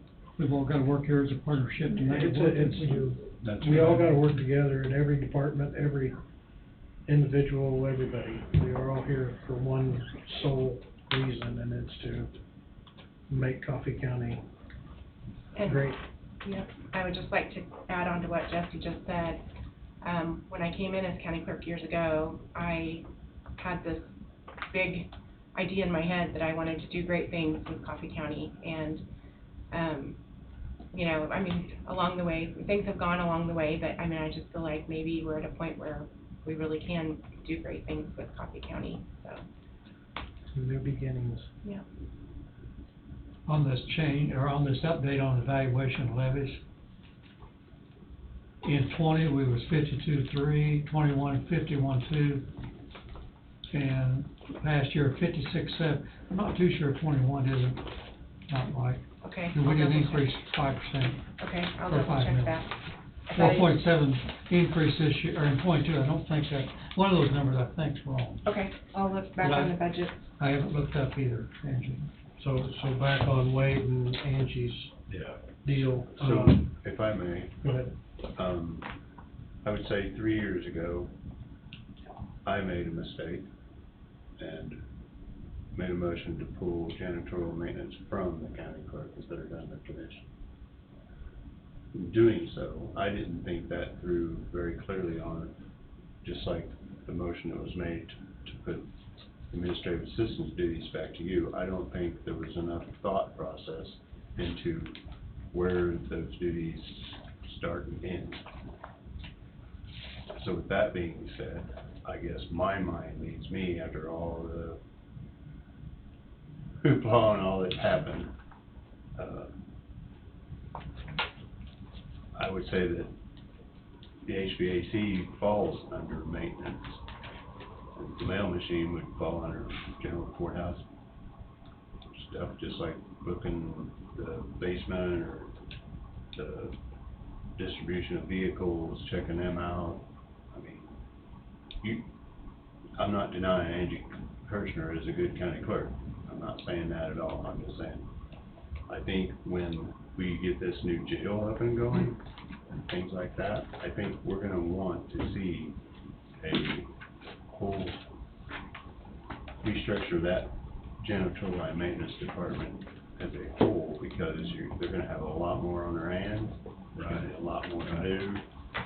We may want to consider hiring a department head for that department as well. That would be my So. thought. And making that a separate department. Yeah, well, I mean, we need to leave it as a separate department as it is now. Right. But, I mean, so there's so many other things that go along in this courthouse, like the mail machine being one. Who's responsible for that? Is it janitorial maintenance or is it administrative, general courthouse stuff? Checking out the vehicles, passing out keys and being responsible for who has it for how long. Again, that could fall back on Angie. That was administrative assistant duties as well as the others, but, so, that's where I'll go back again. I don't think we defined enough separation, or, for lack of better terminology, separation, or directed Delegating of duties. delegation of duties. There, thank you. Right, yeah, so, I mean, and it can be confusing and monotonous, but, I think if we just leave, like I say, the HVAC would be under maintenance, because it just is, in my opinion. But then the mail machine is a different entity together, as well as distribution of vehicles. I mean, I keep coming up with the same list, but there's more to it, I'm sure. So, that's just But then you have the maintenance of those vehicles when maintenance is due, so someone can hand out the key, but when the oil light comes on, then who's responsible for that? So, there's another one of those little things too that we don't get thought of, so. So maybe Angie and I can sit down and make a list, and then, I mean, I don't have any issue working with Angie. We can figure it out, come back and bring something to the board on what some of those duties are that you're not thinking of, and then we can sort of go from there. Well, You know? that's just so much better.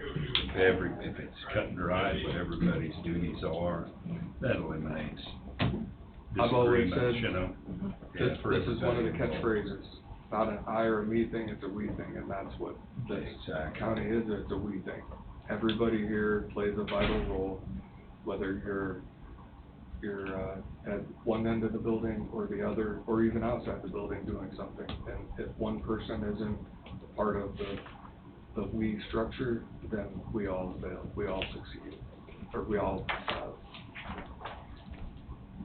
fail as a result. You know, the comments that people have about the cleanliness of this building and the bathrooms and that kind of thing. There's other places I've been, you don't want to go into the bathroom. You might find another bathroom to go to. And so we have people who are dedicated and working, and by doing what you did earlier for the COLA side of things, I mean, that's important, because employee morale is an important part of that we thing, from top to bottom.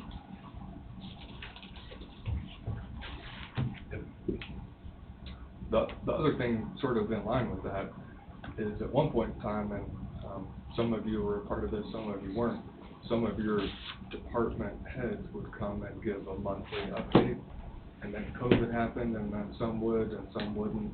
And I think it's important to reinstitute that update, because if not, you have lapses of time where things are happening or are not happening, and you know, what are they doing?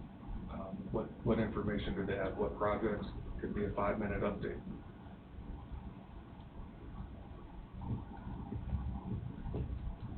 I've been here 2 years and I don't know everybody. And if I've met them, I forgot their name, because it's not, I mean, somebody got to do things 5 or 6 or 7 or 200 times before it comes. Yeah, I get it. That's me. Not any different. If it hadn't been for being around Burlington all my life, pretty much, going to school, or my kids going to school, half these people, I wouldn't know them either, so. Right. Yep. Do we have anything else? You want to stretch it to 5? It's gonna be the longest one. At least we did take lunch, thank you. Yes, we did. Thanks, Anthony, for getting us Thank pizza. you. Yeah, that was great, Pizza, thank you. pizza. One last thing I'll add, on the to-do part, I think it'll be, nice to have that for you guys. So if there's something you want to be put on there and we can carry it over from week to week, and then when we've accomplished it, I'll line through it, we'll save this file, and then when we create the next one, we'll just leave what still needs to be addressed. So if there's something you have that you want to see, that we don't forget, because there is going to be a lot coming up. Sure. Oh, We're gonna need our own